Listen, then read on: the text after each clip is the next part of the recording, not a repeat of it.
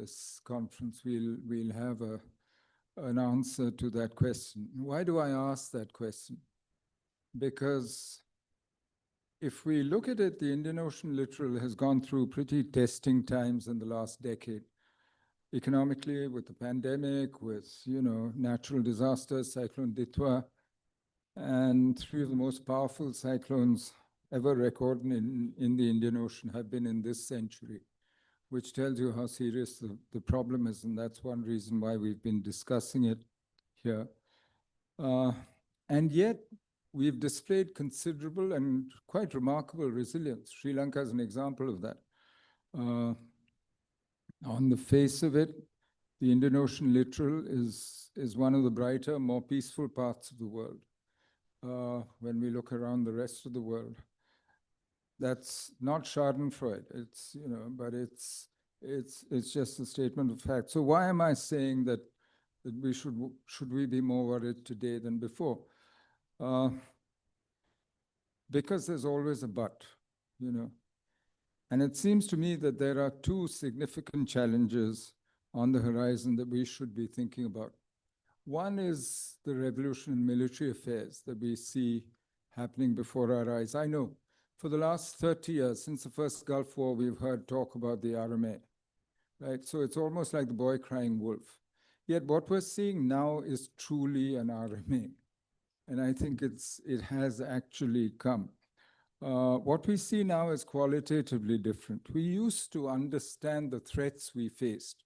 We used to be tactically surprised by them, 9/11 and so on, but no longer. What we see now is technological shifts, not just in the means of waging war, large-scale deployment of uncrewed vehicles, systems on land, air, sea, but we also see tactical adjustments in how we wage war and what drones, satellite communications, precision munitions have prompted adaptation.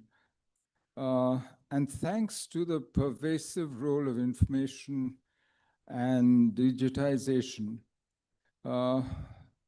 several things have changed. Of course, one, the most obvious is narrative control becomes very important and can mean the difference between what one's own people perceive as defeat or victory. But what we actually see is that an adaptation war, a war of how quickly we can adapt to this. Why does this bother us in the Indian Ocean region? Why should we worry about this? Because one result of the improvements in sensing and processing technology is that the seas are now transparent, both above, on the surface, and below, to an extent that, frankly, to a degree that we've never known before. And that transparency, by some would say, has actually changed the nature of the domain of what we're dealing with here. We see the changes already it's not just assured domain awareness and the consequences that has for naval operations. It's also a temptation for those who think they know, who think they can see everything. It's a temptation to actually initiate conflict and trouble using the new technologies. So this new transparency actually affects deterrence and needs more than just technological solutions. The second, of course, is the shifts that Ambassador Goonetilleke just mentioned in geopolitics. We've seen the end of the world order that we knew since World War II.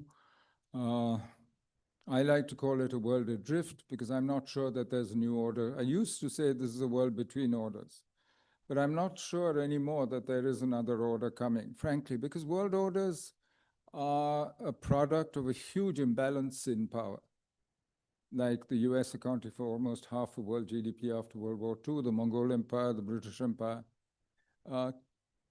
At its height during the Cold War, Warsaw and the NATO Pact accounted for more than 80% of world GDP and about the same proportion of world military power. Today, there's no more Warsaw Pact. Frankly, I'm not sure there's NATO either. But The US and China together account for less than 50% of world GDP and less than 50% of world military power. So power is much more evenly distributed. I don't see a new world order emerging out of a situation where every great power is a revisionist and is dissatisfied with the situation, and frankly doesn't have an order to propose or the capacity to impose one. When I say order, I don't mean international situation or community, but an order is something that is created and managed, which implies at least an agreed set of norms, institutions, laws, and almost an implicit hierarchy between states. So today what you have, therefore, is an opening of geopolitical space, where everybody thinks they can try their luck and follow their own agendas. This is what we see: Russia and Ukraine, Rwanda and Congo, Iran and Saudi Arabia and Yemen, where Israel in Gaza and in her neighborhood. Wherever you look, everyone's trying their luck. They think they have the geopolitical space to achieve their own goals, where it suits them. And for me, at least, the era of the West as a single functioning geopolitical unit seems doubtful when it's trying to sort out security and the order in its own home. In Europe itself, the US is no longer interested in the order that she built and managed, and is undergoing her own cultural revolution. And China is a fact of life in all our economies. So I'm not sure that in today's situation, we can achieve an Indian Ocean free of power rivalry and power politics. We've been lucky so far. And you see the instances across the board. The geopolitical space, the lack of order means, for instance, that the non-proliferation regime is cracking. And proliferation is back on the menu, seems likely, not just in Northeast Asia, but in West Asia, in Europe itself. You have Scandinavians talking about the possibility of nuclear weapons. And this is a whole new world that we're dealing with. And we can no longer look to the multilateral system for solutions to transnational problems and security issues. So what do we do in the Indian Ocean region? I think we have no choice but to rely on ourselves. We are fortunate. Geography is our ally. The Indian Ocean has an open geography. It's not a closed sea like the Black Sea or the South China Sea, which any one power can hope to dominate, which traditionally in history have been battle spaces. The Indian Ocean has never been so. It is, as Ambassador Goonetilleke reminded us, has traditionally been an ocean of trade, migration, of free flows of people, goods, ideas, and so on, rather than, so geography is our ally. But with these changes in the nature of war and in the international situation that I have spoken about, we really need new ways of thinking and acting about our security here. And keeping it open, free, and keeping it an ocean of, as I said, peace, trade, and migration. So it also means that we have a broader political task. As the lines between war and peace are increasingly blurred, we must be able to tell our broader populace, especially in democracies like us, of the wider array of threats that we face. Our political systems are not very good at this, neither are security professionals, quite frankly. But conferences like this can help to perform that function. And it's also in conferences like this that we can think through issues of Indian Ocean security. But for me, most of all, a time of rapid change like this is also an opportunity, a chance to do things that we find difficult in normal times, but know that we must do. to work together, to integrate, and for our common security and prosperity. For that is still true, because our fates in the Indian Ocean world are linked and depend on how we learn, think, and act in this hinge moment. With these few words, I wish you a productive and constructive conference. Thank the Pathfinder Foundation for this initiative and wish you and the foundation success in your endeavors. Thank you very much. Thank you, Ambassador Menon. Now, it is my honor to call upon our keynote speaker, Professor Nobukatsu Kanehara, professor at Reitaku University and former Assistant Chief Cabinet Secretary to Prime Minister Shinzo Abe, to deliver the keynote address.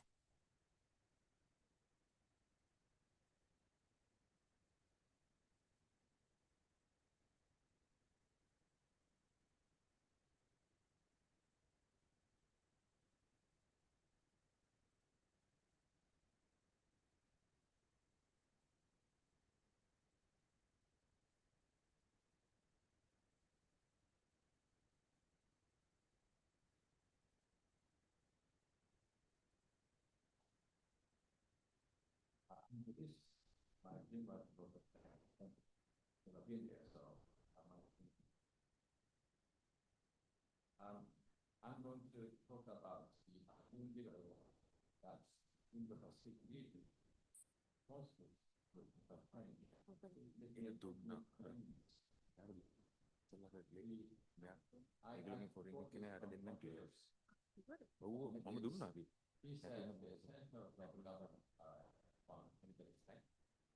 food and trust of the people. And he says, the life is going to be respect. Second is food, but nobody can abandon trust of the people. This is the essential of politics, international politics, domestic politics. Let me talk about these three things one by one. Gun, gold, and scouts. Sounds rich to me. This is Chinese military power, economic prosperity, and values and justice. Let me go through this one by one. But about values, today the greatest powers are making troubles everywhere. President Trump is raising tariff, Putin is invading the Ukraine, and China is enhancing their interests unilaterally in the sea of South China Sea and East China Sea. But I have to say that in comparison with the early 20th century, human history is making progress. We have achieved many things. The United Nations Charter 1945, they prohibited war except the self-defense. Colonial rule was over. In 1945, when Japan was defeated, there was no Asia. Asia was Europe. Japan destroyed all the colonial powers in Asia and destroyed itself. That's a big mistake, but the colonial rule ended. And at the same time, the rejection of racism is over. I have to quote two great priests here, of course, the General de Gaulle and the President Roosevelt Truman and Winston Churchill. They were the heroes to finish the World War. But I have said two priests changed the course of world history forever. That's the Mahatma Gandhi and Martin Luther King. They never triggered bullets. They never killed anybody, but they changed the course of human history, saying that we have all conscience, we have all love, and we can live together without any discrimination. And we have to talk among us, create new rules. And the government is only to serve people. That was their messages. And that spread all over the world. And now we have this free world. I have to say, the Asians, Africans got independent, but the West changed too. We now sustain and uphold the same ideal. We are all equal, regardless of skin color, religion, and the political creed. We can talk to each other and create rules, and we can run the world community upon our consensus. This is new. This is only late the last century, latter half of the last century, we did this. We have to sustain that. And we saw the collapse of Soviet Union, the communist bloc. Eastern European nation jumped out, and the Caucasus nation jumped out. and Central Asians are already independent now. Japan made a big mistake, but Japan destroyed all the colonial empires in the East Asia, but we had no ideas to replace it. We were simply new imperial power in Asia. That's a big mistake. But anyway, Japan's destroyed by the Americans totally. United States came in, and they spoke new languages never heard. United Nations Charter, prohibition of war, human rights, free trade, international justice, the navigation freedom. All of these things are very new to us. And US said, last time after World War I, US withdrew from these ideals. This time, they said US would sustain this with their huge power, and they did it. Now it seems to me that they're a bit tired, but they did it.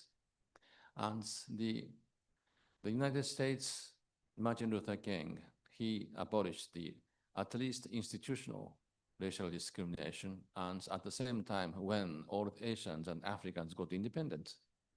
And that gave United States the leadership on a global scale. And all the nations are now independent. We have now 200 nations. In 1945, we had only 50 nations. Now this is New World. And I have to say, for the Asians or the Africans, this liberal order is the best one we have ever seen for the last 500 years. So we have to sustain this. Japan's mission is one, to establish liberal order in the growing Indo-Pacific region. The significance of the free and open Indo-Pacific vision of Shinzo Abe is just this. He thought what we call universal values like freedom, democracy, rule of law, or even free trade, it's not white Christian. It can be very much extended in the free and open Indo-Pacific, simply because our values are the same as the European ones. Asian values are universal ones. For example, when I say the humans are all equal, regardless of skin color, human nature is inherently good. This is Mencius, China. Conscience for the conscience love for the Christian, compassion for the Buddhist. Ren, that's for the Confucius. Ren means love. And people can discuss and create rules together. We have talked to each other. And the government exists only for the people's happiness. This is the, for example, our priest of 9th century, Kukai. He is saying that. Emperor, government is not for you. Government is for the people. We do share these kind of thinkings. So our values are universal. And when our values are universal, we can make function Western systems. Western systems are the creation of Europeans. British bound the new king who couldn't speak English. This is the Magna Carta, Great Charter. And this is not very much related to democracy, but this is the first time that Europeans thought to restrain king's power. And this thinking was sharpened by the French Revolution in France. And the French just presented a very new idea, and I don't think they went through, but the Americans just created a totally new nation based upon French idea. That's the United States. But these institutions are indispensable for the governing of the industrial nation, because in industrial nations, the values are so diverse, the interest groups are competing with each other, and the change is so fast. We need institutions here. And the European invented institutions are a great fit to this. We have the parliament, we have the plural political parties, independent justice. We just introduced that in the mid-19th century. The samurais didn't know what they were. They went to the United States, France, and Germany, and United States, and they said, let's do that. We opened the parliaments, 1890. We made the judiciary totally independent, and we created political parties. And it took 100 years that politicians became smart, but now they are making their parliament functioning. We never shut the parliament, even during the Pacific War. I'm very proud of it. Now we realize that these Western institutions are indispensable for industrial world. but we can make it function because our values are beneath it.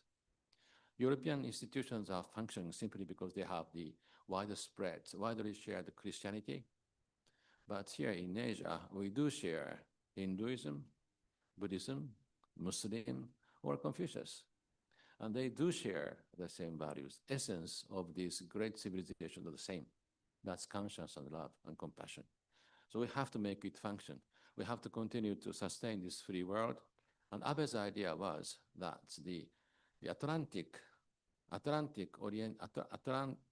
community oriented, say, West must no longer be West, must be global.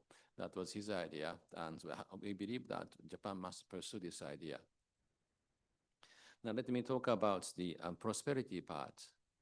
The free trade is very important.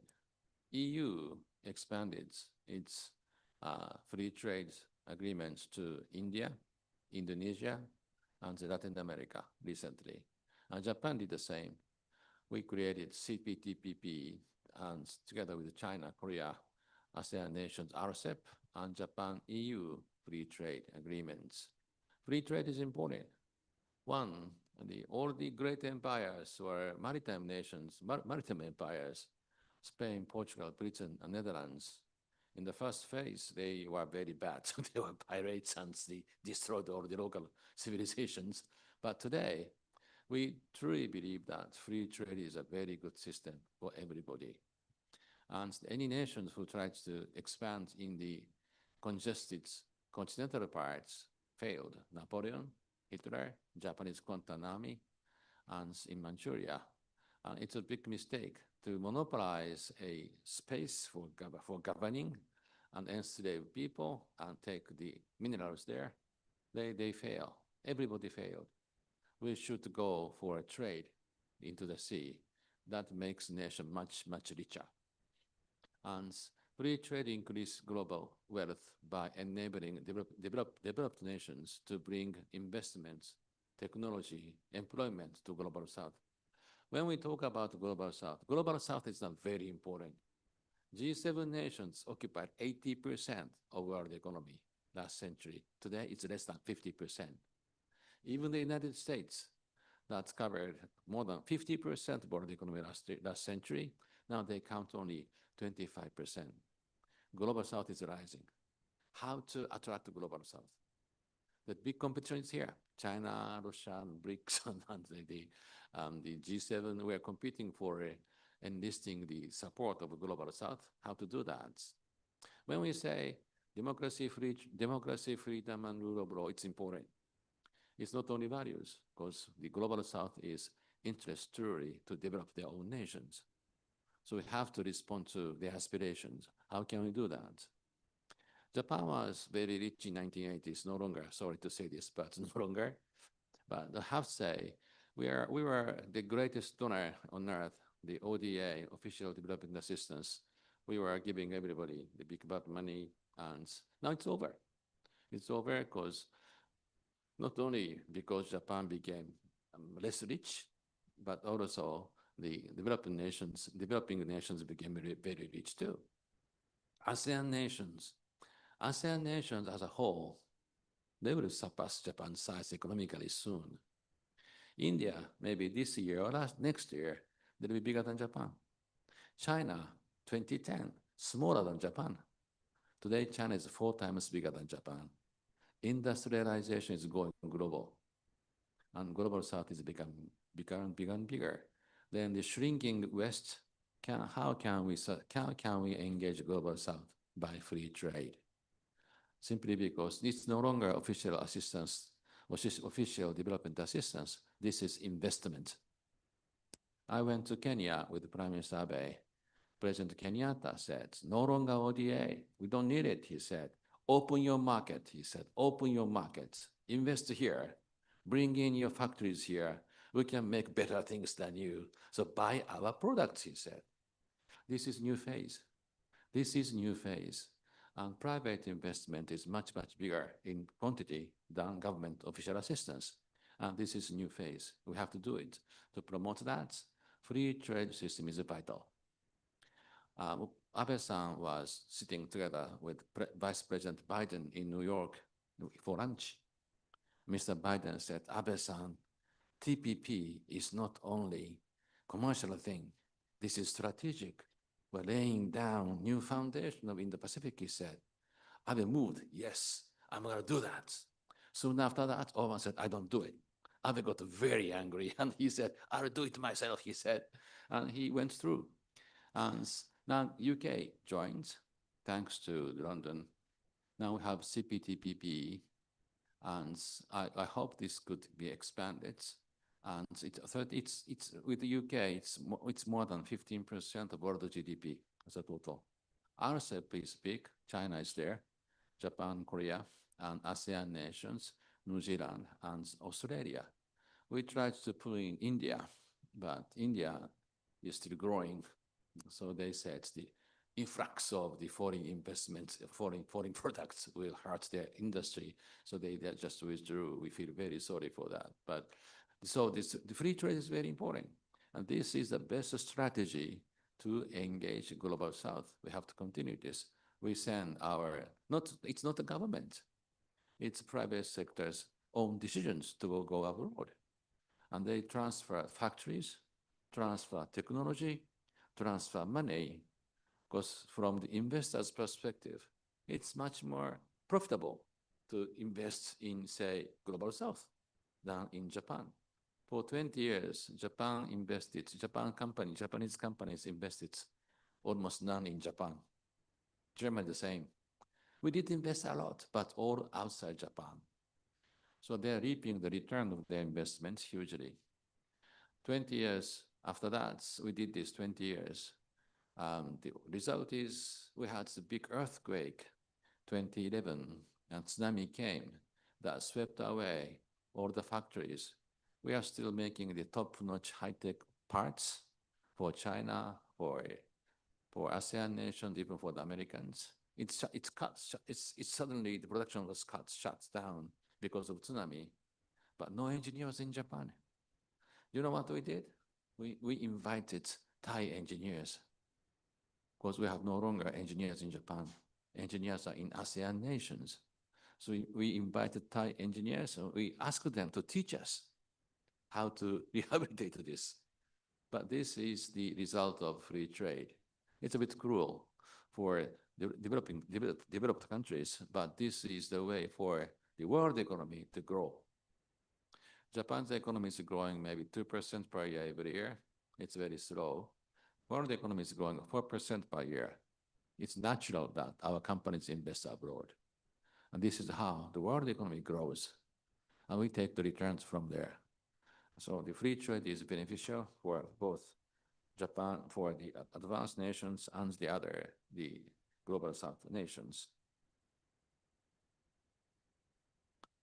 But I have to say that this is cruel simply because for the advanced nations, we see industry hollowed, population shrinking.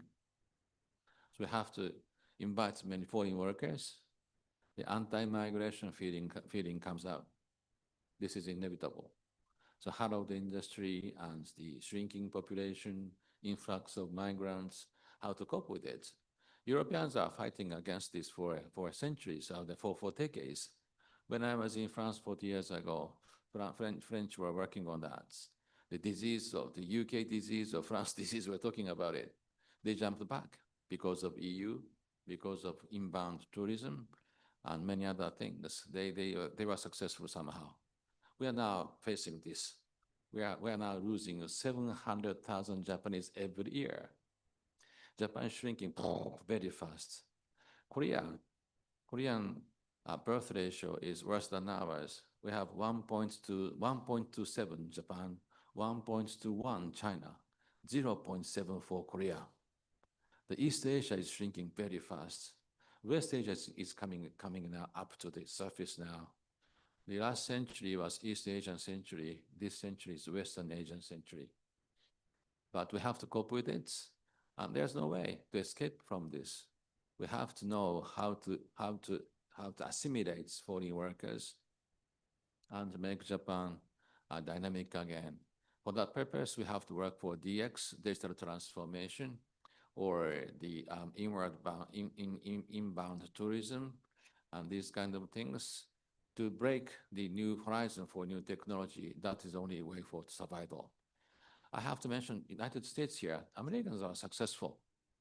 They are leading the digital transformation. They have Magnificent Seven, Apple, Amazon, or Microsoft. We're paying a huge amount of money to them. We pay 6 trillion yen to them every year. 6 trillion yen. It's almost the size of the trade deficit of the Americans. But Mr. Trump doesn't mention that. He talks about only manufacturing, but digital world, they are leading the world. They are leading the world. AI, they are still leading the world. They are making huge amount of money from there.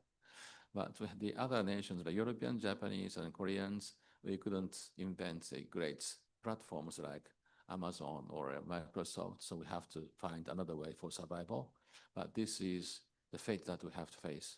But if we abandon free trade, that would disengage global south, and the world's economy stop growing. So we have to continue this. And this is a very heavy burden for the advanced nations, but we have to do it. Now let me talk about the power part. I said in the first place, I said the globally, humanity is making progress in morality. True, isn't it? We're making big progress here. And this is a much better world. In comparison with the early 20th century, 21st century is a much, much better world. And free trade is expanding. We're sustaining that somehow. Advanced nations are in trouble, but they are still sustaining this. Americans are raising taxes and making trouble everywhere. But EU and Japan are committed to enhance free trade. And now the third part is the basis of this values and economic expansion. These are great things to achieve, but we have to maintain stability of the world, of the whole world. Stability are guaranteed by the big powers balance. And this is in a very shaky situation today, simply because great powers are not the same. The same. Trump's America, the rise of Monroeism, and they focus on the Western Hemisphere, Panama, Venezuela, Greenland. I think we are lucky that Mr. Trump did not invade Greenland. But we have to understand that U.S. is now shrinking in proportion. U.S. was Atlas. They were sustaining the whole world in this way. They were the huge power, extraordinary huge power, and we are all on their shoulders. Now they say, we're not Superman. Get off my shoulder, help me. So we have to help Americans, their leadership. And inside the United States, we see huge change happening, and this is not reversible. The low-income people and the first-generation migrants, they're not very rich people. They work hard, but they are not rich people. Their voices were not represented in the surface of politics. Republicans, they represent Wall Street, not poor people. And Democrats, they represent the labor union, but they do not take care of the truly poor people. Mr. Trump, he joins the Democrats and Republicans either way, but he shouted that, you're hungry. You're hungry. Aren't you angry? They were very angry. They're very much anti-elitists. Now they are voicing at the surface of US politics. And without Trumpian votes, Republicans cannot win in any elections. So Republican Party became Trump Party. Now this is huge change. And MAGA people, make America great again. These people's message is very, very simple.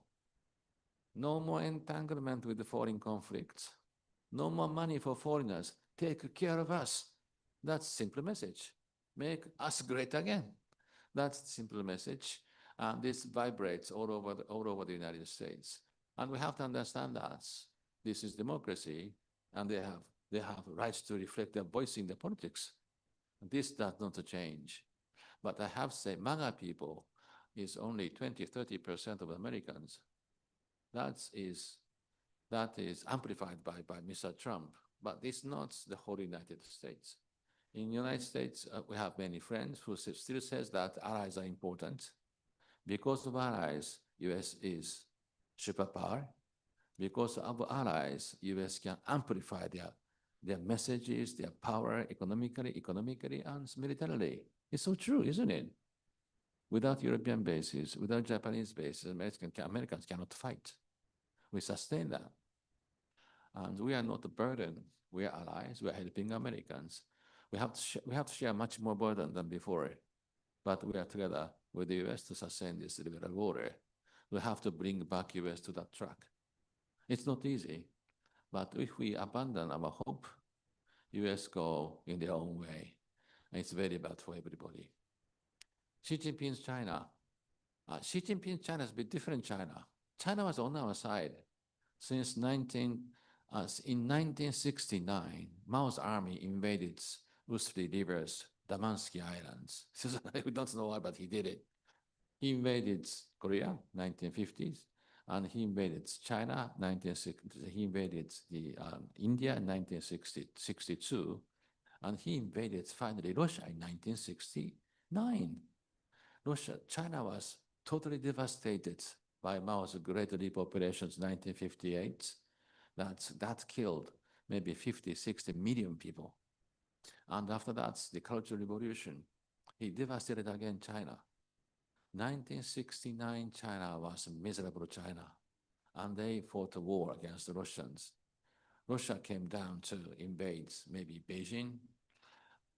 Prime Minister Tanaka, at that time Japan, he met Chu and I. Chu said to Tanaka, 6 tank divisions are coming down, help us, he said. Do this immediately, normalization, immediately, he said.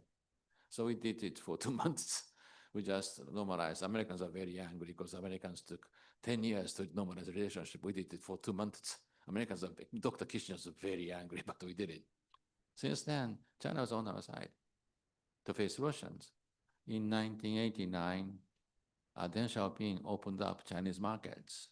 At that time, Hu Yaobao, the great friend of Prime Minister Nakasone, he was talking about democracy. We believed in it. But Soviet Union collapsed. Then the great confusion happened in Beijing. And then Tiananmen, the kids gathered in Tiananmen to mourn Hu Yaobao, his death. And suddenly, the communists opened fire and then killed many students, 1989. But even after that, all the Western nations imposed sanctions upon China. We didn't. Japan did not. We are only one nation who didn't put sanctions upon them. We are saying that we should not kick back Deng Xiaoping to the Mao's time. We have to help them now. It's a big mistake, but we have to help them. It was 1989, and we thought China would be with us, and we tried hard to push China into WTO. And we gave huge amount of money for ODA for China. We transferred any technology to China, and we thought China would be like us, but 2010, when China became bigger than us, they suddenly changed attitudes, and it was a great shock for us. And they started to assert their own interests. And unfortunately, Xi Jinping is turning his back up on the West, and he's leaving us now. He's helping Russia in Ukraine. And I have to say, we didn't understand that. Li Keqiang is much different. Xi Jinping is a very particular leader. I believe that his youth created his personality. His father was a great person, Chun Yong-shun. He helped Mao. When Mao was almost killed by Chiang Kai-shek, he fled. And his father helped him in the north of China. But he was a very straight man. Mao got angry. He ousted his father. And his son, Xi Jinping, was ousted too. He was sent to the rural area, poor village, and all the other elite sons, the second red generation people like Li Keqiang, they were eating well dressed in Beijing, but in rural parts, millions of people are dying of hunger. He was there, and he So he was deprived of the opportunities of education, like all the other Chinese in that generation. There was no school for 10 years under Mao, 66 to 76 when he died. So no education in the elementary school is okay, but no junior high, no high school. He spends 5 or 6 years in the rice paddy. And when Mao died, just before he died, his father was rehabilitated. So he was called back to Beijing. He went to Tsinghua University. It's the best university for engineering. He joined the army. And he never showed his teeth and nail. He behaved like a very good boy. When the Hu Jintao retired after 10 years, Jiang Zemin, Hu Jintao were the rival factions designated by Deng Xiaoping, then died. So they had to decide themselves next leader. So each side said, not this guy, not this guy. He's too smart, too strong. Oh, Xi Jinping, he's good. He's weak. He's good. He was taken up. Then he pulled off his face. I remember what you did to me. I remember what you did to my father. And I think he doesn't believe anybody. He's a true fighter. He's a true power struggle fighter.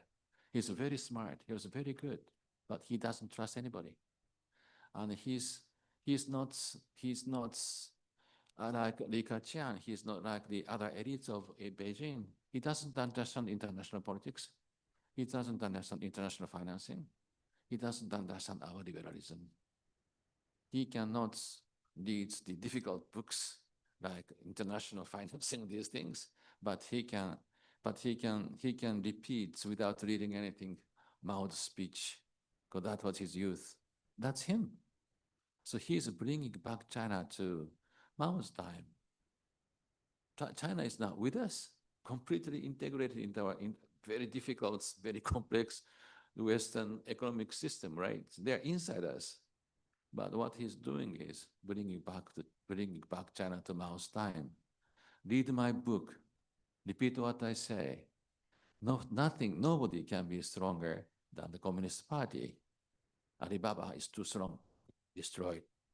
And the real estate market's too booming, right? He destroyed it. Now China is very much in trouble. He doesn't understand it.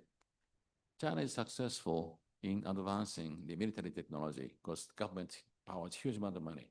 They're far ahead of us, far ahead of Japan. Yes, Chinese are catching up with the Americans. AI, space, robotics, simply because they're useful for the military. But look at the general situation of economy in China. Youth cannot find their jobs. Apartments are too expensive to buy. Youngsters can't get married. So this is today's China. Two-speed China is today's China. And I think this is his fault, but I don't think he understands it. Something strange is happening today in China. Central Military Committee, 7 people, 5 are removed. The strongest man, the Chang Yo, which I don't know, I can't pronounce that in Chinese, but Chang Yuxia was removed. It's a bit scary because no generals are there. So if Xi Jinping said, I have to go to Taiwan, like Putin, I have to go to Ukraine, nobody can stop him now. But some things happening today in China, we don't know what's going on. My hunch is the dictator is a very difficult job to continue. If you do that 10 years, power, if you have power, you feel it. You feel it. I have power. What's a power? Power is your will. Your will can be executed instantly because they trust you. Followers trust you. So you can order and your will penetrate all the nation. That's power. But after, say, 5, 6 years, people got tired. They want a new leader. And people trust go somewhere else. No, this guy is old enough, or this guy's made a mistake, so we have to choose a new leader. And the leader feels it. What he does is usually kill the second.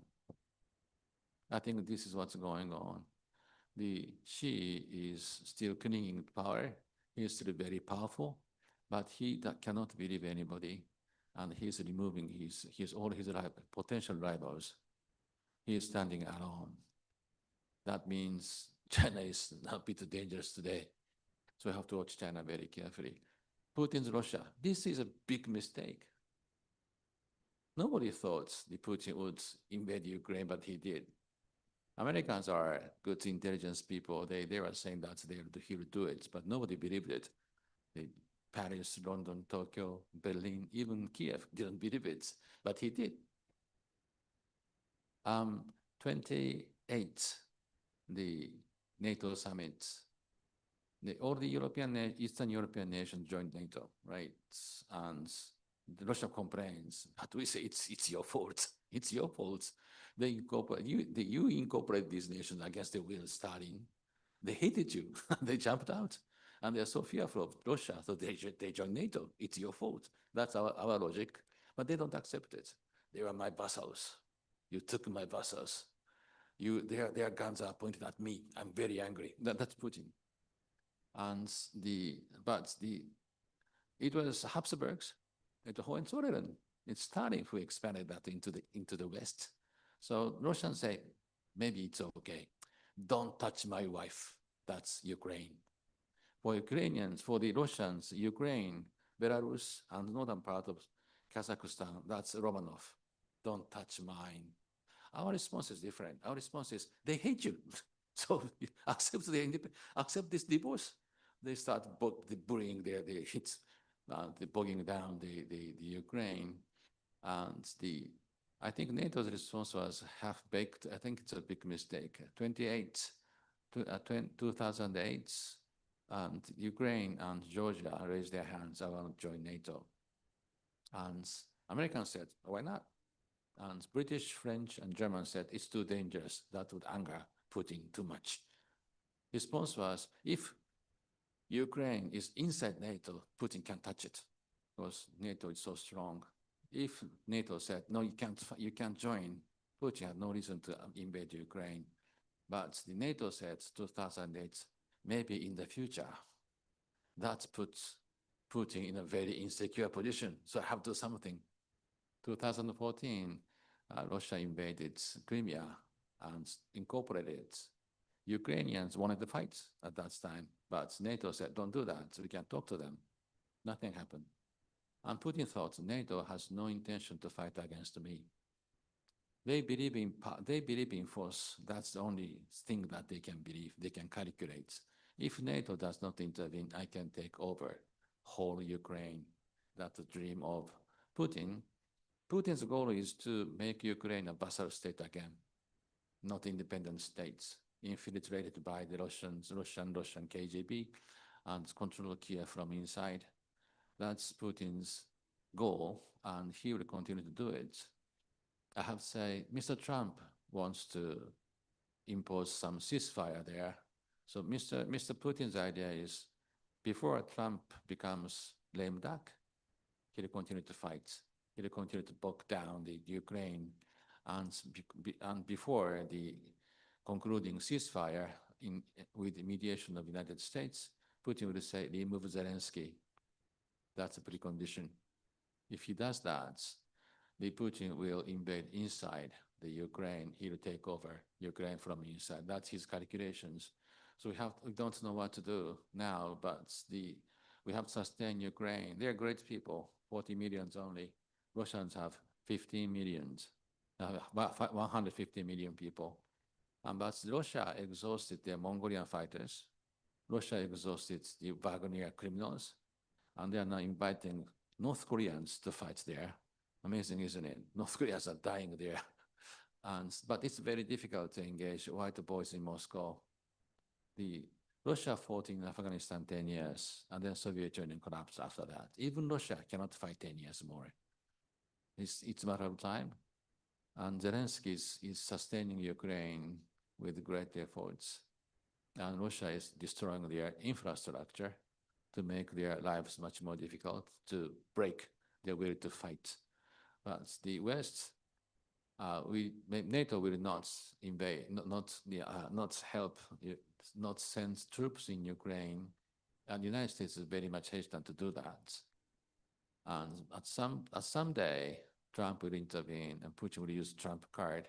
And until that moment, the West should sustain Ukraine with information, intelligence, money, and weapons.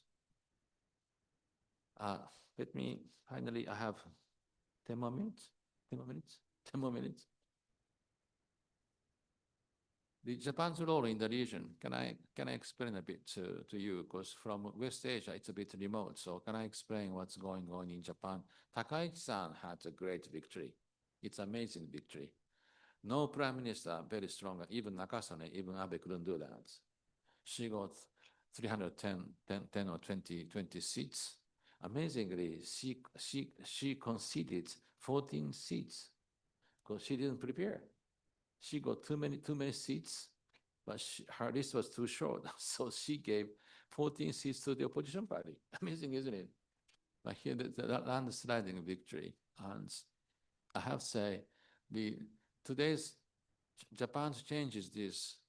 We are living in the 1955 world. 1955 is when LDP was born and Japanese Socialist Party was born. We're divided inside. And Dr. Kissinger said correctly, Japan is only legally in the West, but they were not in the West. It's so true. It's before Nakasone. It's 1970s. Because Japan kept one piece as a nation. Korea divided, Germany divided, China divided. But we kept Vietnam divided. We kept one piece. But inside Japan, the huge pressure of Cold War was exercised, and so our parliament is completely divided. The 45% seats were taken by socialist communists. Unlike French socialists, unlike German social democrats, unlike laborers in London, our socialists are faithful to Moscow. This is only one major Western political party who is faithful to Moscow. We are like that. So we couldn't write any national security strategy before Abe 2013 because our nation was divided. We were paralyzed. And Cold War is over in 1991. Soviet Union collapsed. But inside Japan, the same system, the political system continued. But today, China is very big and they're threatening Taiwan and Senkaku Islands. Russia is making war in Ukraine. North Korea is now developing nuclear weapons. And what's going on outside? We have to be prepared. So our system completely obsolete. Our ex-socialists, they are now in the constitutional democrat. They are saying, Japan shall not fight a war. Japan cannot be militarized. We shall be pacifist. Our youngsters say, what are you talking about? And this old system was completely swept away this time. A new Japan is coming out. The youngsters never vote for the old politicians. They vote for the strong reformers. This happened with Koizumi. This happened with Abe. This is not happening with Takaichi. We have to see how further can she go. Not yet known, but I hope that she could be a very strong prime minister and sustain her government a long time. Our homework is very simple. The Japan-US alliance is not like NATO. NATO is with the victors and losers together facing Soviet Union. But the Japan is together with Korea and the Philippines and Thailand and Australia. That's our system. It's much weaker than NATO. But we still believe that the medium-sized allies should bear greater burden to help Americans. Otherwise, Americans will go home. So we have to make them committed inside Asia. NATO is too big, and Russia is too small. Russian economy is Korea's economy today. EU economy is China's economy today. Maybe 20 times bigger than Russia. So Trump says, do it yourself. Of course, Europeans can't do it themselves because American military forces are huge. They need Americans. But Trump said, do more on your side. And Gaza is now in a very precarious ceasefire there. But in Asia, Americans do understand it's too weak. Allies Japan, Korea, Philippines, Thailand, and Australia facing China over Taiwan. It's a joke. So Americans cannot withdraw from Asia, but that means we have to help them more. That's what's going on. And our system is this: when Japan was defeated, our military forces were 10 million. Amazing, isn't it? We had 70 million only, but we have 10 million army, much bigger than today's PLA. But it shrunk. Now have 240,000 military forces. It's half size of Korea, but we have good fleets. We have good air squadrons and quite sizable army. And Americans said, after the defeats of ours, Americans said, concentrate upon Hokkaido, the northernmost islands, in the size of Sri Lanka. And Russians are not very strong the Russian Navy is not very strong. So they have to go through the island chains from Siberia to Sakhalin to Hokkaido. That's a way to invade Japan. So Japan should concentrate upon Hokkaido. And we sent the best tank drivers and the soldiers, the special forces, or the air fighters. They are all in Hokkaido. But the southern part, we said it's almost naked. You have Korea, Taiwan, and the Philippines as American allies. And what shall we do for that? They had big Korean wars there, Vietnam wars there. Who take care of that? Americans said, that's the U.S. responsibility, they said. But the U.S. must use Japanese bases. So no, up north, you fight yourself. The U.S. can come to help. The down Japan, surrounding area is very precarious. Korea, Taiwan, and the Philippines. And there, they said, U.S. forces will defend them using Japanese bases. This is the agreement of 1960 between Prime Minister Kishi and President Eisenhower. And Americans have, of course, bilateral relationship with the U.S. ROK alliance, U.S.-Taiwan alliance. It was cut off after 1972. And U.S. Philippines, U.S. Thai, and U.S. Australia. Australia could help us, but pivot is Japanese bases.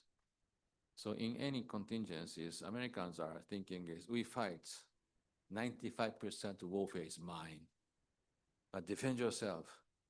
Don't depend upon me. That's U.S. and we tried to help them. After 1991, when Russia collapsed, U.S. said Japan should help us more.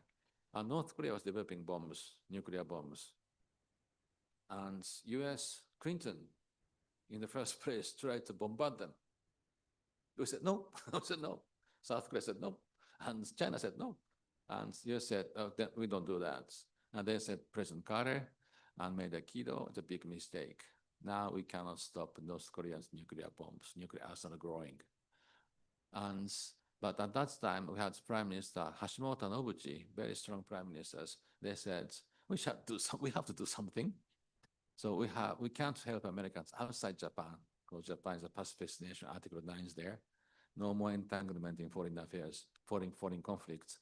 Nobuchi said, we have to help Americans, at least for logistics.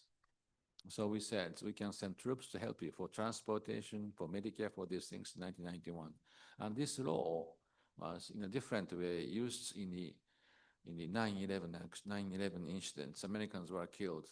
5,000 civilians were killed in the terrorist attack in New York, Washington.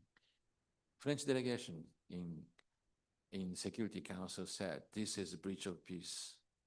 You can use nuclear, you can use military forces. NATO triggered Article 5 for the first time. NATO forces rushed to Afghanistan. And at that time, we have the Prime Minister Koizumi, lion type hairstyle Prime Minister. He's not a very logical man, but he understood by instinct. NATO is in Indonesia. Americans, 5,000 killed in the United States, and NATO are in Afghanistan. We have to do something, he said. So we sent 5 warships, one big the tanker ship, and we said we can maybe participate in logistics.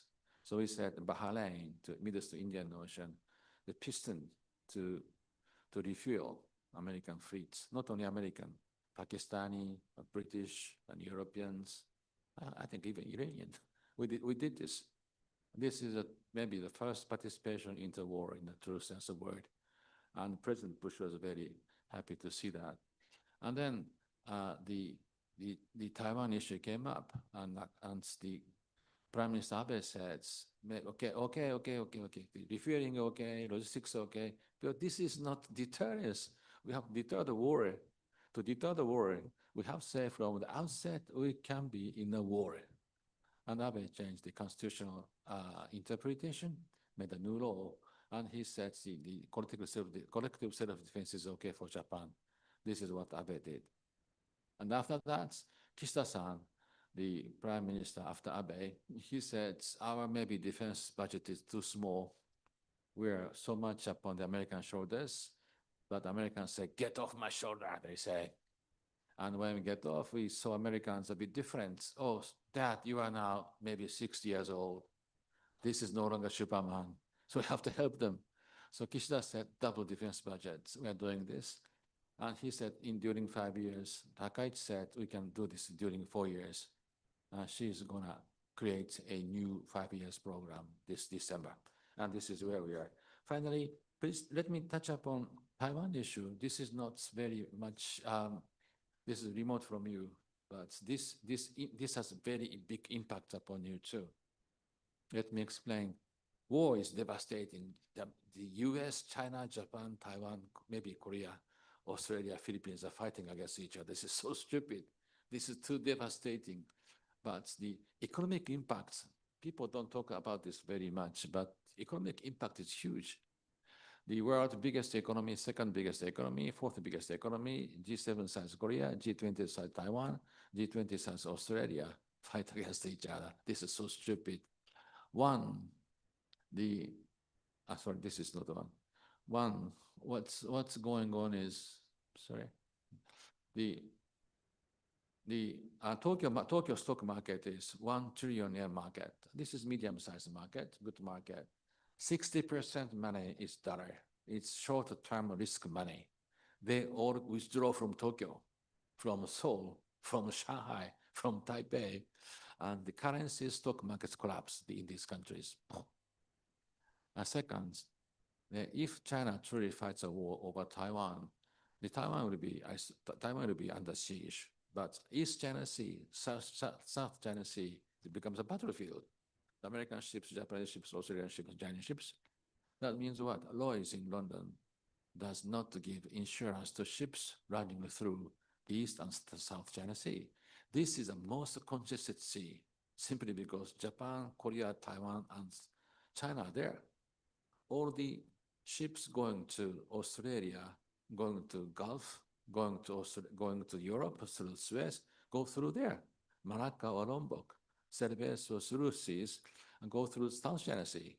And the Lloyd says, excuse me, no ships running there. And for example, Japan, we have the big economy, right? The fourth biggest economy on earth. We need 4,000 ships to run our economy, 4,000 ships. 2,000 are Japanese fleet, 2,000 are foreign fleet, say Danes or the French. And all these ships say, we don't go. And so they have to make a big detour to come back to Japan, avoiding the battlefield over in the sea. That makes what? That makes the yen but depreciated, and the price of the shipments goes up, and that makes deflation is coming. Huge deflation will hit Japan, Korea, China, and Taiwan, and whole East Asia. And the biggest impact is the trade with China is cut.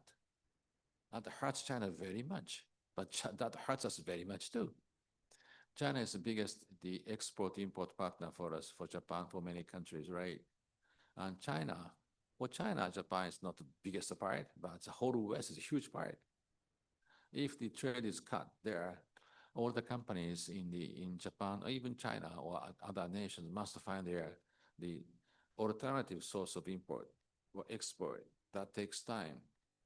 So even in the prime biggest companies in Japan, they would suffer maybe 1 trillion yen loss. And medium-sized companies will go bankrupt. And so we have to help them financially. And the war is devastating because both sides will destroy the infrastructure, these things. The war cost will be half of the GDP usually. That's 300 trillion yen for us. We can't finance that. So economic impact is huge. We have to think about it. Europeans think about the war with Russia as a third world war. This is nightmare. So they think this cannot happen. Taiwan war is the same thing. Huge impact economically for all over Asia, not only for Asia, but Europe and the United States. We have to avoid this war at any cost. It's much, much cheaper to deter or to avoid a war. Okay, I talked too much. Happy to take any questions. Thank you very much for your attention. Thank you, Professor Kanehara, for your presentation. Thank you for being with us, coming all the way from Tokyo to take part in the 4th Pathfinder Indian Ocean Security Conference. Ladies and gentlemen, we have very limited time. Next on the agenda is the group photograph across the corridor on the atrium. Since we have to keep to our schedule, shall we proceed to the atrium without any further delay, unless otherwise you have a question to ask from Professor Kanehara. And after the photograph, we come back to continue with our program. Any questions? There's one question. But I don't want to stand between the photograph and the session. Good morning, sir. Thank you very much. I'm Admiral Jainath Kolambage, former Navy Chief, former Foreign Secretary and Ambassador. In the beginning, you mentioned today's best liberal world order is the best one Asia has seen for centuries. Unfortunately, many Asian countries do not feel that way yet. And Ambassador Menon mentioned about the technological shift in waging war, that is the narrative control and the shift in geopolitics, not for a better global world order. And you also mentioned that the 3 things that is needed for international leadership: gun, gold, and God. Gun and gold may be still there, but the God, I think, is being pushed out of the equation. And because the God is justice, and America is very clear that they do not want to respect the rules-based international order. It is very clearly mentioned in the National Defense Strategy, the US National Defense Strategy. But you say Japan-US alliance is the foundation of stability. Is there a conflict that we witness right now, what America is trying to do and what Japan is trying to do? Because America is clearly not believing in allies. I think the European Union was the perfect example. So my question actually is, in this situation, will everyone try their luck to do the domination and to influence other countries? Now, my second part is, of course, we can talk later. We keep hearing about the Asian century, that is the 21st century, but already 1/4 of that century is gone, 26 years gone. Will we ever be the Asian century, or will there ever be an Asian century where we capitalize on our strengths, economy, people, and trade for a better Asia? Thank you, sir. Thank you very much. Can I answer? Yeah, thank you very much. The gun gold are still there, but gold is removed. I don't believe that. I don't believe that. If we compare, Japan was very angry in the early 20th century. There was no Asia. It's Japan and the China, Thailand, and Turkey. All the other nations were under colonial rule. Oh, why are they? Why can't they do that? We couldn't understand that. And Japan was very angry when we were defeated in 1945, August. All the Europeans came back with guns. British, French, and Dutch people. Americans are a bit different. But they, oh, what's this? That was our thinking. It is double standard. the war is prohibited, right? Colonial rule is okay. To make a war to acquire colonial rules in Asia is okay. But fight among Europeans are prohibited. What's this? We thought in that way. So when the delegation from Colombo said in San Francisco Peace Treaty, they said, okay, Japan's bad, but all of you are bad. They said, that was our feeling. But after that, the West changed because of, as I said, Mahatma Gandhi, Martin Luther King. They eliminated racial discrimination. It's over. It's truly over, racial discrimination. Colonial rule is over. It's truly over. Tibet and Xinjiang to be different part, but the colonial rule is truly over. It's bad. It's evil. And this sense of morality came very late. And we have to keep it. God is still there. And I have to say, power is not the coercion. Coercion is only instrument. Power based upon the trust of the followers.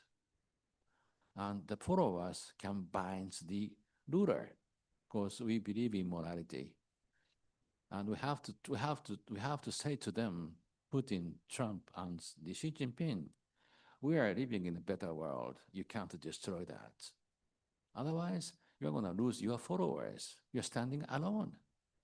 Trump said, I'm okay, I can do it alone. He cannot do it alone. Without NATO, without Japan or Korea, how can they exercise their military forces? They can't do that. I don't believe that Mr. Trump's trend will continue forever. Maybe Mr. Vance could continue this, but majority of Americans are different, still different. They still believe in their values. They still believe in their power. They still value their allies. And Americans going this way.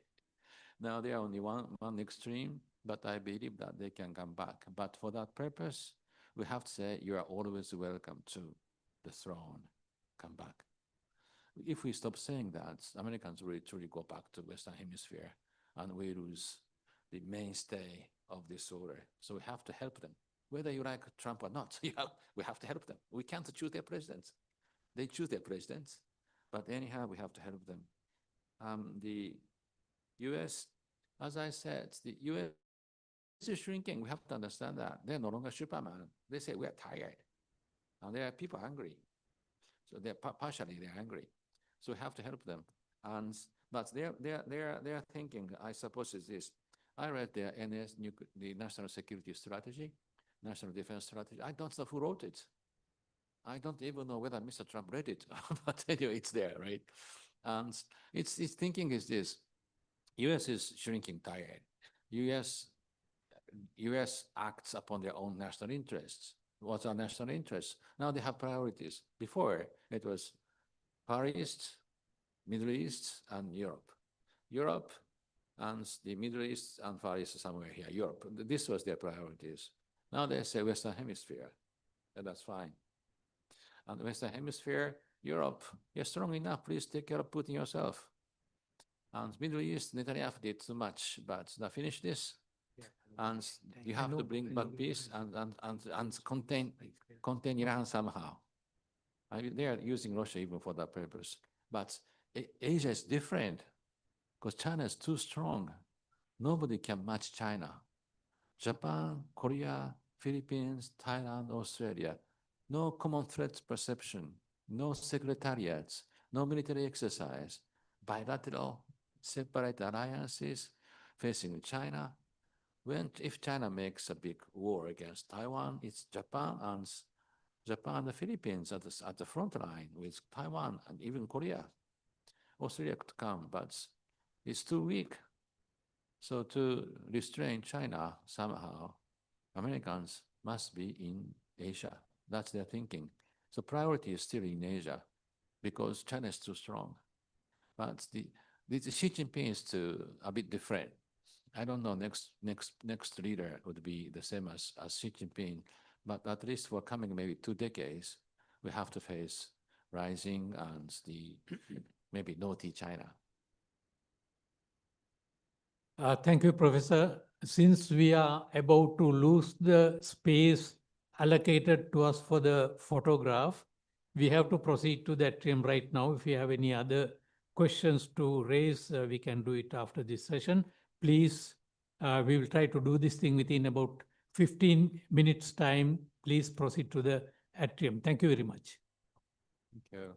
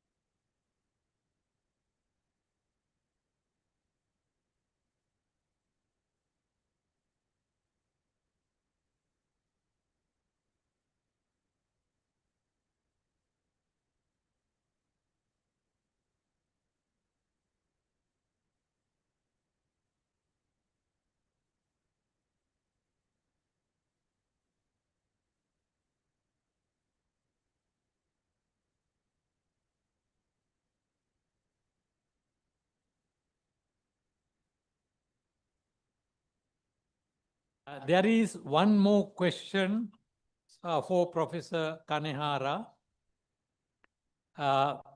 That in brief is, what is the main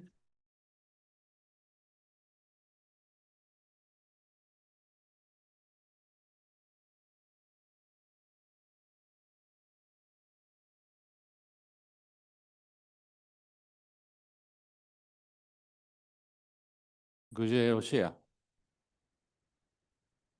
Russian delegation? Oh, hi, здравствуйте. Thank you very much for your question.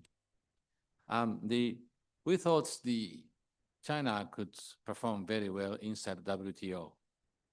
We pushed them hard into WTO, and they expanded greatly. Before that, it's basically Japan who are the economic partner of China. But after that, we found that the market distorting exercises are huge. Because in our system, government is government, market is market. In Japan, say 20% are governments, but 80% are markets. The free enterprises are functioning on their own.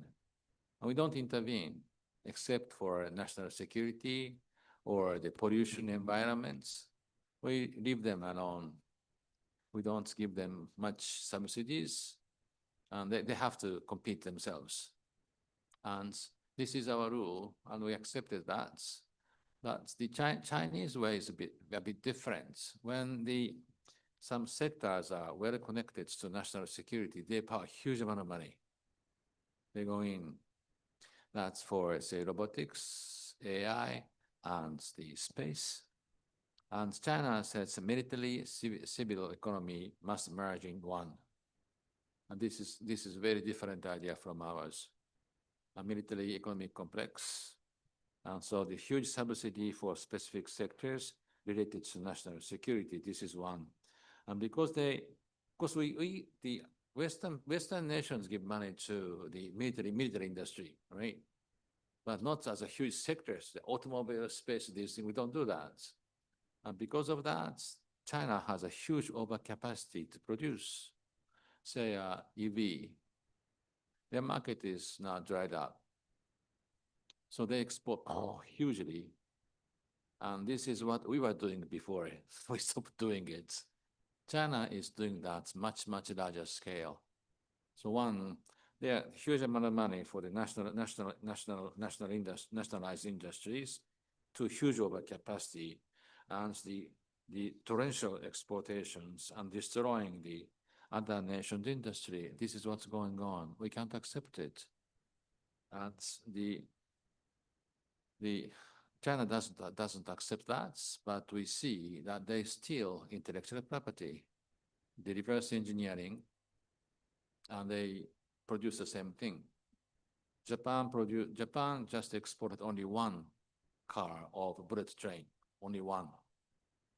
We thought Chinese are vast continents, so we can sell a huge amount of our railway cars. But China said only one is fine. So we stopped buying it, they said. They produce the same thing. If you see their bullet train, it's exactly the shape of Japanese bullet train. They are copying it, and they are doing it.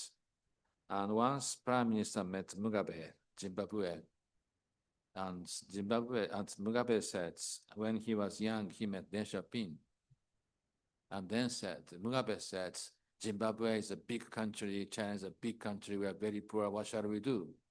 Then said to Mugabe, don't worry, China will do exactly what Japan did. That means what? Imports Western products, reverse engineering, and then the huge populations, the much cheaper wages, and produce the same kind of things and dominate the world economy. We did it, but we didn't do the huge amount of national subsidies, stealing of the intellectual properties. We didn't do that. China is doing too much. And they are distorting the free trade system. That's what we call market distorting practices. And China should stop doing that. Otherwise, it's too heavy to sustain China inside our free trade system. they have to compete in a fair way with us. Then we can't complain. But if they do the stealing of intellectual property and giving too much money to nationalized industries, we should continue to complain to them.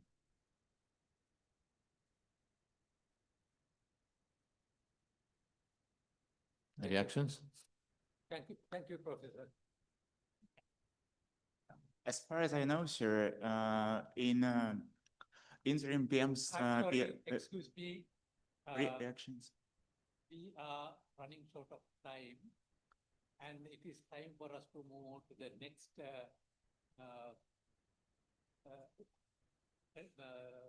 speech. If you don't mind, we can perhaps find some other time to raise this question from Professor Kanehara. Please, announcement, please. Thank you, Professor.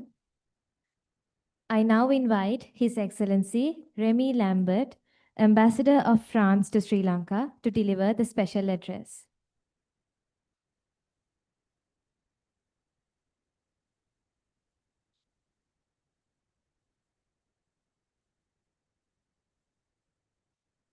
Thank you very much. Distinguished Chairman, Ambassador Goonetilleke, Ambassador Menon, dear Professor Kanehara, ladies and gentlemen, excellencies, dear colleagues, let me begin by thanking the organizers of and Pathfinder for inviting me to speak at this conference. You kindly give me the floor to make remarks on connectivity, which I will deal from a French national perspective, but also as a member of the European Union. Ladies and gentlemen, much has already been said about Sri Lanka's privileged position in the center of the Indian Oceans. Relations with the European continent are documented and date back to ancient times. The dispersal of Roman currencies from Scotland to the shores of Sri Lanka shows that the extent of the trade flows that already established connectivity between the Roman Empire and South Asia. 2,000 years later, the countries of Asia are one of the two main trading partners of the European Union. Indeed, while 60% of trade takes place within the countries of the European Union, Asia is the main region of origin of imports that access the European market. With 450 million consumers, the EU is the world's largest, richest integrated consumer market. And Sri Lanka is ideally placed on the roads that connect Asia to Europe and on this flow of trade and goods. France has another interest in preserving the Indian Ocean as a region essential to global prosperity. France is an Indian Ocean country and a country of the Indo-Pacific in general. More than 1 million French people live in these regions where France is present through islands such as La Réunion, Mayotte, and many ultramarine territories. Since France is also present in the Pacific, with the second exclusive economic zone in the world, it is natural that we were the first country in the European Union to define an Indo-Pacific strategy, which formalizes the priority we give to this part of the world. Preserving the stability of maritime exchanges in this region is reflected in regular navigations of the French Navy, which celebrates its 400th anniversary this year, maritime exercises like we had last year with the Charles de Gaulle Naval Group, and this year with the Joan of Arc, la mission Jeanne d'Arc, with regular port calls at the port of Colombo. These activities, but also operations related to drug trafficking or to ensure the safety of maritime traffic in the Gulf of Aden, illustrates France's contribution to freedom of navigation and movement in an Indo-Pacific vital for prosperity and global stability. We do so on the principle of strategic autonomy, to which France has been committed for decades. The tensions of today's world underline the correctness of this vision and the need for France and European Union to strengthen the instrument of their independence and security. I would say European Union, I would say European at large. This strategic autonomy does not prevent us, on the contrary, from seeking to develop partnerships of sovereignty with nations that have the same interest in promoting the values of an open world, and I am thinking, in Asia in particular, of nations such as Japan or India, which our president will visit soon. As Europeans, we also have powerful instruments to strengthen and develop connectivity with our like-minded Asian partners. I want to talk about Global Gateway.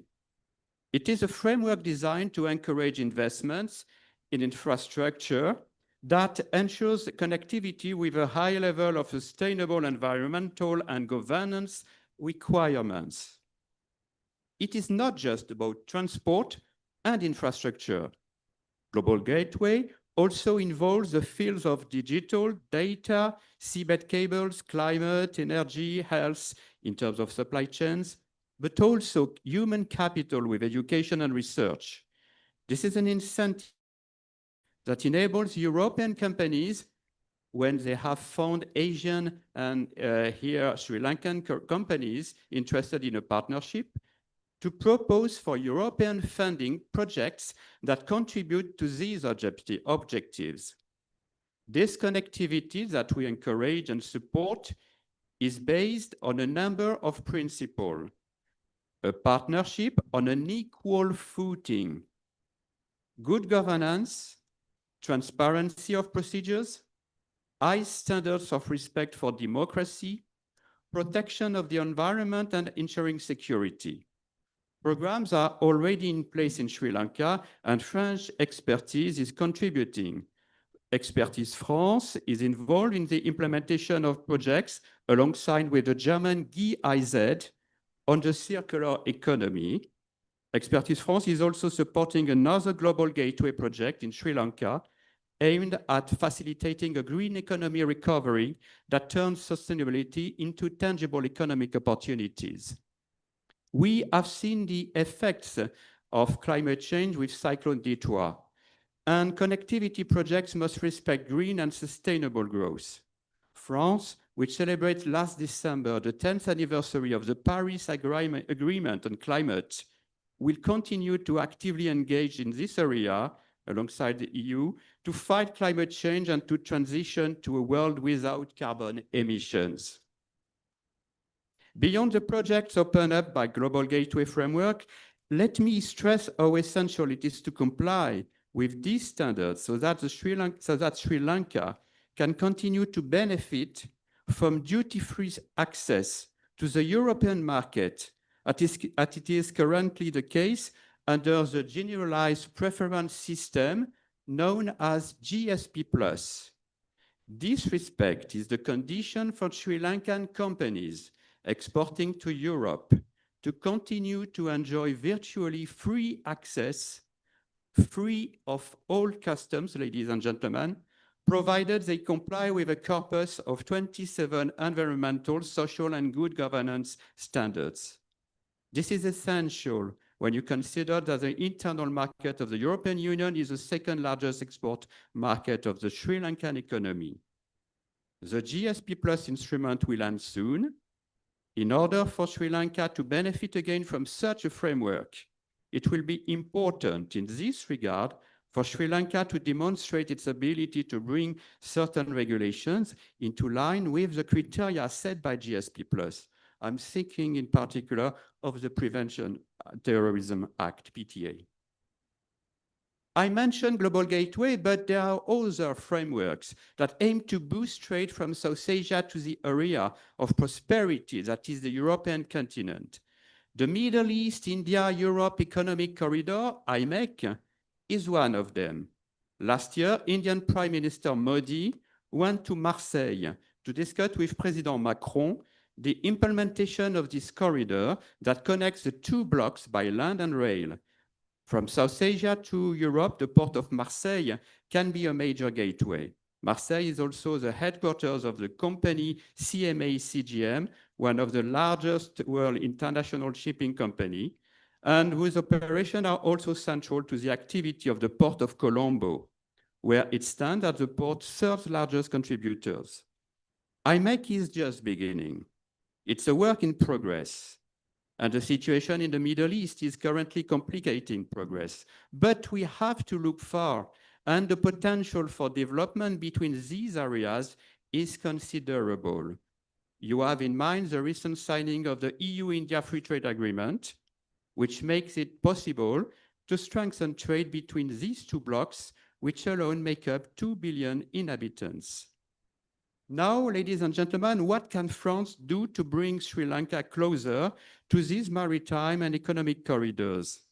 The first answer is all we can do to work on the international environment in a way that it is in line with our common interest for nation and for humanity. I'm thinking of the work done last year with the Sri Lankan Ministry of Foreign Affairs to promote the IC Treaty, BBNG. France hosted the largest conference ever on the oceans in Nice in 2025 with the United Nations, and Sri Lanka was present. The entry into force of the IC Treaty will safeguard the interest of a maritime nation like Sri Lanka.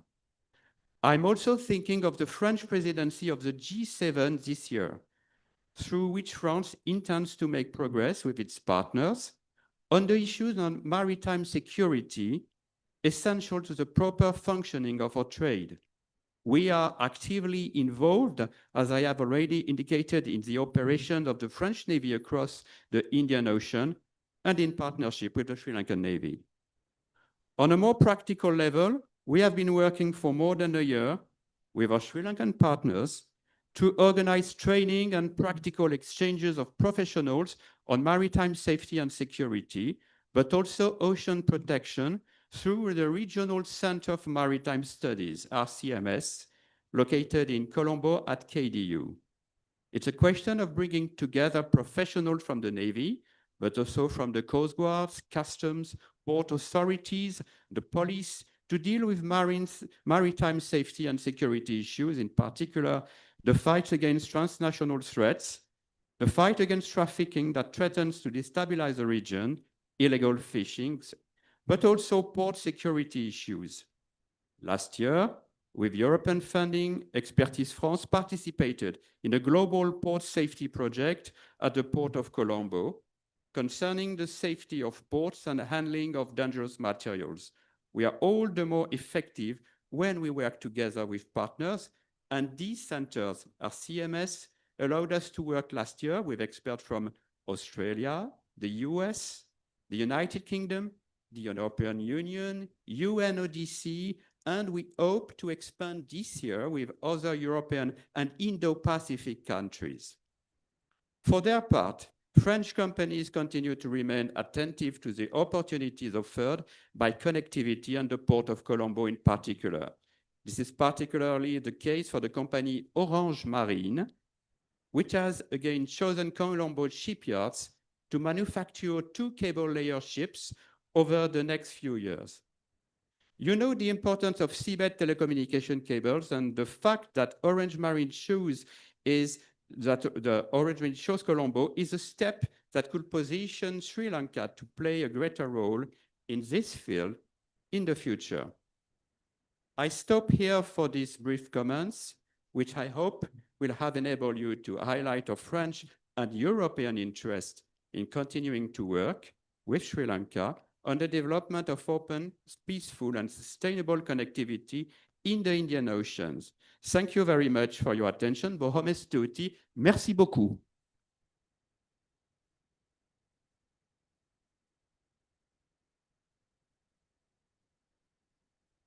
Thank you, Your Excellency. With the conclusion of the inaugural session, we now move to session 1 of the conference titled Connectivity Corridors in Competition, BRI, IMEC and Beyond.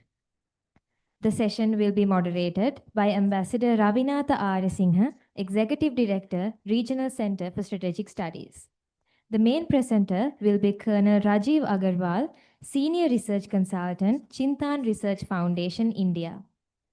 The commentator will be Professor Huang Yunsong, Associate Dean, School of International Studies, Sichuan University, China, who will be joining us virtually. Ambassador Ravinatha and Colonel Agarwal, please take your seats at the head table.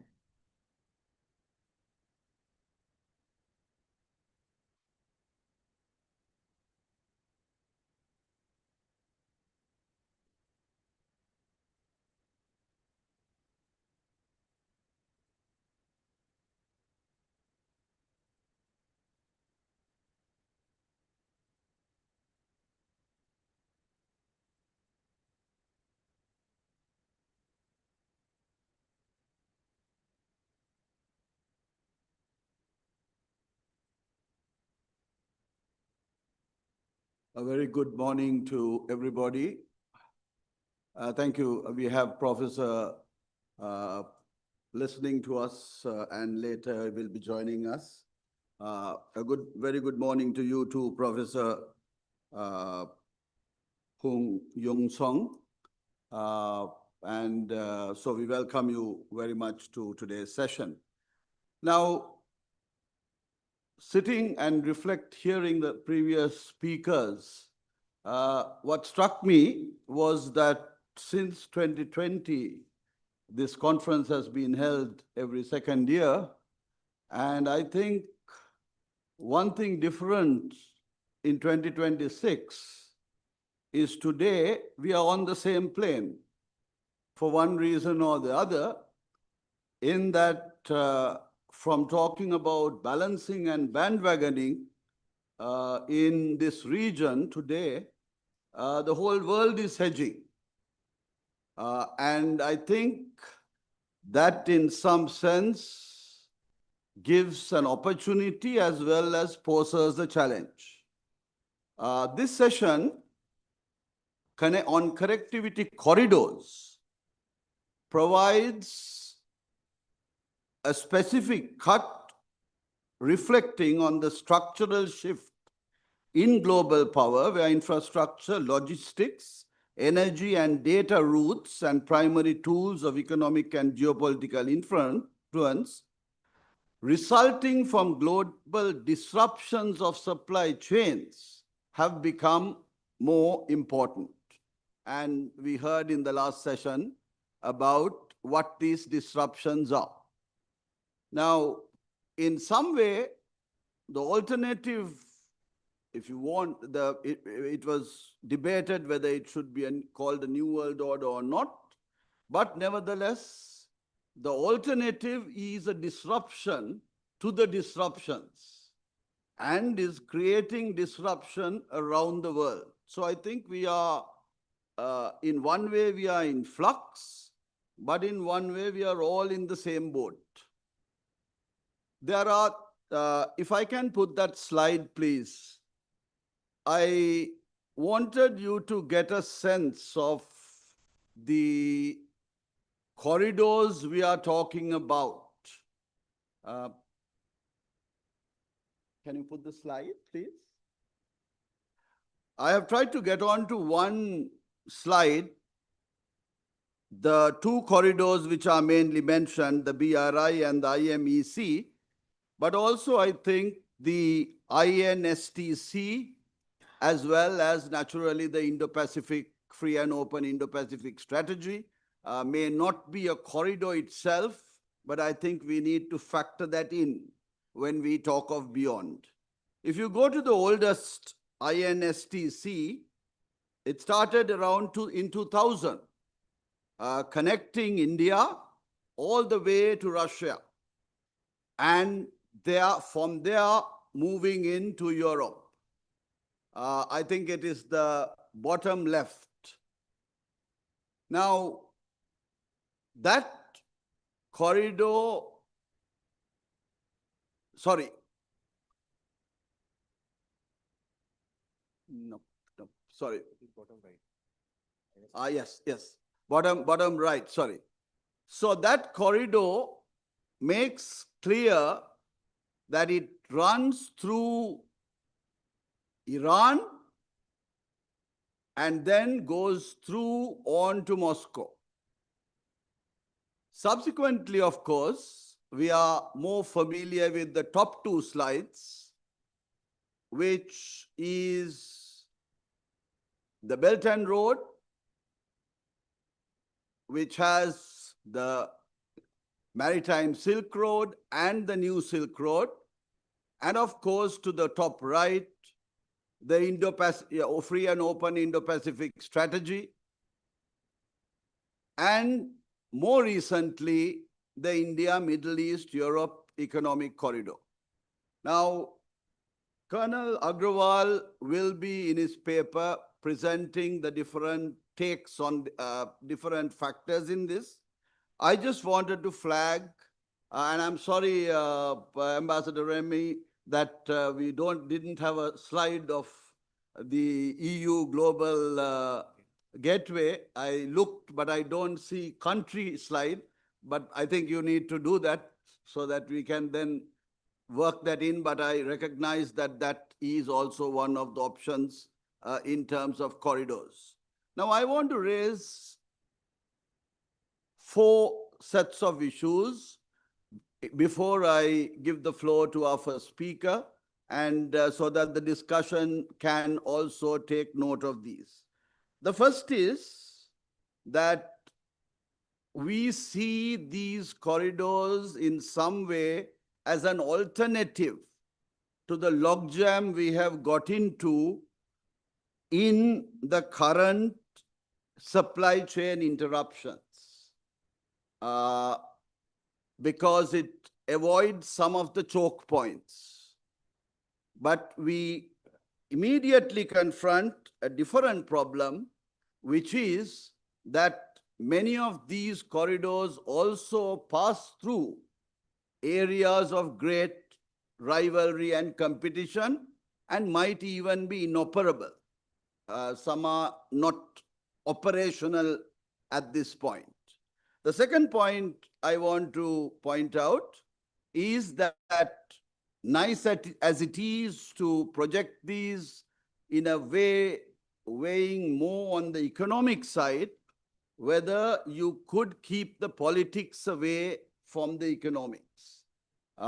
If we take the top two, I think many of the countries which are there, I would say Australia for one, is engaging with China in a measured way while continuing its alliances with the United States.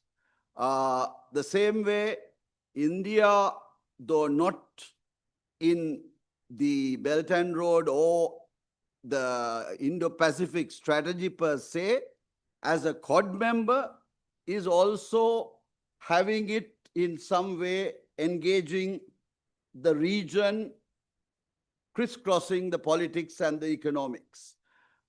Now, that is something we have to think about of how whether we can separate it or how we grapple with that dilemma.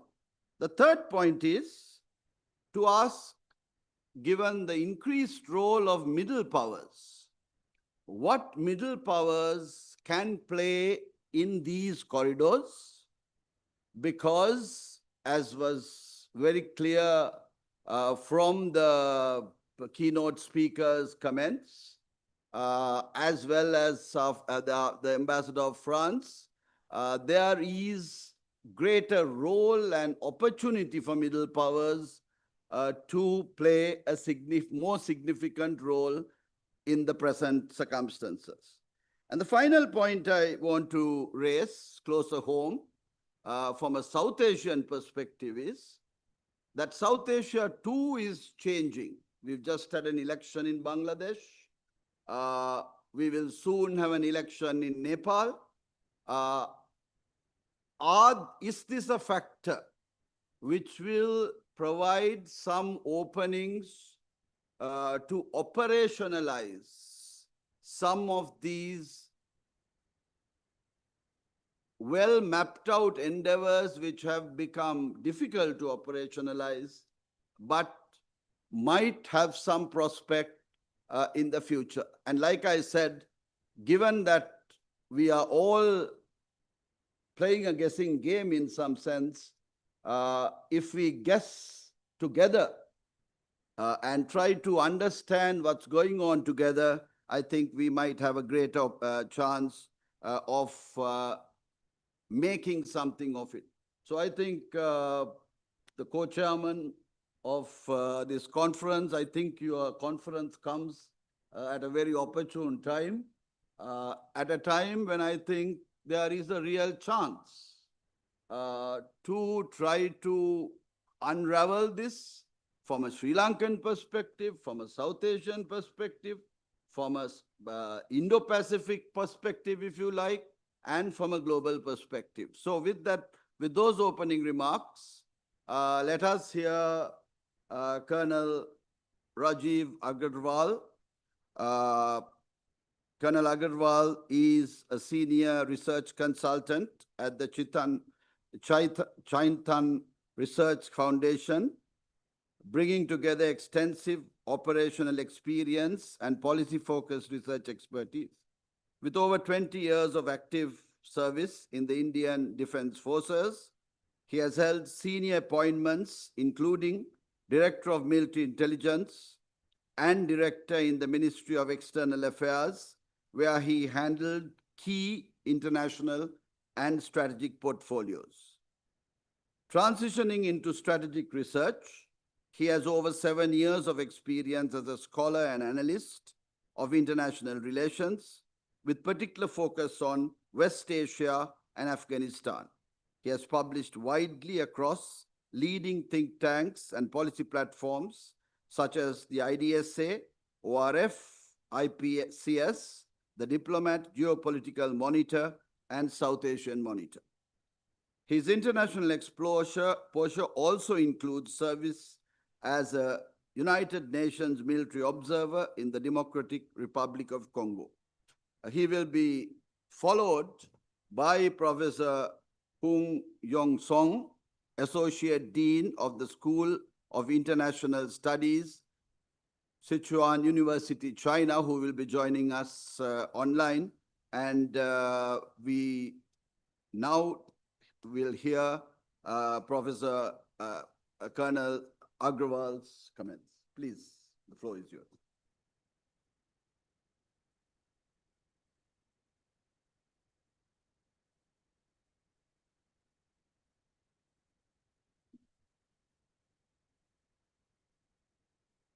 Good afternoon, everyone, and greetings from India. Let me at the outset express my gratitude to the Pathfinder Foundation and the Indian Ocean Security Conference team for giving me this opportunity to present before you the various aspects of transnational connectivity and how this particular aspect is going to become a key driver for growth, not only for India, but across regions in the globe. So the topic of my talk is transnational connectivity corridors, key to growth and collective prosperity in an area of shifting alliances. Collective prosperity is a key word which focuses on all stakeholders who are part of it. Next.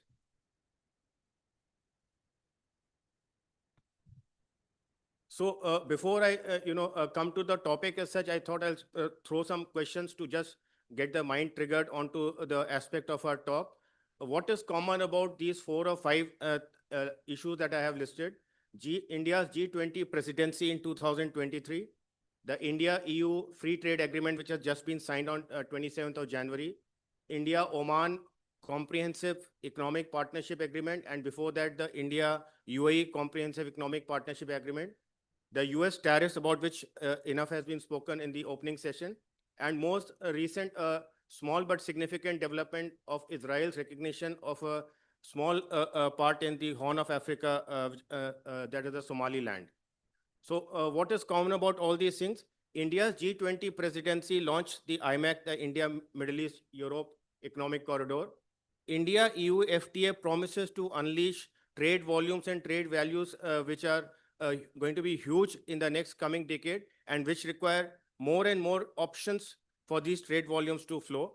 Similarly is the case with India, Oman, and India, UAE CPAs, although they are just across the Arabian Ocean in their extended neighborhood and do not affect the larger extended neighborhood in the region as large.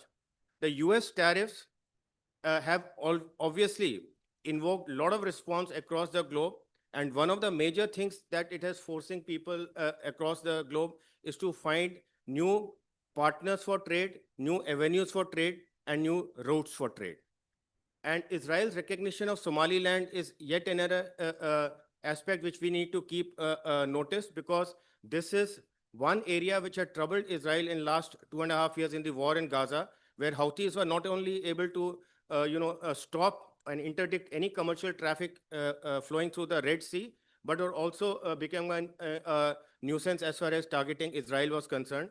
Now with Israel recognition of Somaliland and further developments herein, Israel would be closer to the location where it can interdict any nuisance that Houthis want to bring about on Israel's interest.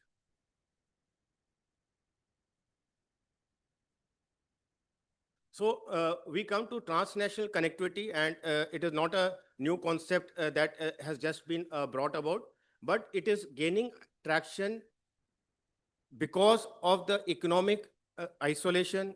Just a moment. I think we've gone too far.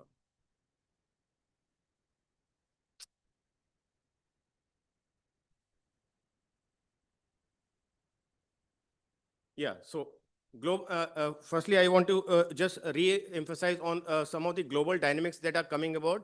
The point number 1 and 2, era of protectionism and interrupted global supply chain, they are basically a product of what the world experienced during the pandemic COVID-19, which forced nations not only to look inwards, but also to look at options where their dependency on external factors to critical issues were not hindered. Something like what is happening as a semiconductor revolution, to just name one. Then is the geopolitical fragmentation, the rupture of rules-based order, international organizations failing, the tariff wars, annexations, and conflict. All these 5 points have got something to do with what is US doing under Trump 2.0. The geopolitical fragmentation is coming because all the alliances are being put into strain, whether it is the US-EU alliance, whether it is the NATO alliance, whether it is a US-Japan or Korea partnership, and even partnerships which have no US role, but have an indirect role, something what we are seeing in the West Asia or Middle East, as you call it, where the Saudi and UAE fault lines are emerging, and they are threatening to take the fragile peace in the region apart. Rupture of rules-based order is a key thing that Trump has done ever since he has taken over as president in 2025. And it has rendered the international organization, whether it is the United Nations, whether it is the WTO, whether it is the climate preservation goals and organization, Paris goals, etc., totally ineffective. And the entire world is trying to find solutions to how to circumvent that. Tariff wars have been unleashed, which have become a new weapon in transactional diplomacy.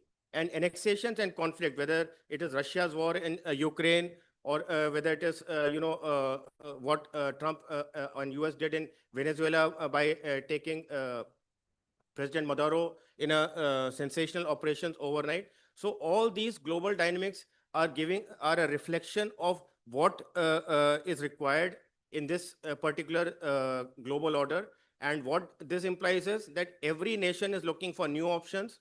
Every nation is looking for new trade partners, new economic insurance, and as a result, a concept or a requirement of new transnational connectivity options.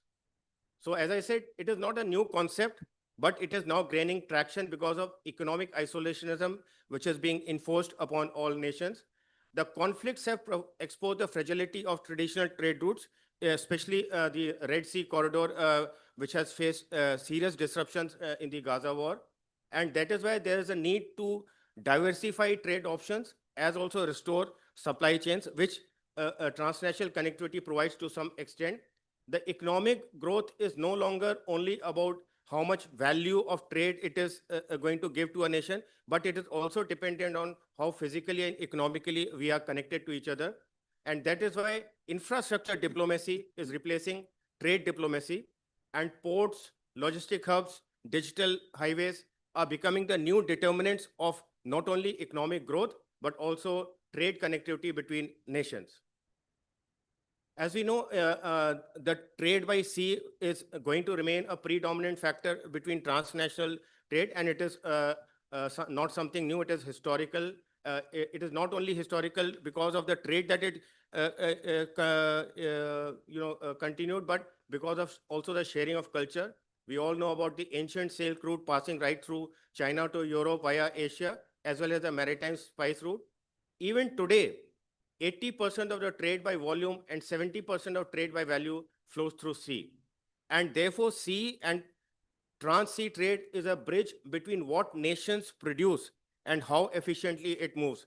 There is no point in a nation producing mountains of grains if it does not have connectivity options to export it to nations who require it because of deficiencies.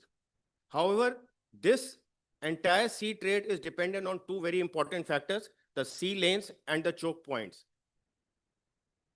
So this is a map of some of the prominent choke points that are there through which the prominent sea lanes traverse, starting from the Panama Canal, which is between North and South America.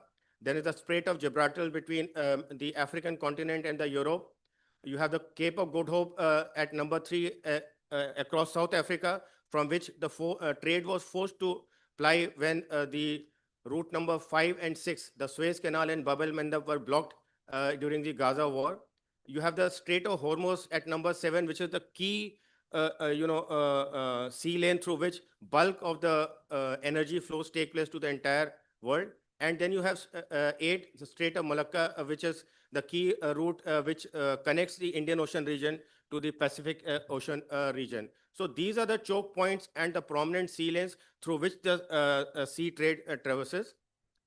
These global choke points, they somehow define the structure and stability of the global trade, because if any of these choke points is blocked or is overflowing, then there is a problem as far as the flow of sea trade is concerned. Just to quote some examples, Strait of Malacca, 15% of the global maritime trade, amounting to more than $3.5 trillion flows through it. And obviously, through Strait of Malacca is also key trade which flows to the entire of China. So China factor is a big thing. Suez route, it has 30% of the global container volume and 12% of the volume of trade. So imagine when for these 2 years when Suez Canal was disrupted, 12% of trade by volume was flowing through Cape of Good Hope, with huge implications of cost, time, and insurance money. You have the Strait of Hormuz, which Iran always threatens to close in case of a conflict, and where 20 million barrels of oil and energy flow throughout the day. And here I would like to also mention that despite efforts by 2 or 3 major countries, including Saudi Arabia and UAE, to construct pipelines which flow from north to south into the Red Sea, the threat of disruption of oil flows in Strait of Hormuz still is a very major factor. And then you have the Panama Canal dividing North and South America, where 40% of the US container traffic flows. And that is why, if you recall the Trump's assertion that Panama Canal has to be made the American canal, and his interest on this particular choke point. Now, when we talk of modern transnational connectivity corridors, there are a few things that come about.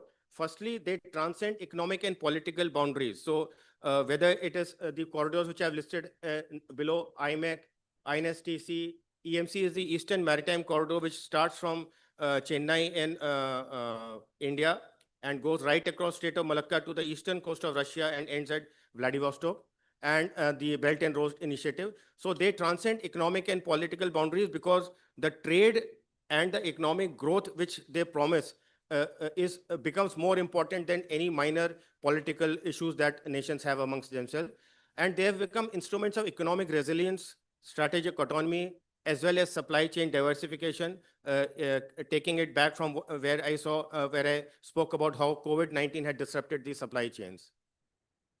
The transnational connectivity corridors also have to be seen in the context of what is that they bring about on the table. So right now, what we see, transnational connectivity corridors are not only corridors or transportation corridors which transport goods from one place to another, they are encompassing much more value addition, especially in projects like IMEC, where you see high-speed undersea data cables being part of the project which are going to be laid. You will have electric transmission being exchanged across peak hours between the West Asia and India. You have green hydrogen pipelines which are going to be part of it. And obviously you have the transportation through a multimodal link of rail and sea which is going to happen.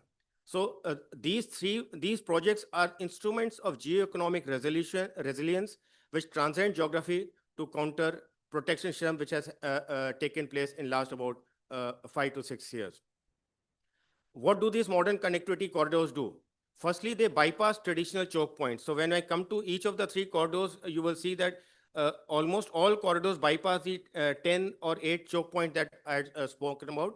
Avoid conflict-prone areas with a question mark, which was also spoken to by previous speakers and also briefly highlighted by His Excellency, the Ambassador of France, when he spoke about IMEC. The initial construct of IMEC, I will kill this point here only, talks about the IMEC taking off from Haifa and then going westwards to any of the ports in Europe, whether it is the Paris or Trieste or Marseille in France. However, what has been seen that the Gaza war upturned the whole apple cart as far as the design and structure of IMEC was concerned.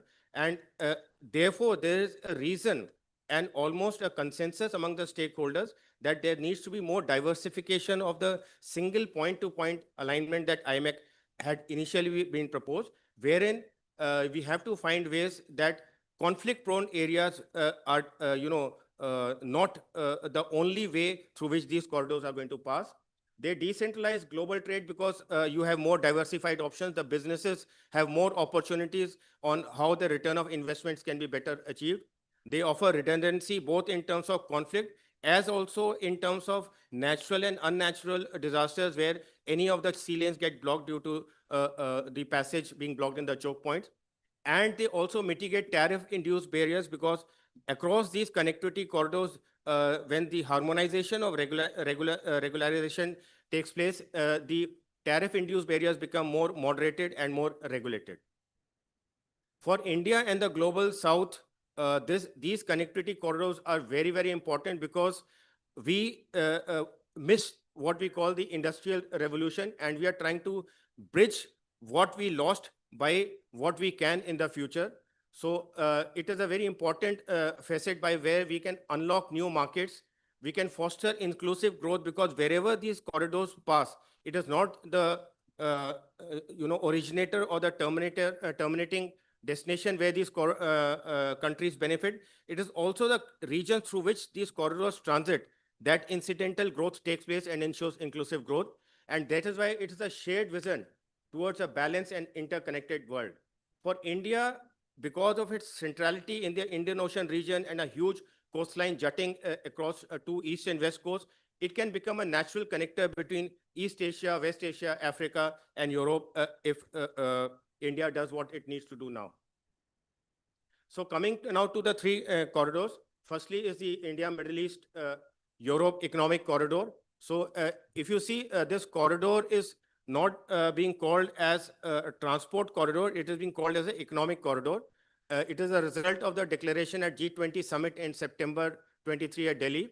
And in a sense, we can say that it is a progression of how the process of reconciliation was happening in West Asia through mechanisms like the Abraham Accord and I2U2, where the primary focus was to bring Israel into the mainstream of West Asia and have some kind of reconciliation.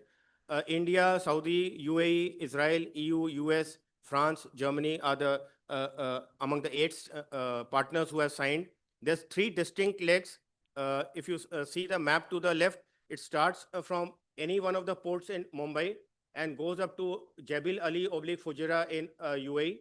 From there, the goods get unloaded and will be transported by rail across the Saudi Arabian desert through Jordan, Israel, to the port of Haifa. And from Haifa, then it goes to various destinations in Europe, whether it is Paris, as was initially marked after the declaration, or the 3 or 4 ports that are now being talked about in Italy and France. As per some calculations, it is supposed to ensure faster movement of goods by 40% and reduce cost by 20 to 30%. However, these things still need to be validated by a ground study and a cost benefit analysis, which as of now is not there. And we need to do it before we give out these figures in a more authenticated manner. As I said, IMEC will combine, in addition to transporting containers from one end to another, these 3 important issues: green hydrogen, where India as the producer marries up with Europe as the market, and these pipelines are integrated into the corridor as a part of energy diplomacy. It is also going to,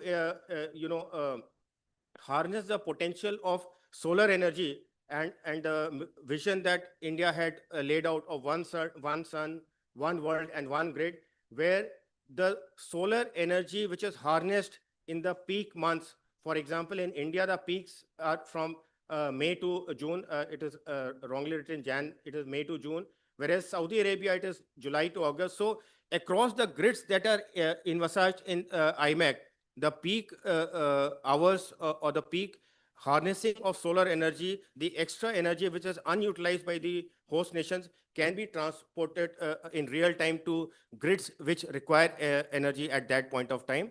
You also have the digital and the high voltage direct current links, which are supposed to be laid as a part of undersea pipelines, ensuring high speed data connectivity as well as high speed electrical connectivity. IMEC so far, not much has happened because of the Gaza war, but there's a renewed traction on getting it off the blocks. The first official meeting took place on 5th and 6th August, which was hosted by the National Security Advisor in India, and all the Sherpas and the special envoys had attended. And there was a general consensus at that point. The Gaza war ceasefire had not yet happened. It happened later in the month of October, that this project cannot wait for the war to get over. And so what was decided was 2 things. One is, instead of waiting for a full IMEC secretariat to come up or a corpus fund to be established, countries have to identify sector-wise working groups which can start working independently, as also some bilateral initiatives. And to quote one such initiative that is already taking place right now is the initiative between, or experiment between, India and UAE, which is the virtual trade corridor under the flagship program of Maitri, which has been launched, under which the customs and regulatory mechanism are being harmonized between India and UAE, so that goods, once they take off from any one of the ports in India, do not have to face any delays, and they just move seamlessly across. And similarly, such bilateral initiatives will be then carried out between other countries before a central network is already done. I am told during my interaction at the Italian embassy a few days back that there's a similar arrangement which is being done right now between Egypt and Italy, and there's a proposal of replicating the India-UAE model between India and Saudi Arabia. So these bilateral initiatives can take on before we wait for the full IMEC structure to come about. India-EU FTA is a key catalyst, because $136 billion trade right now is going to convert into $250 billion in the coming decade. And just to put it in perspective, unlike a lot of trade which has heavy volume traffic which takes place in terms of crude oil and energy, India-EU trade does not have that kind of bulk carriers which need to traverse only through the sea route for effective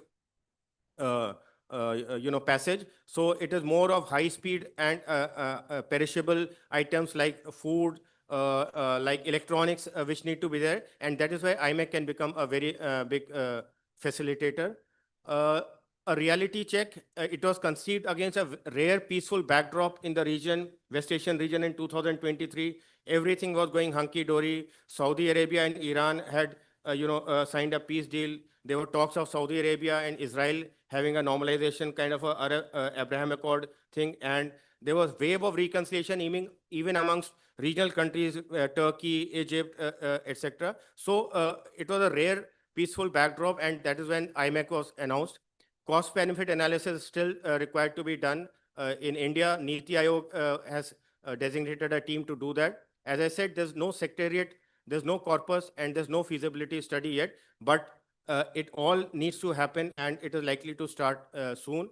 The big question is, will stability lead to IMEC, or will IMEC ensure that there is stability in the future and force the cost of conflict and instability on the stakeholders who are going to see that IMEC is destabilized? So a cost-benefit analysis is a very big point towards that. Coming to International North-South Transport Corridor, this is a project which has been in the being for last 26 years.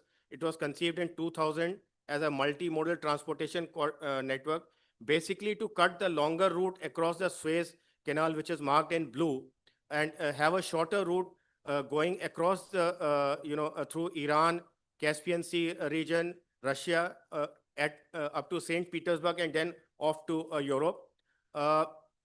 Chabar port was one of the keynotes that was being prepared and projected as a facilitator for the INSTC, but there are issues to it about which we know. It was operationalized fully in September 24 when the first, full-fledged train reached Mumbai after starting from Moscow. This has been validated, so it has reduced time from 45 to 25 days and has cost reduction of 30% has taken place because goods have actually moved on this road. Coming to Belt and Road Initiative, it was launched in 2013, and it was again a very grand vision of connecting regions across continents, but with a very strong imprint of China, because it was China-led, China-proposed, and China-funded project. China-Pakistan Economic Corridor in the gray on the slide, if you see to the left, is one part of it. A lot of work has happened. The China-Laos Railway, a 1,035-kilometer railway line, has already been operationalized.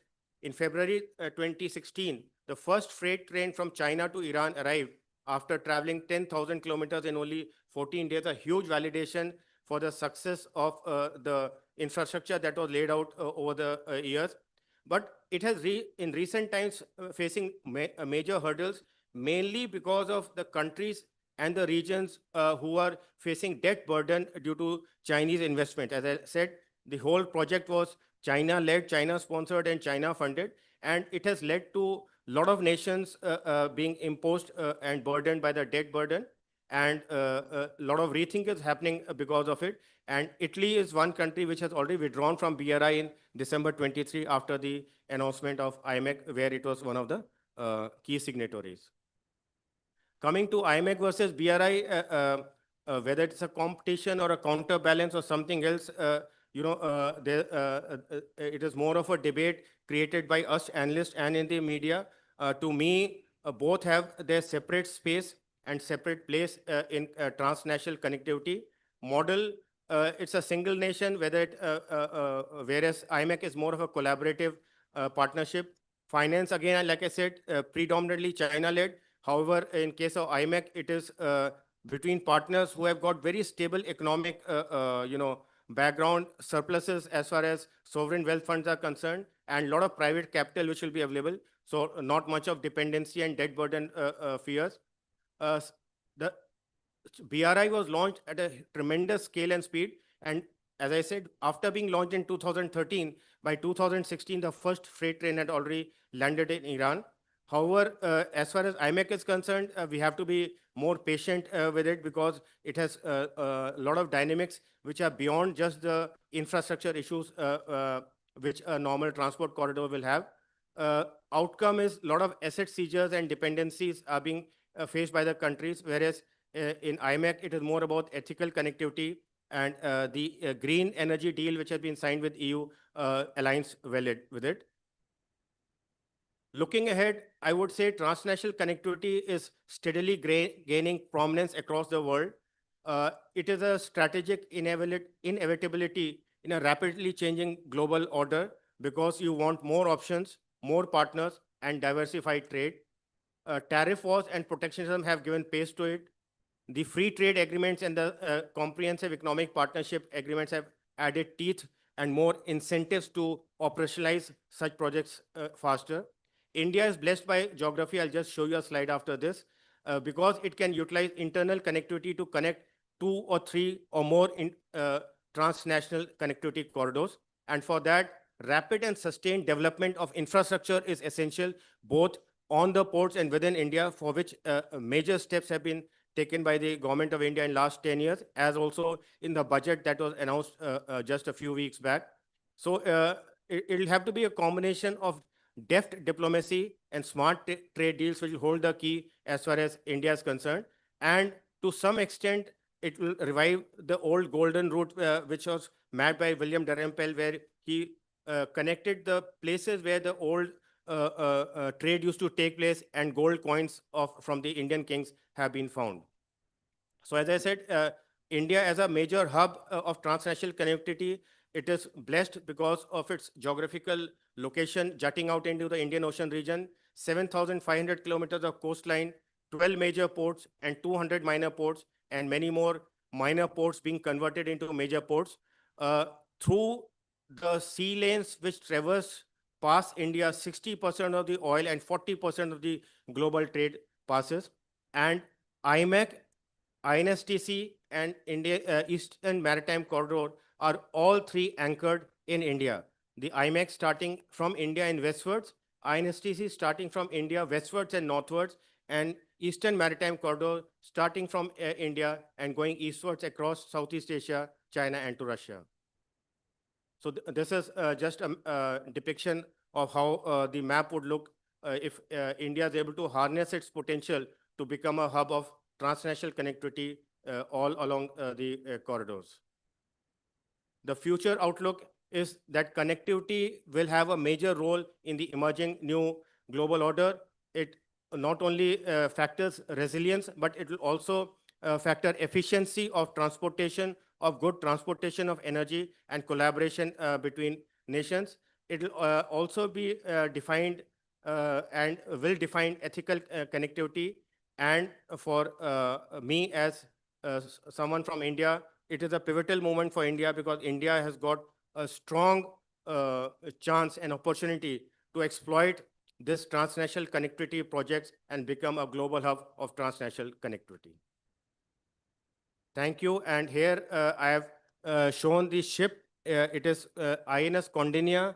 It is a wooden ship stitched together like it used to happen in olden times, 500, 700 years ago. And as a test and mark of how the global trade used to flow in earlier era, this INS Condinia was shipped, sailed from India to Oman in December and reached Oman on 16 January 2026, marking how cross-sea and transnational connectivity is a bond of not only trade, but cultural and political connectivity. Thank you so much.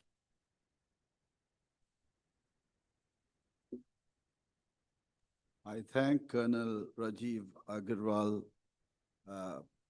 Senior Research Consultant of Chintan Research Foundation, for that very well laid out presentation, which gives us a good picture of what alternative options are before us, some old, some very new, and some in between. Now, to act as commentator in this session, we are honored to have Professor Huang Yung Song, Associate Dean of the School of International Studies, Sichuan University, China. Professor Hung Yun Song is Associate Dean and a prominent scholar of South Asian studies and Chinese foreign policy. He also serves as a coordinator at the China Center for South Asian Studies, where he actively contributes to academic and policy-oriented research on regional affairs. Professor Huang has a multidisciplinary academic background with advanced training spanning science, engineering, and social sciences, and has published over 40 papers in peer-reviewed journals and international conference proceedings. His research focuses particularly on China-South Asia relations, with country expertise covering India, Pakistan, Nepal, and Sri Lanka. He is widely engaged in diplomatic and academic dialogues on the Belt and Road Initiative, regional security, and economic cooperation. His work highlights the BRI as a developmental opportunity for South Asia and advocates improved trade and strategic relations between China and India. Professor Huang regularly participates in high-level academic discussions on regional cooperation, including Russia, India, China, RIC frameworks, and broader South Asian regional dynamics. Over to you, Professor. Thank you very much, Chair. Excellencies, distinguished colleagues, dear old friends. I want to thank Pathfinder Foundation for the invitation to this important event. I think we meet at a moment of profound consequence, because the tectonic plates of the global economy are shifting. And as we navigate this era of fragmentation, the desire for connectivity has never been more urgent. Colonel Aguar's paper just now captures the zeitgeist with a spirited defense of India's strategic centrality. I want to congratulate you for the extensive research. It provides us great food for thought and paints a vision where Indian Ocean reclaims its historical mantle as the center of global trade, driven by new corridors like IMEC and INSTC. It is a vision rooted in optimism and national ambition indeed, and serves as the catalyst for our discussion today, of course. However, as stewards of economic policy and strategic planning, we need to distinguish between vision and viability. True connectivity, the kind that delivers prosperity rather than just headlines, must be built on the bedrock of economic fundamentals, engineering realities, and geopolitical pragmatism. It cannot be constructed on a foundation of hyperbolic slogans, scientifically flawed assumptions about energy transport, or a strategic mentality that views trade solely as a zero-sum battleground. I have read Colonel Aguar's paper with great interest and care. While I applaud its intent to position India as a global hub, I must meticulously address some fallacies within its pages. We must strip away the rhetoric of mother of all deals and father of all deals to examine the physics of trade and the economics of trust. Here I have 6 points to share with Colonel Aguar and distinguished participant and colleagues. First, let us begin with the framing of the trade agreements.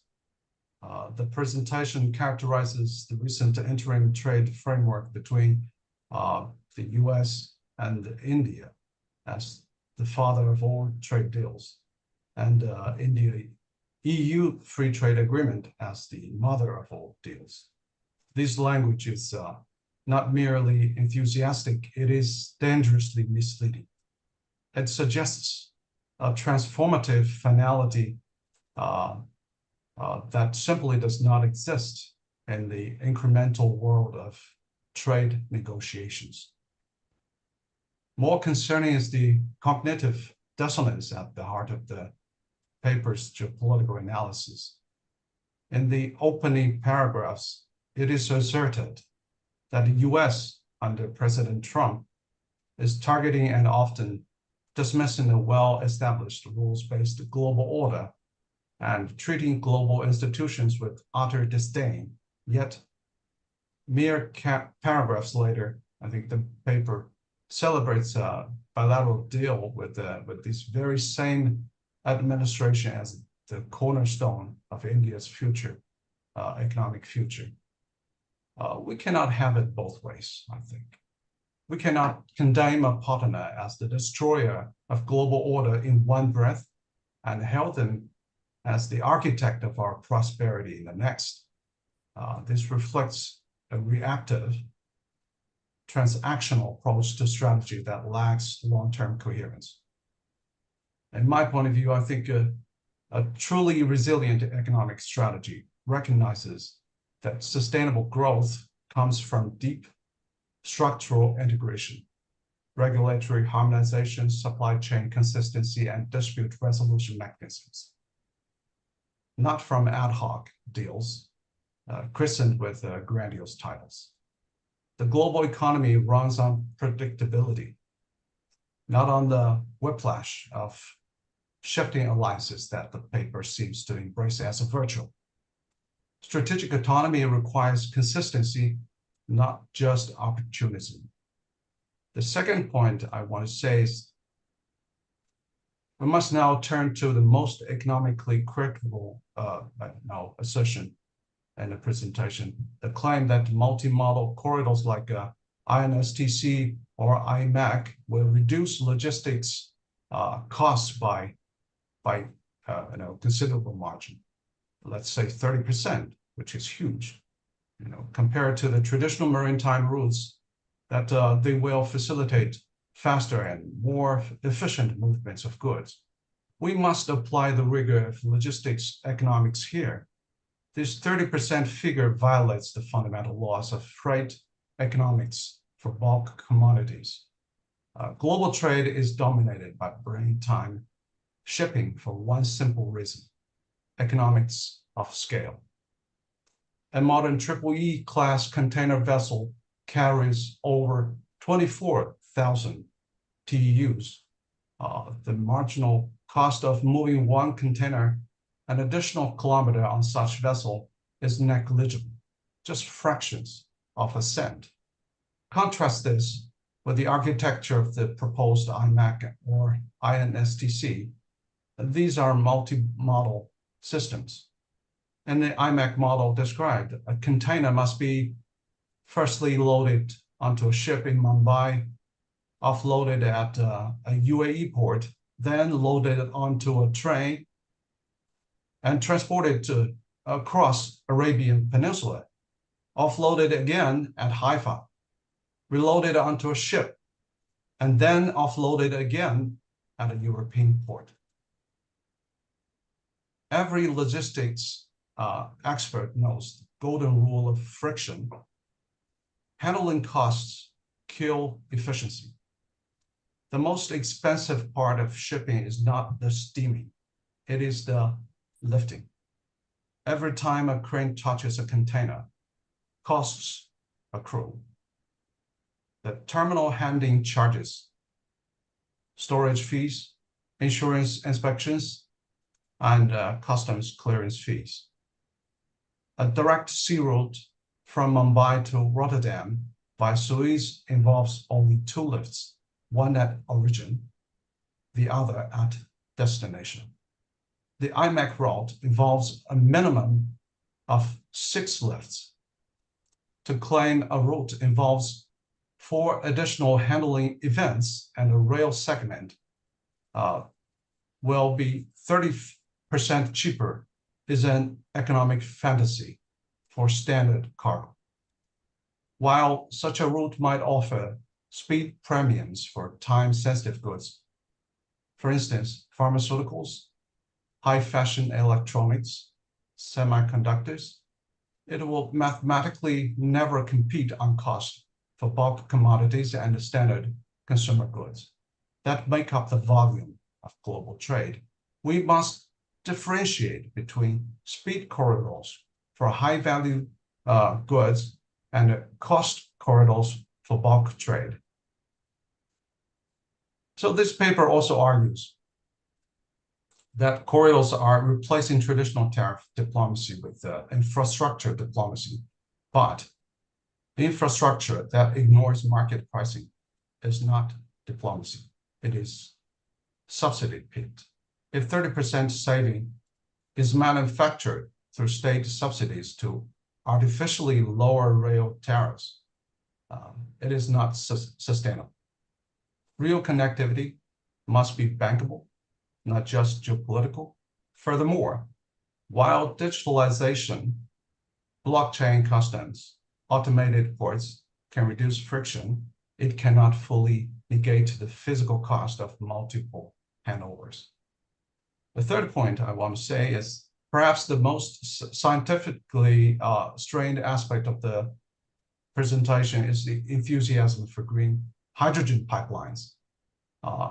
Colonel envisions IMEC not just as a transport route, but as a conduit for green hydrogen pipelines, connecting India's production centers to Europe's markets. The presentation asserts this will revolutionize clean energy logistics. Probably not. We must respect the laws of physics and material science. Hydrogen is the smallest molecule in the universe. It is notoriously difficult to contain. It causes hydrogen embrittlement in standard steel pipelines, diffusing into metal lattice and causing catastrophic cracking. So to build a pipeline from India to Europe, traversing the deep, uneven floor of the Arabian Sea and the scorching desert of the peninsula, requires specialized, high-grade polymers or coated steels that are exponentially more expensive than natural gas pipelines. Furthermore, the physics of compression are unforgiving. To move hydrogen through a pipeline over thousands of kilometers requires massive compressor stations every 80 to 100 kilometers. So in an undersea environment, powering and maintaining these stations is an engineering challenge of the highest order. The energy loss consumed just to push the hydrogen through the pipeline renders the economics deeply questionable compared to the alternative. The world is indeed moving toward green hydrogen, but pragmatic vector of the transport is green ammonia or liquid organic hydrogen carriers. Ammonia is a liquid at ambient pressures and moderate temperatures. We have been shipping it in a tankers for a century. It requires no futuristic, non-existent 5,000 undersea pipelines. So to pitch a hydrogen pipeline as a near-term deliverable of IMEC is to engage in what I call premature technological deployment, erecting a facade of futuristic innovation before the basic feasibility is proven. It distracts from the real immediate work of grid interconnectivity, like the One Sun, One World, One Grid initiative. However, even this initiative faces significant hurdles regarding grid synchronization, sovereign dispatch control, and regulatory harmonization, which the paper unfortunately glosses over. We must prioritize viable HVDC cables over dreams of hydrogen transport now. The fourth point I want to say is that the paper argues that IMEC was conceived to provide security of sea trade and an alternative and safe route vis-a-vis the Suez Canal and Bab el-Mandeb, which are prone to conflicts. Of course, let us look at the map with clear eyes. The Suez Canal is single choke point, yes, but the proposed IMEC route traverses the Strait of Hormuz, the entirety of the Arabian Peninsula, and the borders of Jordan and Israel. The presentation admits that the Gaza war has exposed the susceptibility of this alignment. Yet, rather than accepting that land corridors through volatile regions are inherently less secure than open seas, I think Colonel doubles down with a confusing proposal, a Western spur through Egypt. So it is suggested a rail line from Saudi Arabia traversing Egypt to Mediterranean port. This proposal collapses under its own logic. If goods are already on a ship from India to reach the Red Sea region, and the goal is to reach the Mediterranean, why would one offload them onto a train in Saudi Arabia or Egypt to carry them parallel to the Suez Canal? I think the Suez Canal is the most efficient water bridge in the world. Unloading a ship to put goods on a train that runs alongside a canal, only to reload them on another ship, is logistically absurd. It adds costs and time without adding value. The presentation intends to solve a maritime security problem with a terrestrial infrastructure solution that is economically unviable, at least now. The solution to Red Sea security is naval policy and geopolitical stability, not building a railway that mimics the path of a ship. Diversification is wise, but not when the alternative is less efficient and equally vulnerable.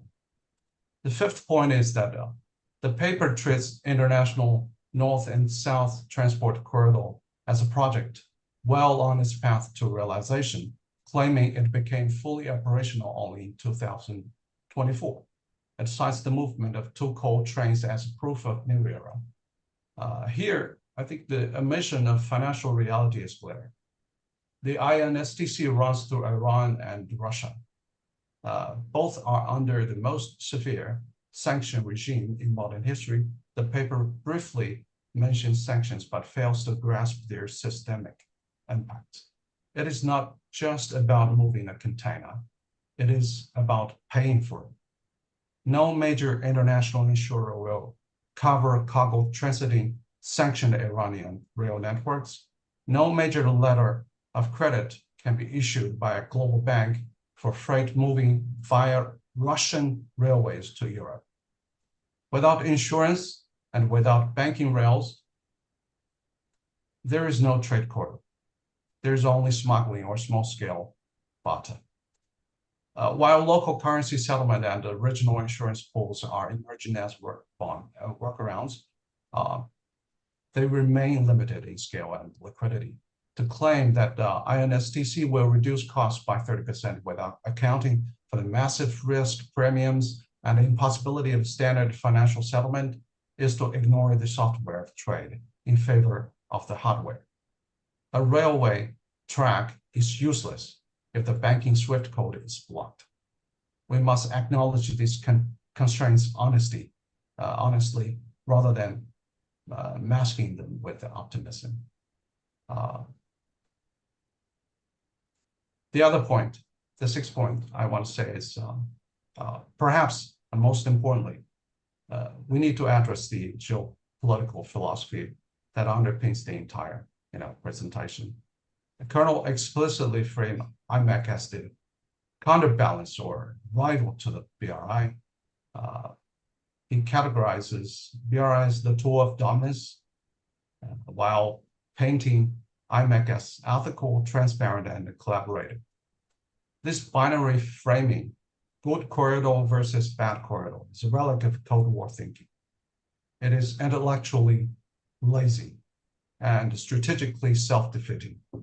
Connectivity is global public good. Global economy is a network, not a battlefield. The BRI, for all its flaws regarding debt sustainability and environmental standards, has put steels in the ground. It has built railways in Laos, ports in Africa, and power plants in Pakistan. These are physical realities that facilitate trade today. Dismissing them entirely ignores the complex interdependence of the modern economy. So in contrast, IMEC. has been more discussion by the paper's own admission, has been more discussion than action. So to define India's strategic identity solely in composition to China, to try to be anti-BRI, is a defensive posture. It limits India's agency. We should aspire not to be a counterweight, but be a multi-aligned hub that incorporates the various beneficial networks. I would say the paper claims that Italy withdrew from BRI soon after IMEC was announced, implying causality. This is a correlation fallacy. India's decision was driven by international and internal European dynamics, domestic politics, and US pressure, not solely by the allure of a memorandum of understanding signed in New Delhi. We must stop viewing every container ship as a geopolitical port. The most successful economies will be those that integrate with all corridors. Those that can dock a ship from Shanghai, a train from St. Petersburg, and a tank from Houston with equal efficiency. The zero-sum game is suggested by the presentation, where India must provide a counterforce to existing structures, ultimately fragments the very markets India seeks to serve. We need interoperability standards, not just competing flags. So to conclude, I think the presentation concludes with the assertion that India's emergence as a global hub is a strategic inevitability. I would gently suggest that in economics, nothing is inevitable. Hub status is earned, not ordained by geography only. It is earned through efficiency, through reliability, and through the hard, unglamorous work of reducing logistic costs, not by wishful thinking about 30% saving, but by actual ports reforms and upgrades.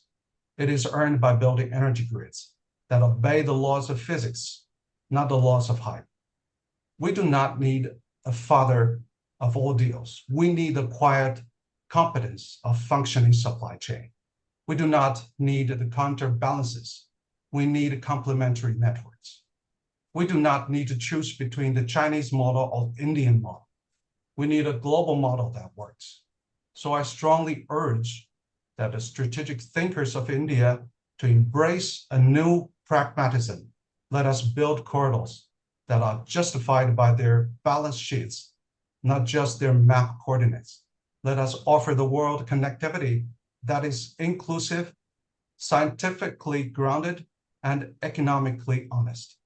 I propose here 3 immediate steps.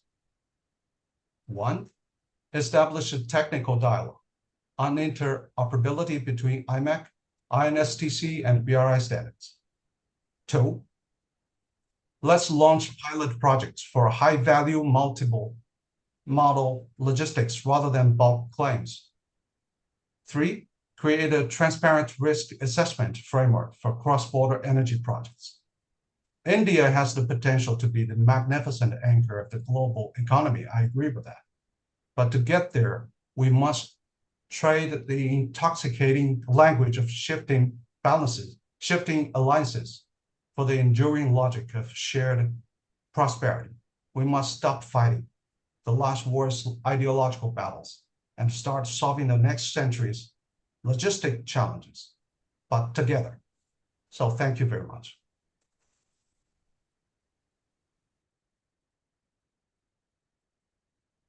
Thank you. I thank Professor Huang Yong-sung for his comments. We've had 2 very interesting presentations which have come from different perspectives and in some sense critique each other's perspectives as well. So we should have been breaking for lunch right now, but I've been told by the organizing committee that we can go up to 1:20. That's about 20 minutes. So we have 20 minutes for questions. rather than go one by one, can we collect a few questions and then have our speaker and the discussant, depending on how you direct it, answer? Yes, I saw your hand up. Yes. Please introduce yourself and then raise your question. Thank you. Gleb Makarevich, Primakov Institute, Russia. So I've got one question to the commentator. Sir, thank you for your presentation. Thank you for your comments. I agree with you that multimodality can bring some disadvantages with regards to the costs.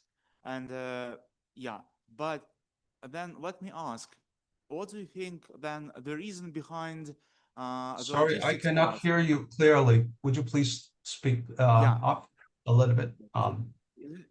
Is it better now? Better or not? The voice is very distant. Sorry.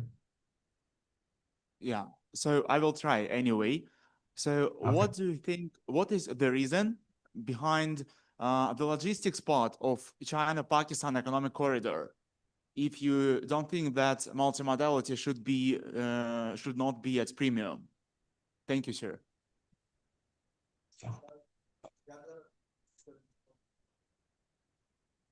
We'll gather some questions for the both of you and we'll come back to, yes, Chief.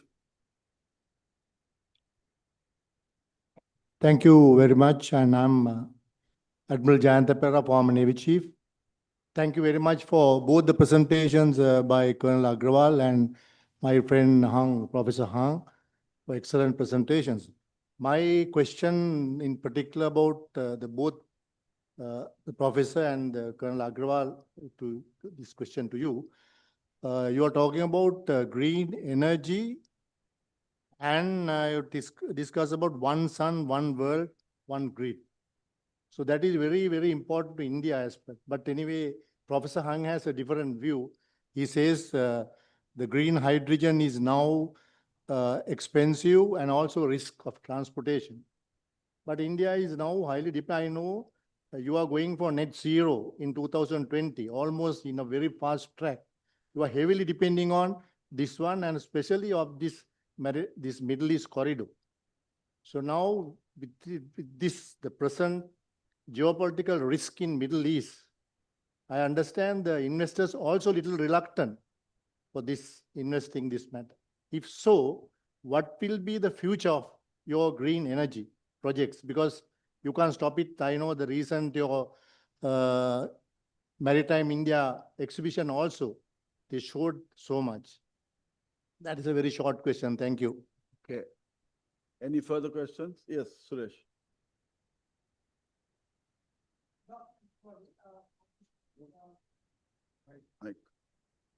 Good afternoon, everybody. My question is, I think Sri Lanka lies in between both these corridors. How Sri Lanka could benefit? Is there any first question, whether there's any opportunity or possibility that BRI and the IMEC is linking together at one point? Number two, how Sri Lanka could get benefited by IMEC? Okay. Any others? Yes. Vijay and then Janan.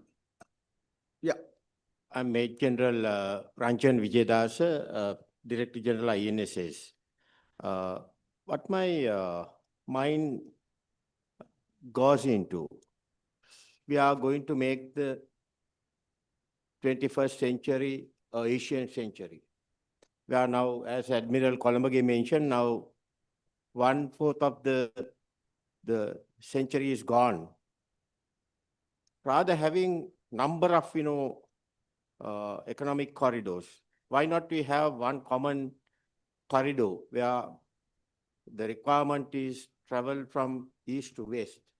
So in that sense, if we can, go for a common understanding and have one common corridor where all parties are benefited, not just one nation. So why not we think of in that nature? Thank you. All right. Yeah, Janak, quickly, yes, my yes. question is, now we have had many concepts like the Asia-Africa Growth Corridor, and we had very high hopes of that concept as well. But I believe that did not really deliver any tangible results to many countries in the Indian Ocean. Now, my question is, how is the funding coming to IMEC? Because unless there is a commitment of finances, any major concept cannot be taken off. Now, when you consider BRI, at least there is a funding element. Now, I will not get into the debt trap or not, but look at countries like Sri Lanka. We have benefited. Our maritime related infrastructure has improved. So where is funding coming from IMEC? But only the other thing is, like, when I see the map, Sri Lanka is not there in the IMEC, right? Whereas we now talk about Sri Lanka, India, UAE, another energy connectivity as well, right? So my question is multiple, but mostly where is the funding coming to IMEC? Thank you. I think we have 1, 2, 3, 4, 5 questions. Shall I give an opportunity to the speaker first and then the discussion, Colonel Agrawal, and once you finish, if there are any further questions, we have another 10 minutes or so. Thank you, Ambassador. So some of the questions which I'll try to answer, but just to put Professor Juan at rest about the concerns. Firstly, the paper and the presentation which was made was on the broad concept of transnational connectivity and how it is going to interlink economies and opportunities for growth in the future. This paper was not focused on IMEC as such, because I have another paper on IMEC where all the other issues which you have highlighted have already been annotated. Secondly, I have mentioned myself that there's no cost-benefit analysis or a feasibility study yet which has been carried out on IMEC. These are gross estimates which have been, thrown at whenever the IMEC has been spoken about, and a feasibility study is a must before we think about realizing any of the tenets of IMEC which is there, including green hydrogen that was spoken about. And the third point that I made very clear in my presentation, that IMEC is not a counterbalance or a competitor to BRI, because they run across different geographies, targeting different partners and targeting very different markets. So there is no competition or a counterbalance. Both are in their own independent space, and whether IMEC or BRI is a political initiative, ultimately it is the businesses who will decide on which route the containers have to flow, through which ports and which routes, because that is where, if they don't have the return on investment, in IMEC or BRI or NSTC are of no use if the businesses don't earn profit. Coming to the questions which were directed, one is the green hydrogen and the one sun, one world, one grid. Like I mentioned in the presentation, this is one of the tenets of IMEC which has been proposed, that it is not merely a transport corridor, it is a comprehensive economic corridor and a package in which the transmission of green hydrogen and exchange of surplus electricity generated by the solar grids is one of the aims. Now, the geopolitical risk in this is very less as far as one sun, world, one grid is concerned, because it is basically an interplay between India and the Arabian Peninsula, basically Saudi Arabia and Oman. And there's not much of a conflict within that. As far as conflict-prone structure of IMEC, which was initially projected in the map given out after the G20 summit, it was a point-to-point alignment. But now, as the discussions on IMEC are progressing, it has become very clear that it is going to be a broad structure or a broad alignment across which the corridor will be developed, and there will be a number of branches and shunts through which the other countries will be able to link in and link out based on what their interests and requirements are. And accordingly, the question which was there on Sri Lanka, how it can benefit from IMEC, Sri Lanka is closest to India in terms of geography and connectivity. So Sri Lanka, in fact, will be in a very good position as I see in interlinking with IMEC, because it can interlink to IMEC directly at any of the southern coast ports in India and then go northwards and connect, or it can connect directly at Jebel Ali or Fujairah, or if Oman ports also come into play wherever it is, and then take it forward. So Sri Lanka has a good option and a good geographical position as far as that is concerned. IMEC and BRI linking, I do not see any requirement also of it, because like I said, they run through different geographies, they have different partners and they have different dynamics. So it is not a case of competition or collaboration. Why not one corridor? If you have seen the maps which are projected by the ambassador in the introductory presentation, as well as my presentation, one corridor cannot look after all the economic interests and requirements of the regions across the globe. So the BRI runs across China, the entire land mass of Asia, goes through Iran, Turkey, and then onto Europe, and there's also a maritime route. The INSTC cuts across north and south through the Iran, Caspian region, and Russia to give a shorter route to Europe and India and Asia trade. The Eastern Maritime Corridor, which I did not discuss much except for mentioning it, is a maritime corridor strictly in the sense which connects the eastern coast of India to shortest route to Vladivostok in Russia.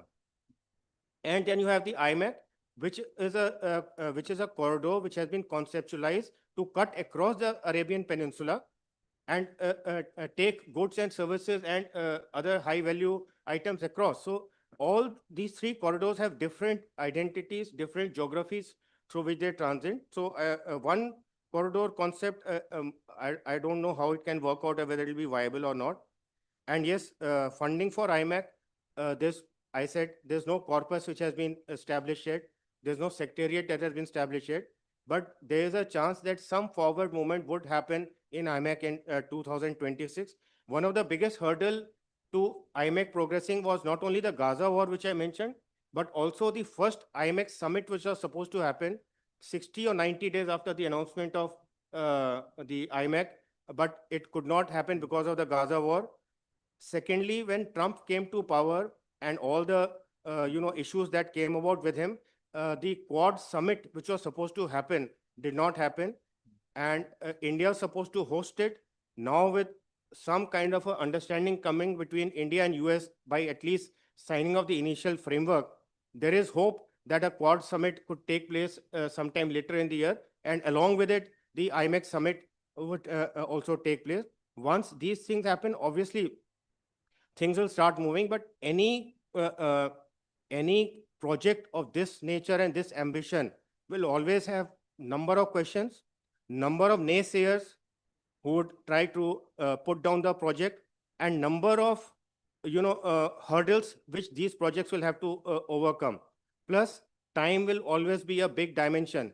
As I said, INSTC has taken 24 years to materialize, and still it is not a fully functional route. Few trains have gone up and down. So with new projects like IMEC, which are transformational in nature, which cut through terrain which has not been used earlier, we have to have patience, we have to have optimism, and we have to see how we cross the hurdles as they come about. Thank you.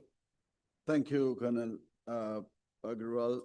May I ask Professor Huang Yong-sung to respond? And I think we are running out of time. Is that a final comment from you? Okay.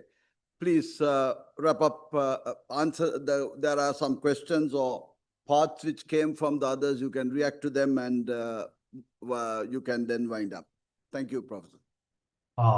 Thank you, Chair. And I just want to say a few words because I have so much to say. This is really a great event. I appreciate it very much, and both the presentation and the questions.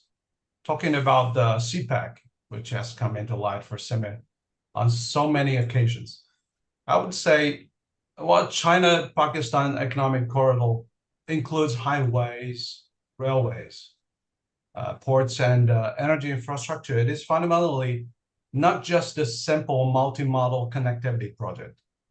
Its real significance lies in transforming infrastructure into economic empowerment, creating productivity, unlocking regional growth, and improving the livelihoods of the local people, which is the aim is for the long-term economic growth and resilience. So CPEC does not only move goods and people more efficiently, it is kind of different. It delivers reliable electricity to power the factories and homes, addressing chronic energy shortages, that kind of problem. It also builds special economic zones and industrial clusters to attract investment, create jobs. And CPEC also strengthens governance and logistics capacity. So talking about the multimodality, it's just one facade of this project. It connects definitely Pakistan's domestic economy to China, but also, more importantly, in future, if with the expansion of CPEC to other parts of the region, it will connect Pakistan's economy to regional and global markets, definitely. Chair, I think due to the time constraint, probably I should wrap up here.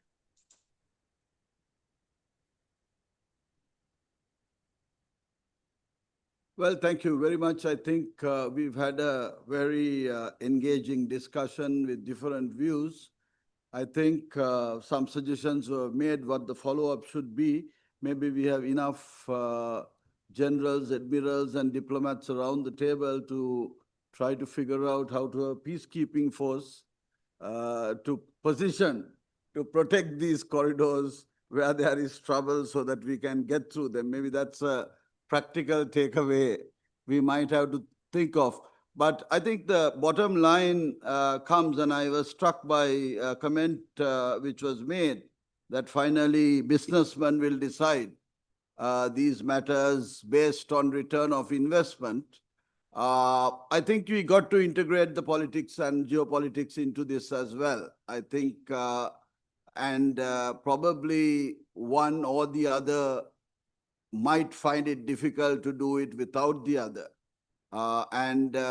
Therefore, I believe that what we have discussed, if they work independently on their own, will improve the situation. If they can in some way have synergies, it would be even better. But I think the politics and economics coming together in trying this is very significant and important. So I want to once again thank the Pathfinder Foundation for putting together this wonderful discussion, rare occasion on where all sides and all perspectives are reflected at one table. I thank them for inviting me to chair this session. And let's hope that we continue this spirit and that the discussion, once we wind up tomorrow, that we would be able to seize this opportunity where there is some space to maneuver and get at least some ideas across which we can take away. Thank you very much. Thank you.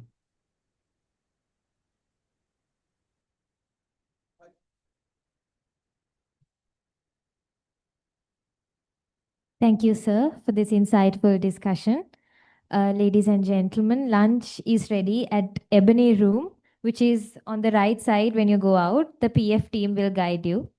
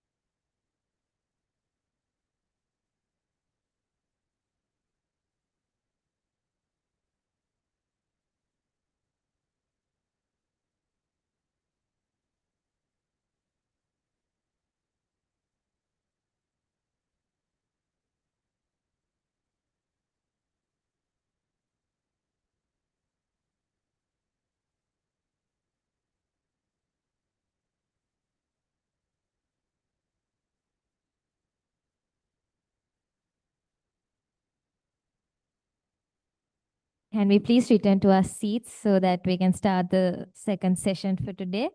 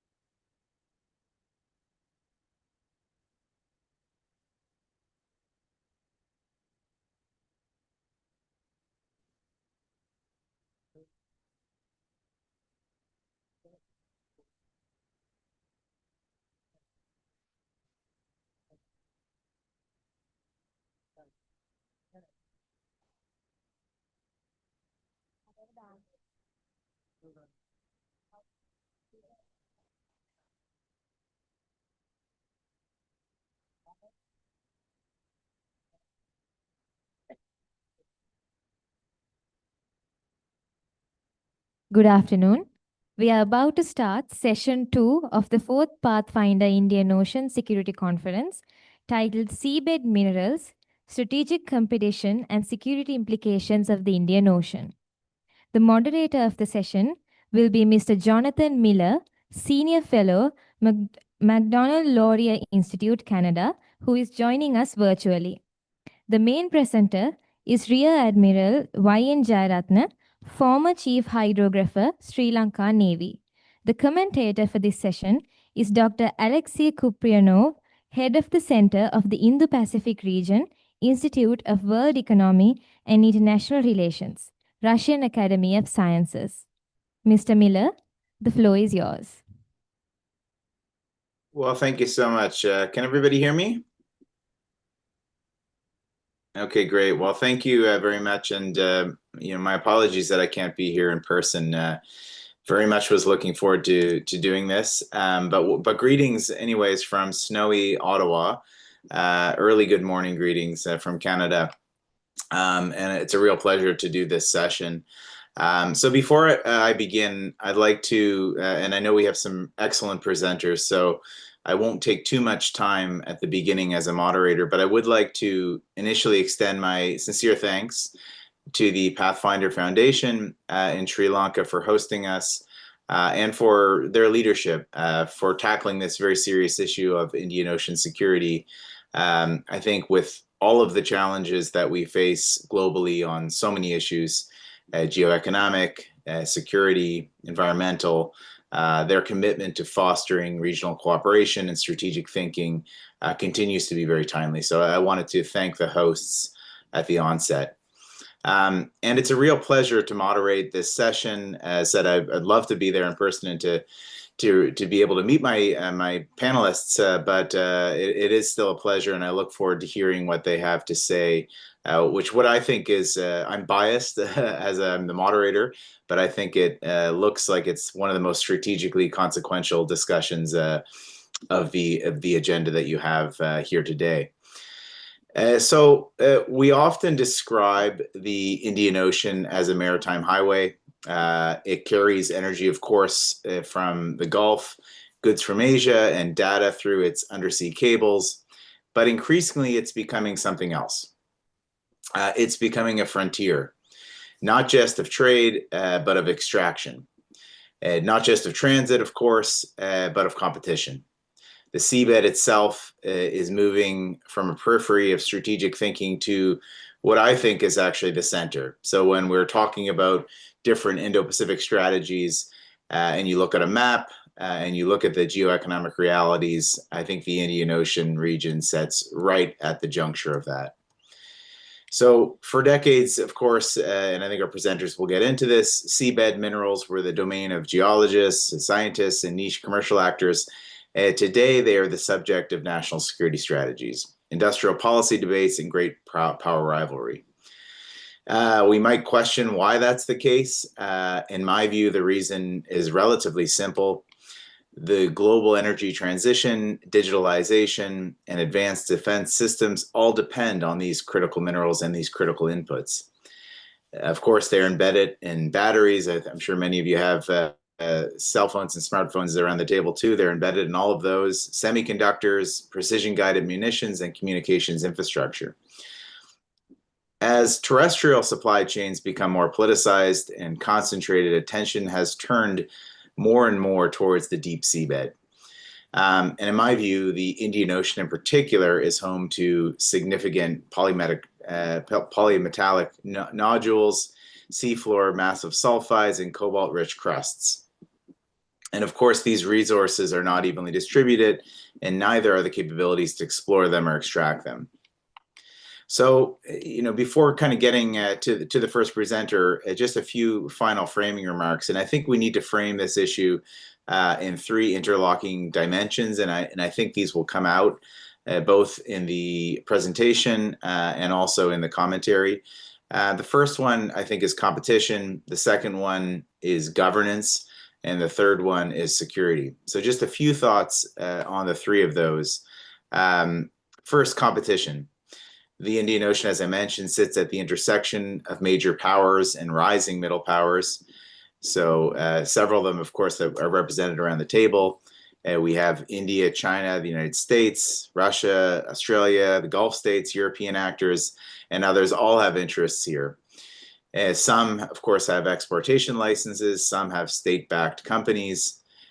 Some even have significant naval capabilities to protect the sea lines of communication and potentially offshore infrastructure. Deep sea mining is often discussed in commercial terms, but its implications, of course, are geopolitical in nature as well. Control over supply chains, frankly, shapes the leverage that states have. And access to minerals shape industrial capacity. The technological leadership that we see in seabed mapping, autonomous underwater vehicles, and offshore engineers confers both economic and military advantages to states in the region. And we are already witnessing the securitization of critical minerals.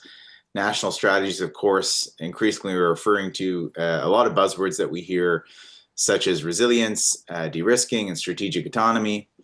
The seabed, therefore, becomes part of that broader competition to reduce dependency and increase control.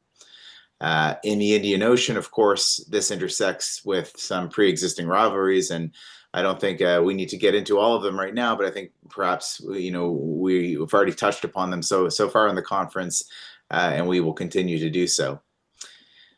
The second element, so the first one is competition. The second element is governance. Unlike land-based mining, deep seabed activity, particularly beyond national jurisdictions, falls under a unique legal regime. And of course, the main one that we can refer to here is UNCLOS, the United Nations Convention of the Law of the Sea, and the International Seabed Authority were both designed to manage the seabed as a common heritage of mankind. That phrase, of course, reflects an aspiration towards equitable benefit, sharing, and environmental stewardship. But I think, as we all know, the governance framework that we have, while it may be the only thing that we have, is currently under significant strain. Technology is advancing faster than consensus, and economic and environmental concerns are mounting, and island and coastal states are weighing potential economic gains against environmental and ecological risks. There are calls, of course, for moratoria, for precaution, and for reform of regulatory mechanisms. However, we see in the Indian Ocean region, governance is even more complex because of the relevant activity which occurs within the EEZs of coastal states. This shifts a balance from global institutions, of course, to national decision-making. So the third and sort of final area I'll discuss, and I think it's probably one that's been discussed quite a bit so far in this conference, is security, an important one. Security implications extend well beyond the minerals themselves, of course. Exploration and extraction require infrastructure, survey vessels, support ships, subsea equipment, ports, and processing facilities, amongst others. These assets, by their nature, can be dual use. Therefore, seabed mapping for commercial purposes may also enhance submarine warfare capabilities. And attached to that, we have autonomous underwater vehicles, which can collect geological and military data in a dual use way. Undersea infrastructure, whether mineral related or digital, becomes a potential target in times of crisis. So what does all this mean? The Indian Ocean region is already a contested security environment. It hosts major naval presences, choke points such as the Strait of Hormuz, the Strait of Malacca, and persistent concerns about piracy, illegal fishing, and gray zone activities all add to the security complexity.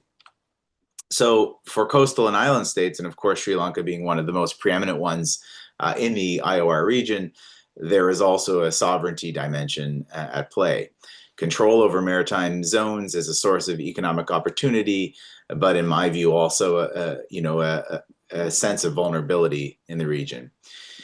If seabed resources, of course, become more valuable, disputes over boundaries will intensify naturally, and this will also lead to external involvement in extraction projects and deep sea infrastructure projects as well, which will have long-term strategic consequences. So, finally, before just turning to our first presenter, I just want to leave a few reflections. And where does all this leave us? In my view, and this often is said as a cliche, but I do believe that we truly are at an inflection point when it comes to thinking about all of these different dimensions. The choices that will be made in the coming years in the IOR and related to deep sea critical minerals and competition will shape the stability and shared prosperity of this region. There are at least 4 questions, and I'm sure the panel will deal with a host of other questions, and I will come up with more, but a few questions that I don't necessarily want our presenters to answer, but I think we should be thinking about as we move forward in this session. The first one in my mind is how real and how imminent is a large-scale deep-sea mining process in the Indian Ocean? Are we talking about a near-term strategic shift or a long-term horizon possibility? The second one is how should states balance the imperative of securing critical mineral supply chains, which everyone is talking about now, regardless of your geography globally, with the responsibility of environmental stewardship? So the littoral states in the region, Sri Lanka included, of course, rely on a stable ecological environment for their own economy. So how do we balance the securing, of course, of critical minerals with the environmental impacts? The third question in my mind, and that I think we should be thinking about, is what is the role that regional institutions should play? So we talked about some of the weakening and the strains on the international legal regime. I see, for example, the Indian Ocean Rim Association and other forums that have historically focused on trade and development. Do they need to adapt, or are there new forms? Are there new minilaterals that can help address some of these challenges? And fourth and finally, how might seabed mineral competition interact with current pre-existing rivalries? So could it, for example, exacerbate tensions between major powers because this is a source of tension, or alternatively, and trying to think positively, might it create incentives for cooperation in areas such as environmental monitoring and also scientific research? So with that being said, I'd like to turn it over to our first presenter, who I think will, in a much more eloquent way, will give a perspective from Sri Lanka. So my apologies that I won't give a long and distinguished bio, sir, for your great CV. But let me do a short introduction. Our main presenter today is Rear Admiral Jayaratna, YN Jayaratna, who is a former chief hydrographer from the Sri Lankan Navy. Rear Admiral, retired from the Sri Lankan Navy in 2022. So I hope you're enjoying your retirement. It looks like we've pulled you back from your retirement to do some more work. But during his career, his distinguished career in the Sri Lankan Navy, he held several key positions, including Chief of Staff, and is truly a great expert on this topic. So, sir, if I can turn to you for the first presentation, and then we'll move to our commentator. The floor is yours. Thank you, virtual chair. Thank you very much for that introduction. Ladies and gentlemen, good afternoon. So let me start my passage through this subject matter. Can I have the screen? Yes, thank you. During the course of my presentation, I'll be switching from slides to online portals because I'll be bringing in facts, figures, and sources for you to pursue and broaden your knowledge on this subject matter. The heading is Seabed Minerals with a collaboration or competition. I'll be mostly focusing on the Indian Ocean. Let me begin with this map. This Reitaku map in 1957 changed the way the globe look at the seabed. And this is an extraction of the global map focusing on the Indian Ocean region. And to make up this map, Ms. Reitaku, she used a lot of US submarine sonar details, sonar sounding details. Although this was made in 1957, you can see still it valid. Lot of oceanographers, scientists, policymakers use this map. And it's a very detailed map. If we drain out all the water from the Indian Ocean, this is how it will look like on the sea bottom. So 1957, this map made changes in the way we look at the ocean and the seabed. And in fact, the Sri Lanka's continental margin claim started to develop on this 1957 Reitaku map. So out of this map, you can see the undersea ridges. So my cursor is running on some of these undersea ridges. Some are very long. And out of that, there are three very distinctive sediment-rich areas. The Bengal fan in the Bay of Bengal, then the sediment-rich, the Arabian Basin on the Arabian Sea, and the Somalian Basin. Now, what is distinctive on these sediment-rich areas is that because of the geography underneath, geography on the seabed, the sediment trapped. You can see on the Bay of Bengal, because of this ridge over here, this is called 90-degree east ridge. Because of the ridge, all the sediments are accumulated, are trapped on this region. And this is Afenisinikin Seamount, where my cursor is there. So this made us to go for a very comprehensive, technically sound continental margin claim because of this geographic advantage.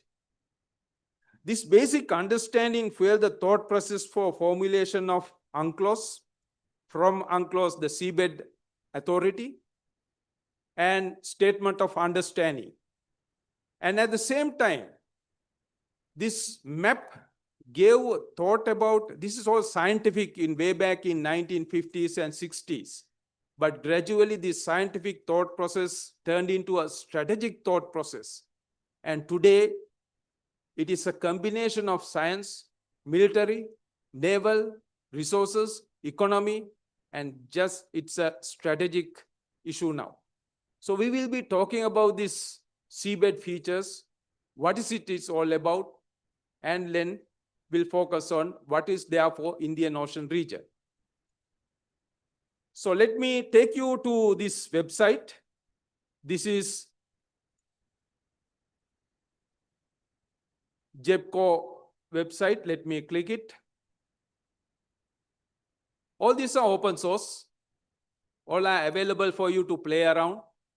So I suggest that each one of you take your time to go through these things. Now, each of these spot over here is an identification of either seamount or a ridge or trough or geographical features underneath the sea. What is important to see is that how much or how strategic thought process has gone into different states in identifying the seabed. Because in 2017, a global project was introduced to map the seabed better. The idea is that we know the moon, we know Mars very well, but we don't know what is on the seabed. So in 2017, the Seabed 2030 initiative was launched. And this initiative encouraged the states to undertake a lot of very specific focus excursions to identify features on the seabed. As a result of that, we see a lot of countries, especially China, venturing into Indian Ocean and identifying many of these features. So let me take an example. So when I click it, it will go to this information. All these are available on the net. So I suggest that you go through these things. And this was discovered by Chinese research vessel Xiang Yang Hong 6 in 2019. And they proposed the name in 2022, and it was accepted. As a result of that, that feature is named after the Chinese terminal name. This is how it is done. So China, somewhere along the line, I will showcase with the comparison and analytics, how with the BRI project or One Belt, One Road initiative, they started investing on identifying undersea features. So these are strategic thoughts. This is how the countries has gone for these things. By doing so, they have held the global common by detail mapping the seabed and at the same time going one step from the Maritape's 1957 map to identify features by name individually and singling out. So over here in the Mozambique Channel, you can see a number of these undersea features. These are the identified features. There will be many more unidentified features here. So with that, let me come back to the presentation. So this is the same picture. So on my paper, I have subdivided the Indian Ocean, the northern part, into two sections. From the 180 line from the Kanyakumari, the southernmost Indian point. So I will be focusing on the 90s ridge, whereas many of Chinese excursions has identified individual seamounts within the 90-degree east ridge. And similarly, there are a number of identification from the British and American findings in 1960s, later on by the Chinese on the Carlsberg Ridge. Now this Carlsberg Ridge is the one that the Indian government went into agreement with the International Seabed Authority for 15-year contract for the exploration of minerals. Now compare this thing with the Maritape's map. The ridges contain different kind of minerals, whereas the sediments contain different kind of resources. And each have an economical value of today. So with that, let me come to the next one. That's on the underwater feature naming. And this is a website for that. That is subcommittee, SUNFN stand for Subcommittee for Undersea Feature Name. So there's a methodology accepted. The UN initiative managed by IHO. And over here, there's a way that countries can make proposals to identify these features.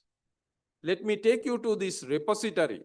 Once again, these are all open source. So once you know when these details are, where these details are, where this data is available, you will be in a better position to analyze and come into term what this is all about. And that knowledge is a requirement today. Now, for example, over here in 2023 alone, There are 285 proposals still under review, and there are 85 proposals already accepted. So let me click this accepted proposal. I will give you just one example. There are 100 of these things. So when you analyze each of these, it's very easy for you to see how the countries are planning for the future, how the countries are investing in their strategic thoughts. So let me take this Indonesian one, for example. Now, these are the proposals made by the Indonesia. So over here, it is not accepted. It is still, decision is not made. So it's been adapted. So let us look at what it is now seamount is. So when you click, you will go to this portal, and there'll be map available where this is. So let us see where this is.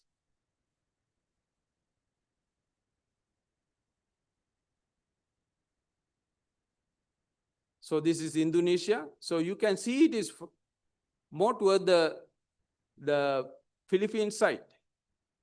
This is where the Indonesians has identified.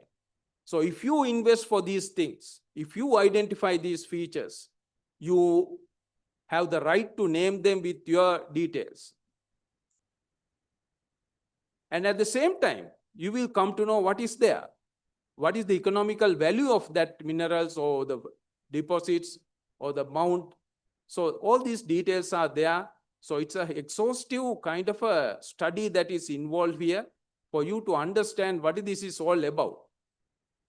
So remember to go through these portals, check everything. And this is an international system. Everybody has agreed to this system of naming. So it is not a new thing, or it is not something that you take by surprise. With that, let's look at the globe has been, there are a number of spots around the world. Look at the Indian Ocean. Look at the South China Sea. How extensively the South China Sea has been mapped, and how sparely the Indian Ocean is being mapped. So with that, let me take you to our own scenario.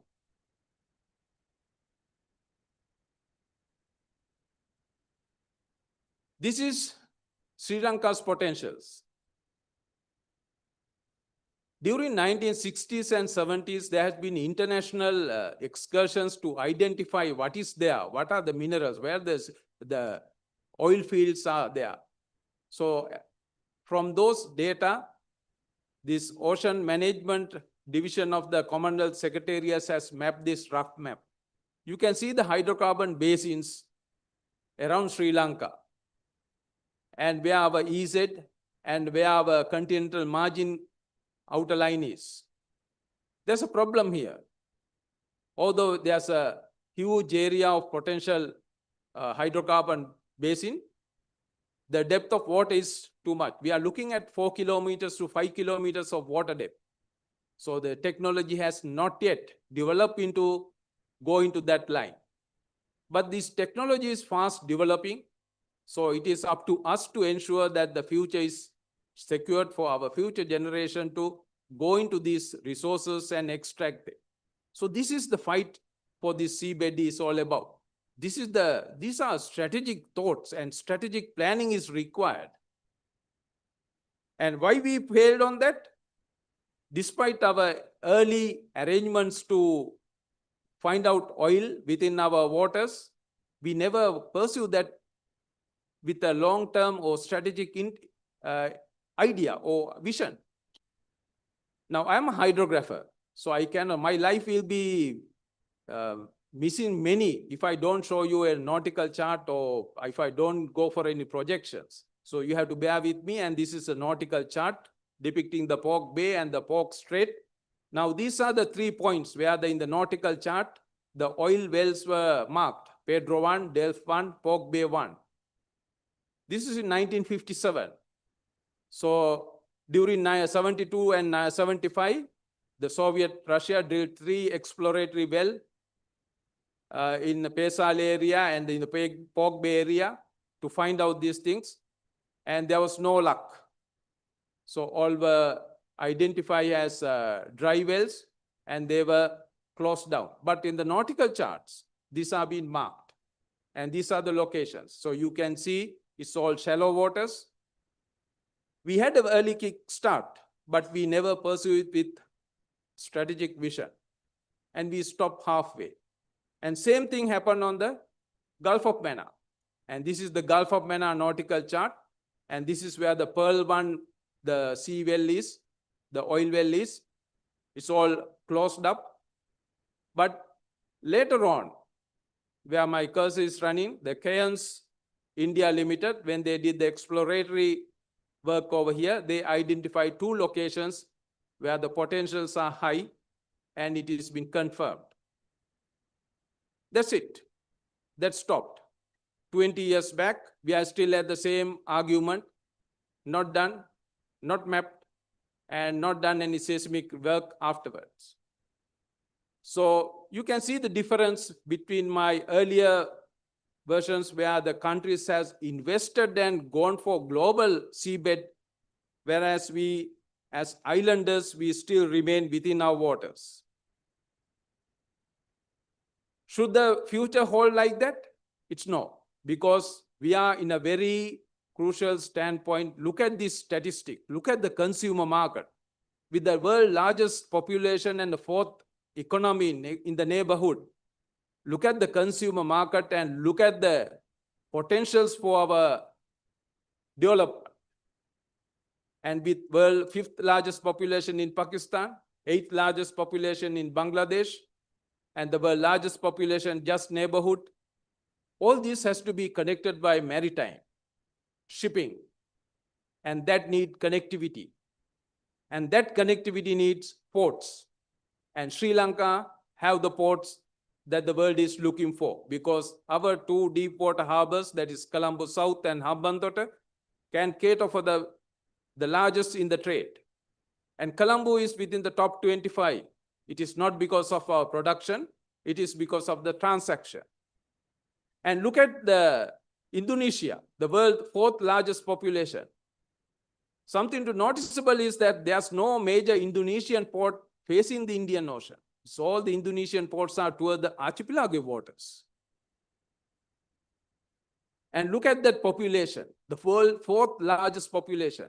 And come to the other side on the Western Indian Ocean, the huge potential for Africa. There are many things are happening in East Africa. Constructions to consumer markets. And for that, Sri Lanka remains a good stepping stone for this connectivity. And at the same time, let's not forget the small island nations in the Indian Ocean. They're small, maybe the population, but their purchasing power is really high. And that purchasing power demand best of the consumer items. And that consumer items has to come by the sea. And again, it connects to the maritime connectivity, and it connects to the ports and harbors, and that connect to the port management and port efficiency. So these are the kind of a consumer market around us, with the biggest population, with high purchasing power of the small islands, development in the East African coast, and how much we want to do is only limited by our own imagination. So let me take you to BBNJ. And this picture depicts what is left for BBNJ. So all the greenery are the EZ that already having, and in the light colors are the continental margin claims or the countries has put up. So beyond that, beyond your national jurisdiction will be the area that will come under BBNJ agreement. Now there's something very peculiar in this BBNJ agreement. And when you go to the portal, this treaty collection, go to this one. This contains all the countries that has ratified and made submissions, declarations. So when you study this declaration, all the declaration can be read it out. Now, for example, if I read what the Japan has made, this is the declarations. The declaration point out how the countries preserve their strategic concerns with regard to BBNJ. And when you analyze this declaration, something is very peculiar in the Indian Ocean because none in the Indian Ocean has put up any declaration, except for Pakistan, that again is on the maritime borders. No Indian Ocean country has put up any declaration reserving their rights to comment on their strategic thoughts because BBNJ is still at an infancy. It's coming up. So how it will turn up, you will never know. But to be that, you have to be in that table. You have to be among that crowd.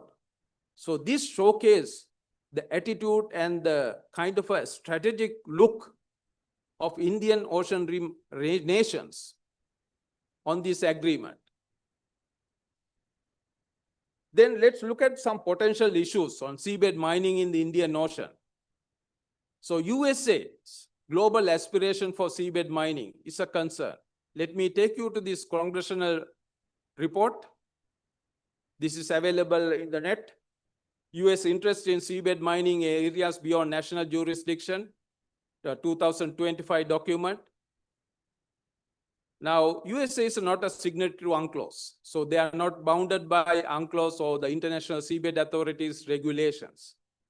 And they have empowered their NOAA, National Oceanographic or National Oceanic and Atmospheric Administration, as the authority to issue the license. And they issue the license globally. And this is a potential hotspot where the conflict area. So this document is that authorization. It points out how NOAA will be issuing and what will be their strategic concerns and the goals and how USA should be playing their role over there. Then again, another interesting document is the very recent White House document, America's Maritime Action Plan, February 2026. And this talk about seabed resources. Let me not go through the complete document. Let me go through the contents. So pillar 1 is rebuild US shipbuilding. Pillar 2 is reforming workforce education. Pillar 3, protection the maritime industry base. Pillar 4, national security, economic security, and industrial resilience. Now over here, you will be looking at how they want to manage the seabed resources. And this document, just put it up, it kind of indicate how forcefully USA will be enforcing their interest globally, because they have all the rights. They are not bounded by UNCLOS. They are not bounded by International Seabed Authority. So what will be the regional competition? Now for that, let me take you to International Seabed Authority documents. Now this is their document on strategic plan, the next 5-year strategic plan from 2024 to 2028.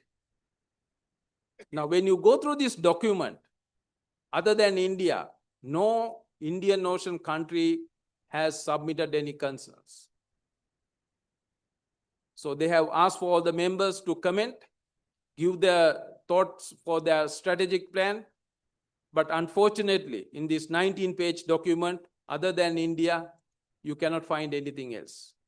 Now this showcases how the Indian Ocean Rim, the nations looked at the seabed or the maritime in a whole. So let me take you to this comparison that is in my paper. So this is about the proposals for undersea feature naming. So I have looked at the years and the number of proposals and the remarks from the countries. So you can see the top 3 countries each year who has put up more proposals. Now in 2013, 2015, and 2017, there are watershed events in the world. In 2013, we had the OBO, One Belt, One Road. 2015, we had the Indian Saga. And 2016 and 2017, we saw a renewed diplomatic and strategic relationship with India, Vietnam, and India, Philippines. And in 2017, the Seabed 2030 was launched. Now try to analyze this, the 2013, 2015, and 2017 with the countries who have submitted more proposals. So you will see from 2013 onward,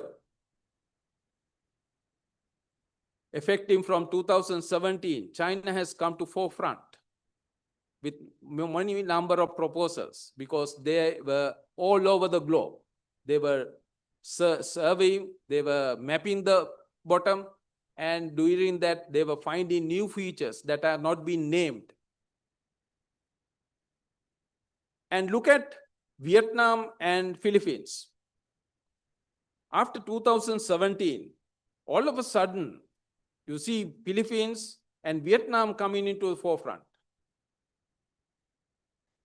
And by doing that, by investing on that, these two countries had identified many new ventures that I'll be showcasing later on, where they have found things.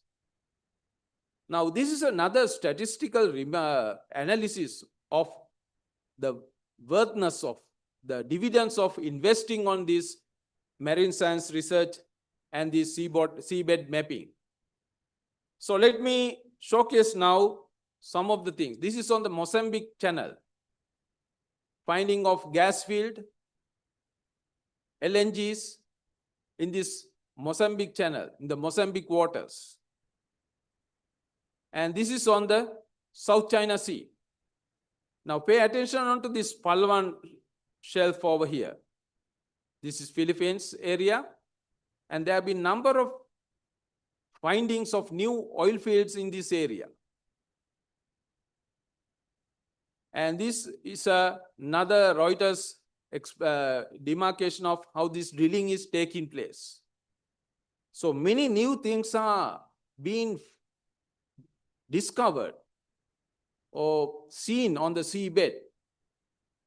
And this is how, after the Prime Minister Modi's visit to Vietnam, the Indian oil exploratory agencies secured their rights to explore and exploit resources in these two blocks in the Vietnam waters. Now, this all pointed out the value of investing on seabed mapping. Let me take you to my Google Earth Pro template. So we are looking at the Indian Ocean. So we have 90 degrees ridge over here. We have Carlsberg Ridge over here. Then we have something called Mid-Ocean Ridge over here. These are the major ridge lines in the Indian Ocean region. So we have Mozambique Channel, where I showcase all the gas field. So you can see things. When we zoom in, you will see the kind of fractures and the mounts in this seabed. Now, each of these contains high-end minerals, whereas the deposits, whether it is in the Somalian basin, or whether it is in the Arabian basin, or whether it is in the Bay of Bengal basin, these contain a separate kind of resources. So how much you want to go for it? Let me put the two layers of EZs.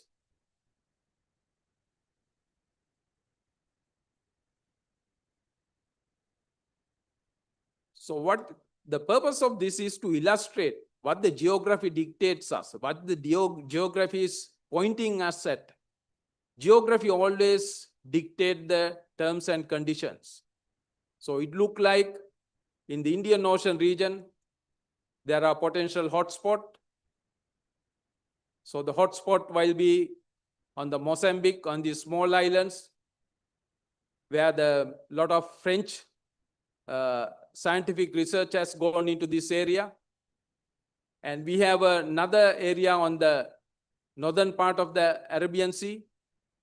And the other one is the Bay of Bengal.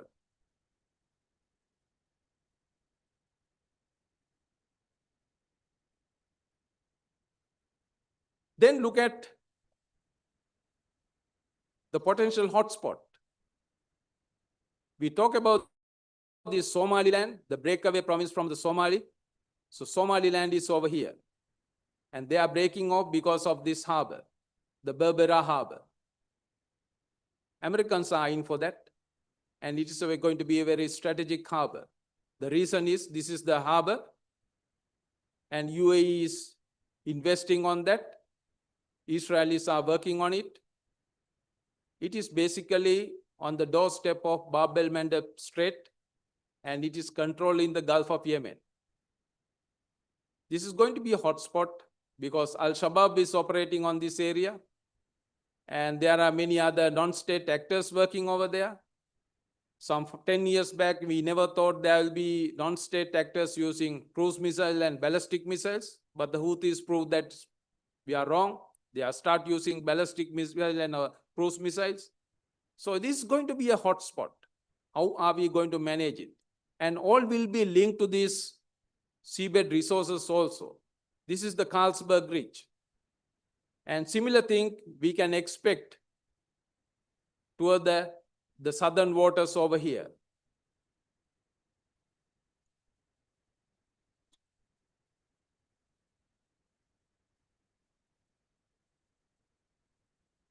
So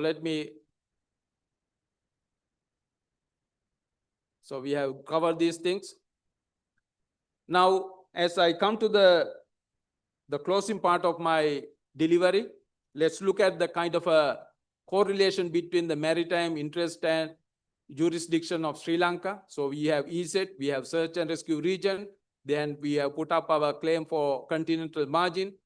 And top of that, we have the sea lane of communication that connect the far east and the far west. So in summary, what will be the competition is like? So my analysis is that there will be primary competition between India, China, and USA. And there will be a secondary competition because of the collaborative partnership of Indian Ocean states and the extra-regional states. For example, we never know who will be the partner for Mozambique. So if that partner happen to be an extra-regional state, that will induce many other issues.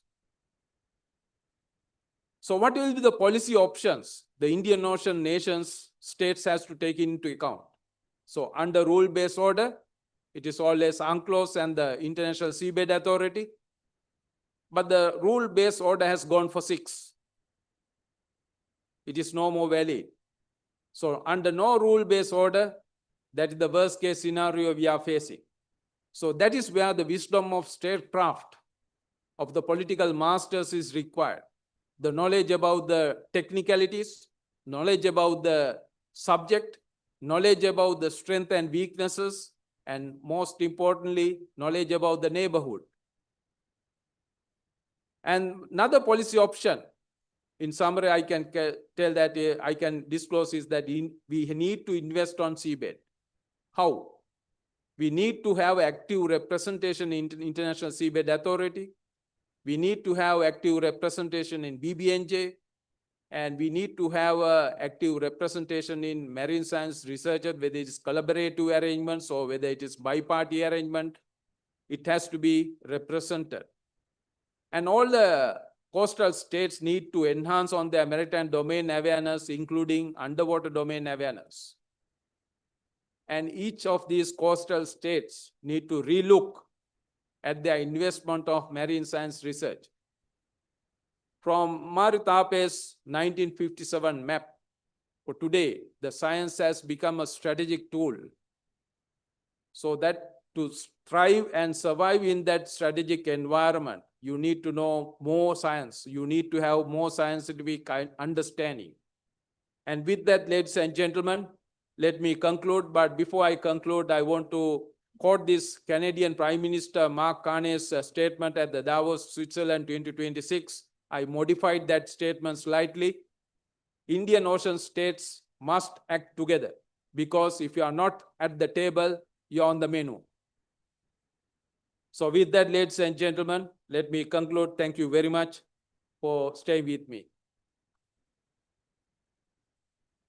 Thank you. Well, thank you so much, Rear Admiral. That was fantastic. I have many comments and questions, but I won't abuse that position too much right now, out of the interest of time, because I do want to get to our commentator. But it was a tour de force, your presentation. I think very detailed, very scientific, but very helpful throughout, and also at the end with some specific policy recommendations. And selfishly, as a Canadian, I'm very happy that you noticed our Prime Minister's comments. And I've never heard Davos in so many different world capitals now being mentioned, but it's great to hear that it resonated with many.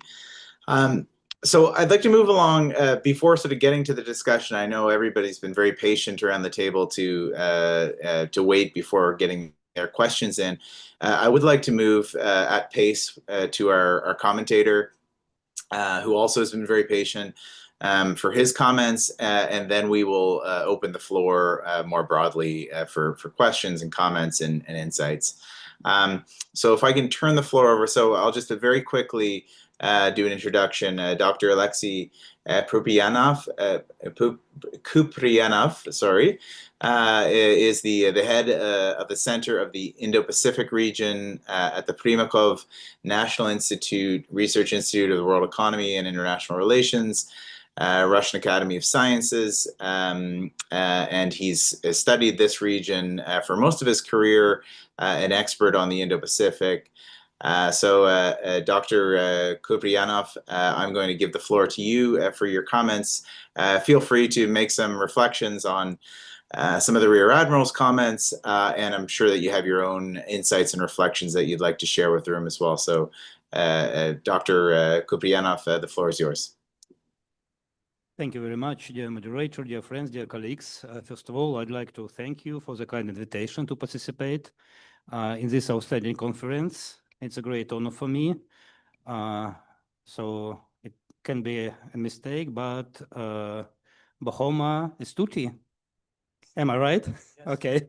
Thank you very much. I'm involved with the Indian Ocean Studies in a broad sense because I represented Russia in our academic group meetings sometimes. And I'm pleased to be among people who share such a keen interest in this topic. I'd like to thank esteemed Admiral Jayaratna for his brilliant presentation and for setting the tone for the discussion. So I understand that being a Russian scientist, I currently find myself in a very comfortable position thanks to the work of my colleagues, my predecessors, because for decades Russia has made and continues to make an active contribution to the exploration of mineral resources in Indian Ocean and to the study of hydrology in general. So we have special institute, Shirshov Institute in Moscow, that every year sends its fleets of research vessels into Indian Ocean, Arctic Ocean, Atlantic Ocean, and so on.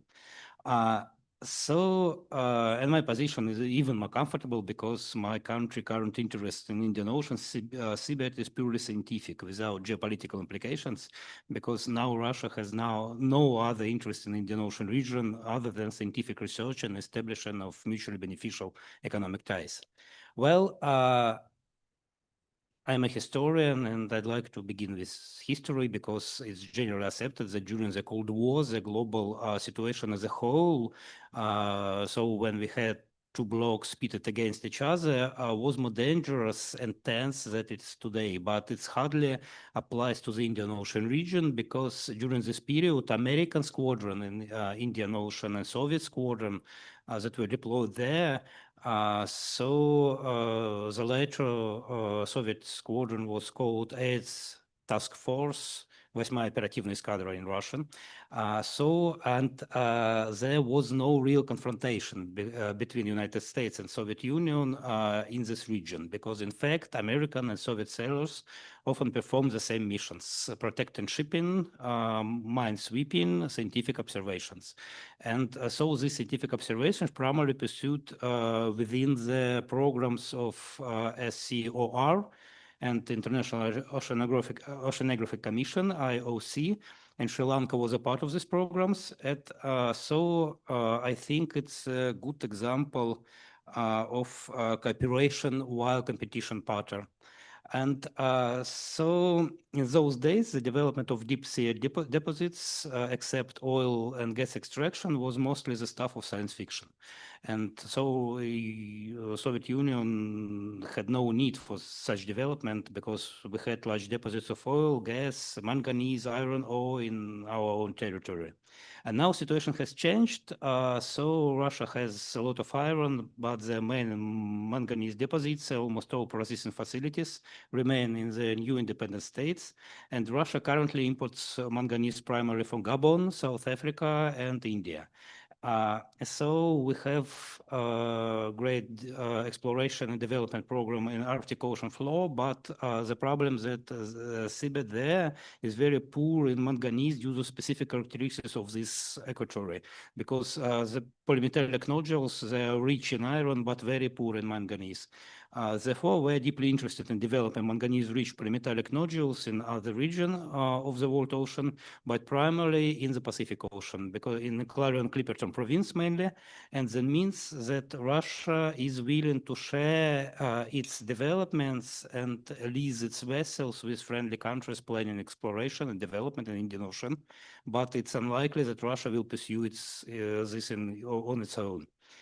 And so a little about geopolitics, I want to emphasize that this is my personal view. I'm not expressing my country's official position. So as far as I see, the Indian Ocean region currently finds itself in a strange predicament because on the one hand, there are PMNs and PMS deposits on the South Seabed. On the other, so Jonathan mentioned this problem of large-scale mining and the problem of long horizon.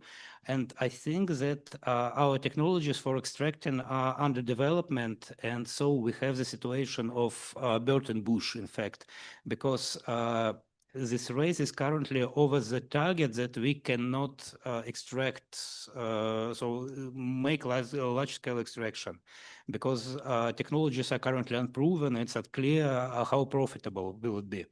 But this race for this Burton Bush is already having real security implications because currently we have 4 players declaring their interest in mining, large-scale mining in these resources. It's India, it's Germany, it's Korea, and it's China. And in fact, this number could increase in any moment because it's not hard to imagine, for example, the United States as another player. And virtually any major player with a need for manganese, other resources, and a sufficiently developed commercial military research fleet could lay claim on development now or in the future. And the key issue here is the standoff, I think, between India and China. Because so I'm studying Indian political discourse, and I'd like to say that China plays a far greater role there than it actually does, in fact. Because so I won't mention concepts like string of pearls. So all these concepts have already become firmly established in Indian political expert discourse, but the situation is such that any Chinese activity in the region, be it commercial activity, military, or otherwise, is immediately perceived as threatening to India's interests as well as rationale for further naval expansion. While similar activity by European countries or the United States is viewed with complete indifference. I understand well that so since 1962, India has been locked in pattern confrontation with China due to territorial disputes, due to Chinese politics, due to disastrous history of bilateral relations, and every reason to view China with caution. But so we have some consequences because of that, because China is, in fact, from my point of view, is extremely vulnerable in the Indian Ocean because it lacks a major naval base there that could serve a repair hub and maintain sufficient supply stocks to support a large force there, like Visakhapatnam or Diego Garcia. So the Chinese naval base in Djibouti is more refueling and minor repair port. And China supply lines are vulnerable to the Malacca dilemma, and essentially Chinese economic presence is not backed by military presence. And if we assume China truly wants to take decisive action in the Indian Ocean region, it will have to redeploy nearly half of its navy there and supply through the straw in fact, through the Malacca Strait. And that half unable to undergo repairs will be extremely vulnerable because it's not a problem for India to make, in fact, A2, AD, so zone around its shores. So we have a situation in which China and India view each other actions fundamentally differently because China, whose economy is growing, is trying to secure cheap resources from the Indian Ocean region, and its development, its economic activity relying on international norms. It lacks the ability to protect this activity with its navy. And at the same time, India perceives any Chinese economic activity as a cover for strategic offensive plans.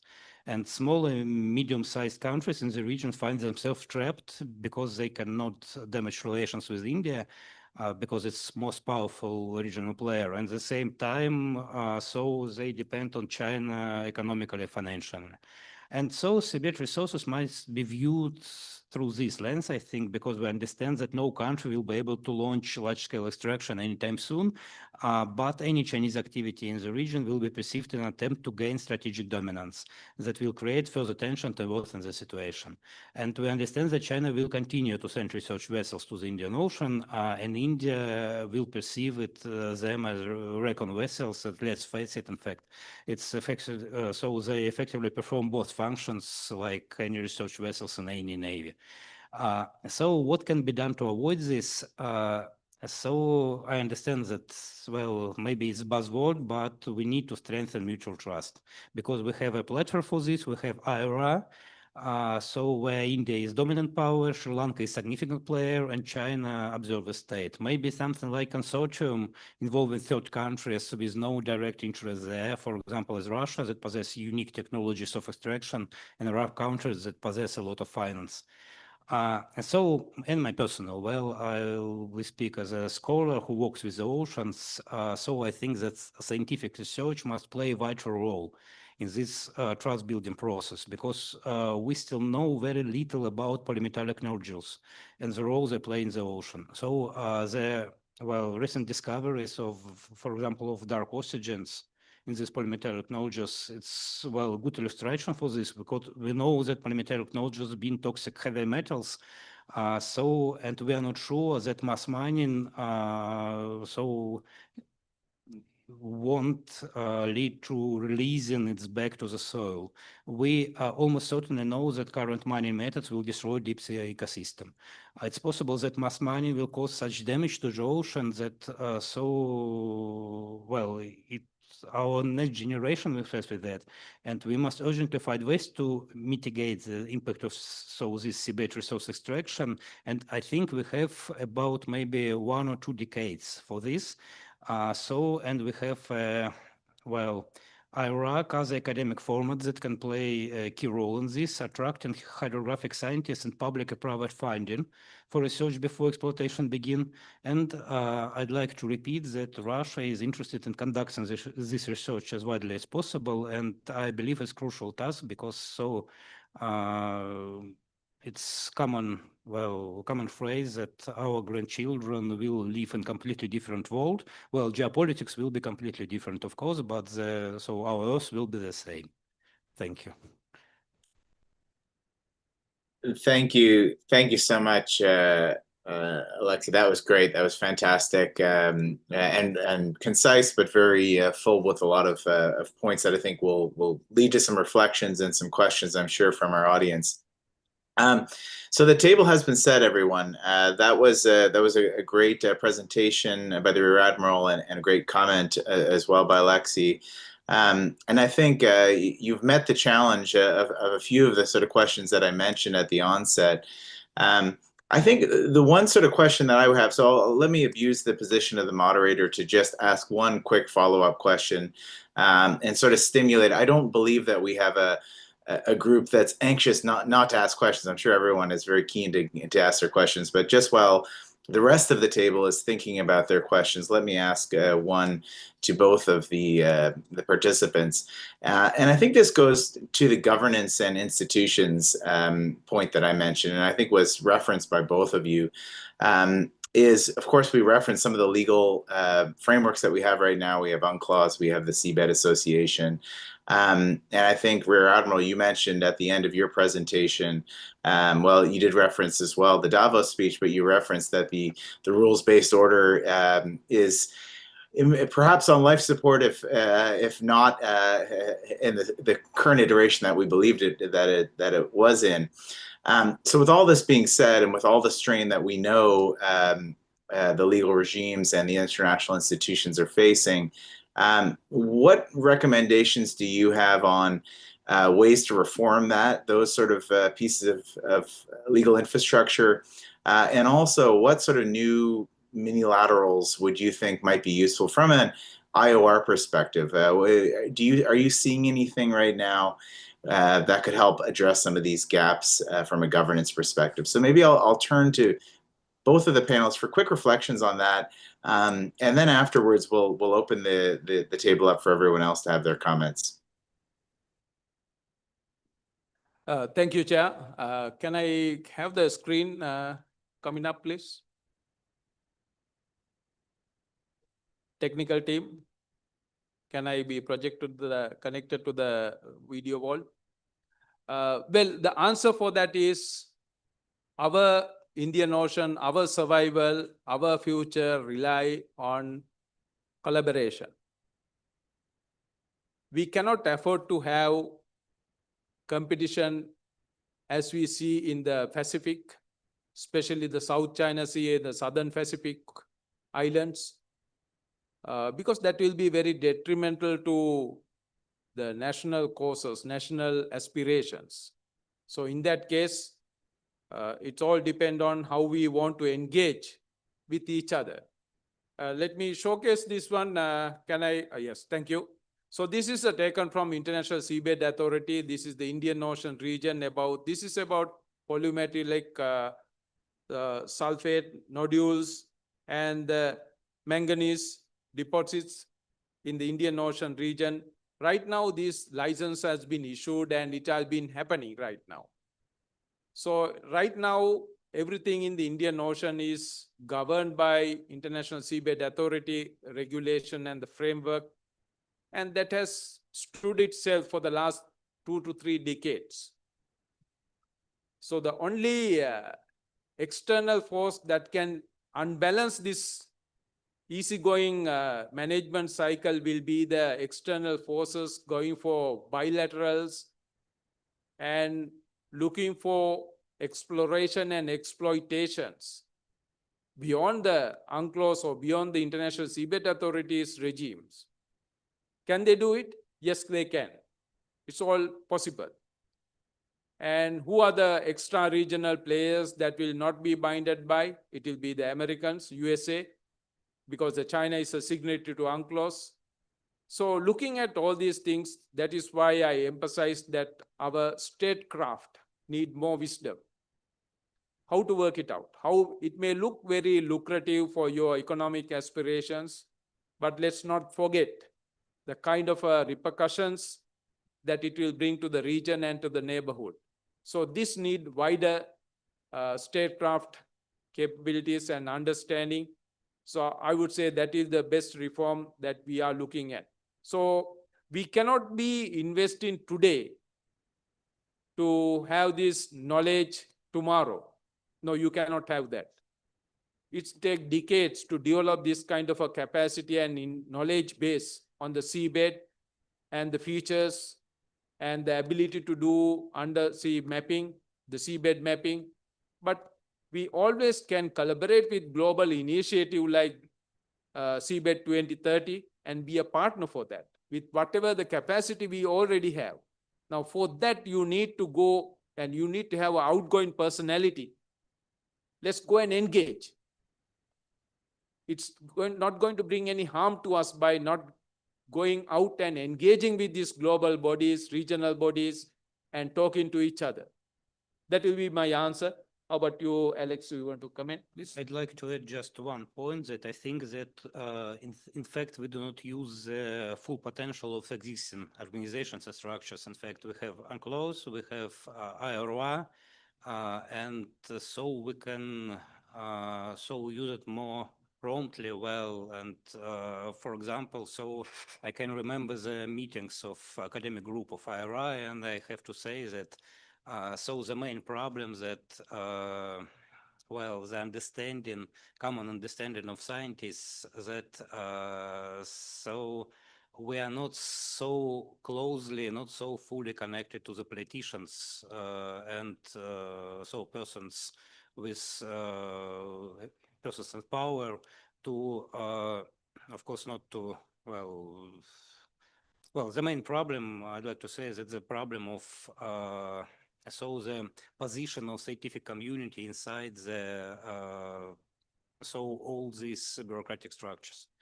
So that's my answer, because so I'm not happy about that, as you understand, but I think so we need, we have all that we need, but we need to use that so promptly. Okay, thank you, gentlemen. That's great. So let's open the floor now. I said everyone's been very patient. I'm going to have to enlist some help of someone to. I can sort of see the hands, but I'm sure that there's lots of questions and comments. So please, the only thing I should say ahead of starting the discussion is, do please keep your comments or your questions brief. And make sure that you identify whether you're, number one, who you are, your title very briefly, but also if the question is directed to either the presenter or the commentator. And with that being said, let's begin. Okay, thank you, both of you and the moderator. Quick question, or rather three small questions. In the proposal for underwater feature naming from 2010 to 2023, I don't see a single Indian claim. Now, does this reflect the underwater survey capabilities of the countries who have made the claims? That is the question number one. Now, right now we have in Sri Lanka, we have a moratorium for Chinese research vessels to come into our ports. And I think that's a general concern for India, that the Chinese research vessels coming into the Indian Ocean. Does this list reflect something relevant to that, part number two? Third one, by naming an underwater feature, what does that country get other than the naming? Thank you. Thank Excellent. you, sir. Yeah, please proceed. Yeah, thank you, sir. Thank you for the question. So, three questions.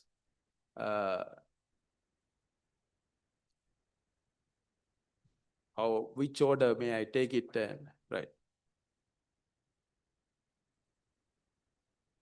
Why India is missing on the list? So that is very interesting one. So when you go through all these proposals and submissions and things, you don't see India in any of these things.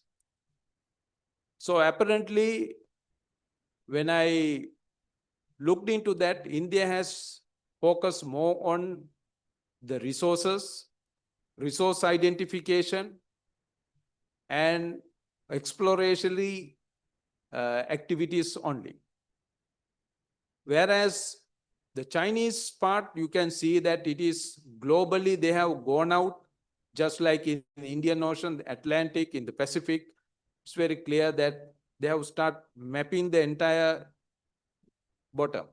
So when you map the sea bottom, you come across many things. Now, in one of the reports in 1957, this Maritape's map, some of the features are later found out that they are not there, actual terms. So these are called the phantom sea mounts. So it is there, it is in this strait, but somehow for some reason it is gone in, but when you subsequently, when you look for it, it is not there. So it looked like it pointed out that what the national, the priorities are. So it looked like the Indian priorities on the resources, finding out what is there, to what extent it is there. It is not that they have not done any seabed mapping or seabed exploratory work. They have done it extensively, but for different scope. Whereas on the Chinese side, it is for different scope. So 2017 seabed 2030 is a global effect, and these major players all of a sudden use that for their own strategic advantage. And out of many, I could see that the China has exploited it very nicely. So once you name it, do you have any legal binding? No, nothing.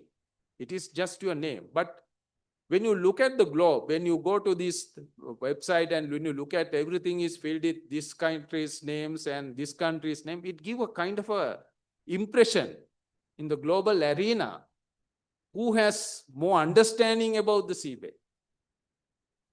It matters because in the Seabed 2030, when you look at who are the most data providers for that global project, well, of course, China is there in the forefront.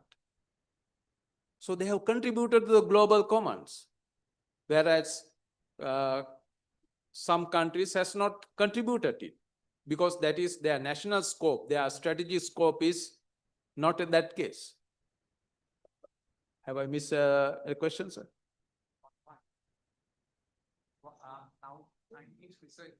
Yeah, in the mortarium, yes. Now, this research vessels mortarium is totally unnecessary one. It is for Sri Lankan government, they should not have done it. It is not the case because the government or the state doesn't invest on marine science research for our universities. So in that case, all these universities are depending on this foreign collaboratory work. That is only the students get a chance to go out to sea and stay there for weeks and learn about the trade. And it doesn't happen. So what this mortarium has done, as it has killed a generation, it was done purely on the political survival. And it is continuing to today. Now, these are very detrimental thing for island nations like us. Okay, Alexei, did you have anything you wanted to add to that question as well?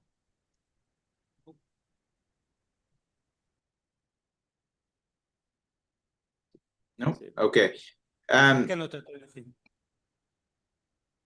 Okay, excellent. Okay, so we have about 15 minutes left. So why don't I suggest if we have some other questions, we take maybe 2 or 3 at a time.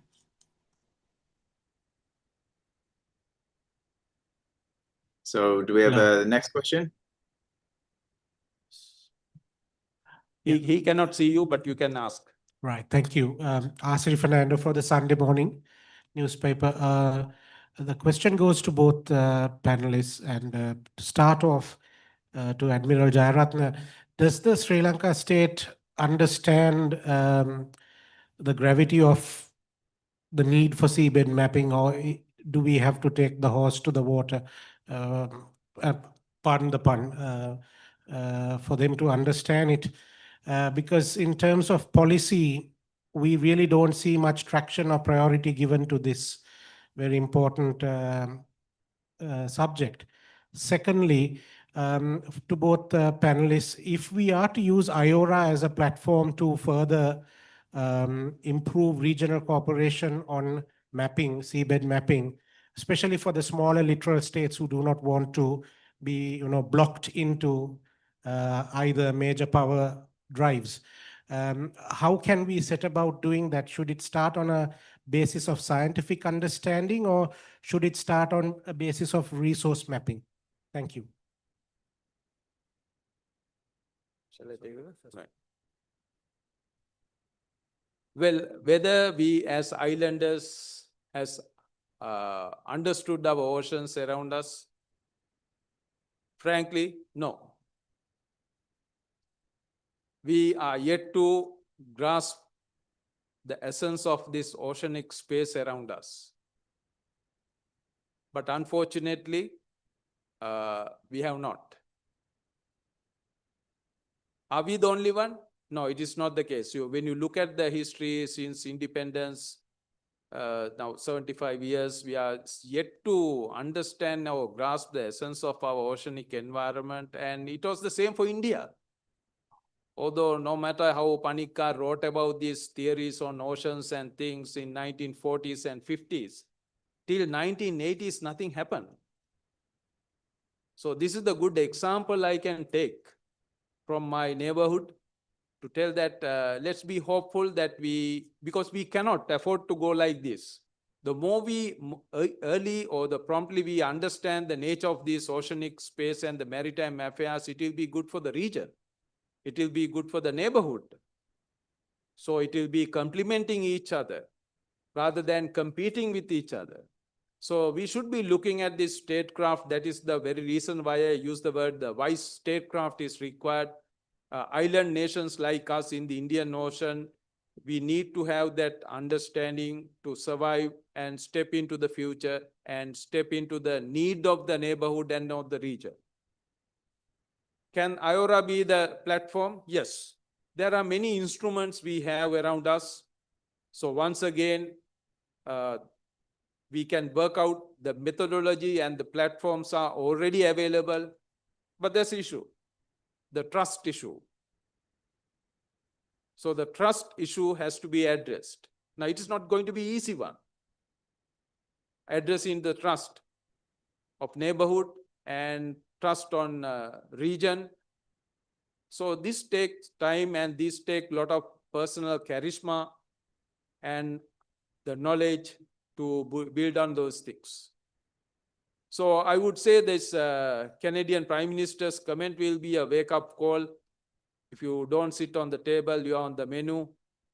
So you better get ready. You never know how Indian Ocean going to get overpowered or influenced by many extra regional factors. That would be my answer. Alex, you want? Thank you very much. I think so maybe it would be a good idea to create something like permanent group inside the IRAC, so focused on marine, so seabed minerals problem. So we have great experience working on track 1.5 with participation officials, scientists, and maybe military officers. So it has always worked well. And I think that IRAC, of course, is not the only body that can initiate such dialogue on 1.5 track, because we had a lot of think tanks that so in this region, for example, why not Pathfinder as a acting body that begins this track dialogue, and then it should be implemented. It can be implemented into IRAC group schedule, maybe go parallel. Thank you. So I'm Kanehara. So this question goes to both Admiral Jayaratna and Dr. Alex also. So now we find that there are signatories as well as non-signatories for the ISA. Now, most of these countries, actually, they are really vying for the kind of control of seabed minerals in the Indian Ocean. And in the meantime, it is ultimately not only the resources, but ultimately it turns to a kind of strategic dominancy. So in that case, like China, India, Japan, they are heavily investing on this technological aspect, especially submersible and autonomous vehicles. So in that case, so what kind of implication it can cause for the environment? I'm not asking about the regional stability, but mainly environment.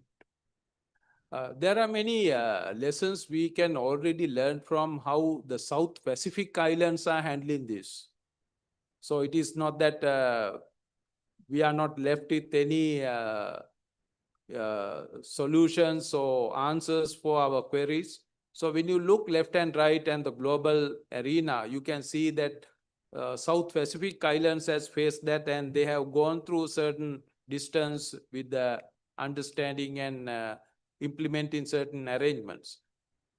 So there's a lesson over there. Then coming to this autonomous vehicle, the gliders, undersea, so how to deal with these things. So right now, boundaries doesn't matter. So in the surface ships, you fly the flag, you know where the identity is. For submarines that are transiting in territorial waters or strait, you have to fly your flag. That means they are surface. So you have followed on rules and regulation, but underneath what is happening, nobody will come to know. So that is why I think we need to invest on underwater domain awareness and maritime domain awareness. There are tools available, there are means available, then there are collaborative arrangements available. It is not that we are not left with solutions. There are solutions around us. Mostly because of the political reason, we don't want to get into that network or find solutions for that. So can we survive like that? India, of course, can survive because India is a global player. And at the same time, it's not going to be easy for India also. So whilst they need to meet their global obligation with their major global partners, the neighborhood matters, the region matters for them. So of course, so balancing the neighborhood, the region, and the global is not going to be an easy task. And balancing President Trump is not going to be an easy task either. So what would I say is that when it comes to these things, geostrategic issues, there are no enemies for us, for island nation like this. At the same time, when each country is pursuing their own national interests, there are no friends either. So you need to look beyond the horizon and start planning and investing on those things.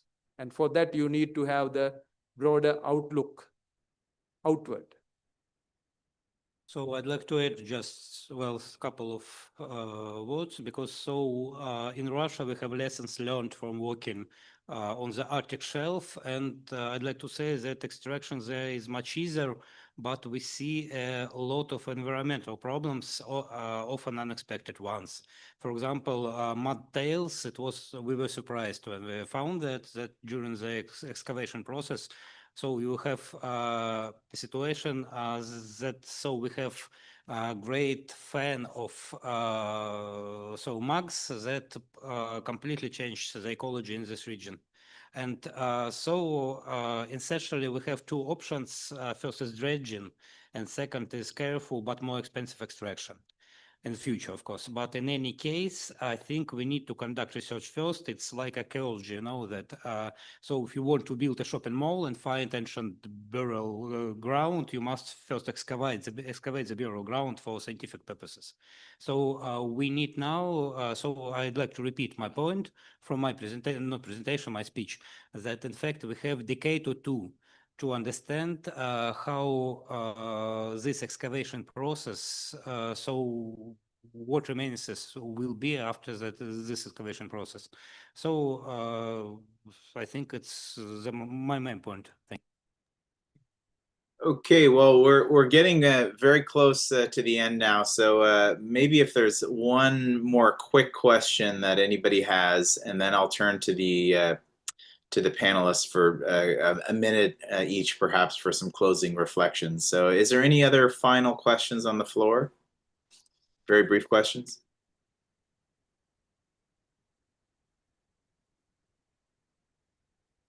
The compeer here want to speak. Excuse me, Mr. Miller. I think you have a question on the virtual chat from a virtual participant. Oh, excellent. Okay, well, let's address this. So we have one from our virtual, which I think was a little bit addressed in the last point, but we can raise it again. And this, for whoever wants to answer it, is about how far the environmental safeguards have kept pace with the push for seabed mining in the Indian Ocean region. So perhaps that can be seen as a final question, and maybe I can ask you to, in your final comments, just embed that answer into it. So maybe I'll ask for both you to answer this question and give your sort of final, very brief comments to close this session. So Rear Admiral, I'll start with you first, please. Yeah, Chair, let's make it the final comment and the final question, and we'll wrap up the session. Exactly. Yes. So there are many things we still don't know about the seabed, and every day new creatures have been identified out there in the deep down. So environmental will always be a concern, but remember that once we exhaust all the land-based resources, our only option remains the go for the seabed. So how best that we exploit these things, keeping minimum disturbance to the environment, this will be cases. So we already have certain things to learn and master from, especially from the South Pacific, and things are improving. Technology they are improving, and their methodologies are improving. It doesn't mean that if we go for seabed exploration, exploitation in another 5 years' time, the environment is not going to get affected. Environment is definitely there will be some sort of a disturbance on that. Yet we will be able to balance it in such a way and make our life easier and make our economies much more brighter. So it's a balancing act. For that, you need to have more knowledge and more understanding, so scientific as well as technical. So with that, let me wrap up. Thank you very much, Chair, for being here. So let me give my mic to Dr. Alexi, please. Thank you. So I think we are now on the threshold of the new Cold War, maybe. And we have the lessons from the previous Cold War, which teach us that cooperation is possible even during the times of rivalry. And I believe that believe in reason, and I believe in understanding of the need of cooperation that prevail in the end. Thank you very much, and thank you, moderator, and thank you, Admiral. Excellent. Thank you so much. And thank you, everyone. What a great session. And I think it's the end of the day for you. So I wish everyone has a great end of the day, networking, dinner, whatever's planned. And I hope to see you all next time in Colombo. Thank you all. Thank you, Mr. Miller, Admiral Jayaratna, and Dr. Alexi for your time and ideas. And now we have reached the conclusion of day 1 of the 4th Pathfinder Indian Ocean Security Conference. Thank you so much for joining with us. Refreshments are ready right outside the hall. Hope you have a nice evening and see you tomorrow. Thank you.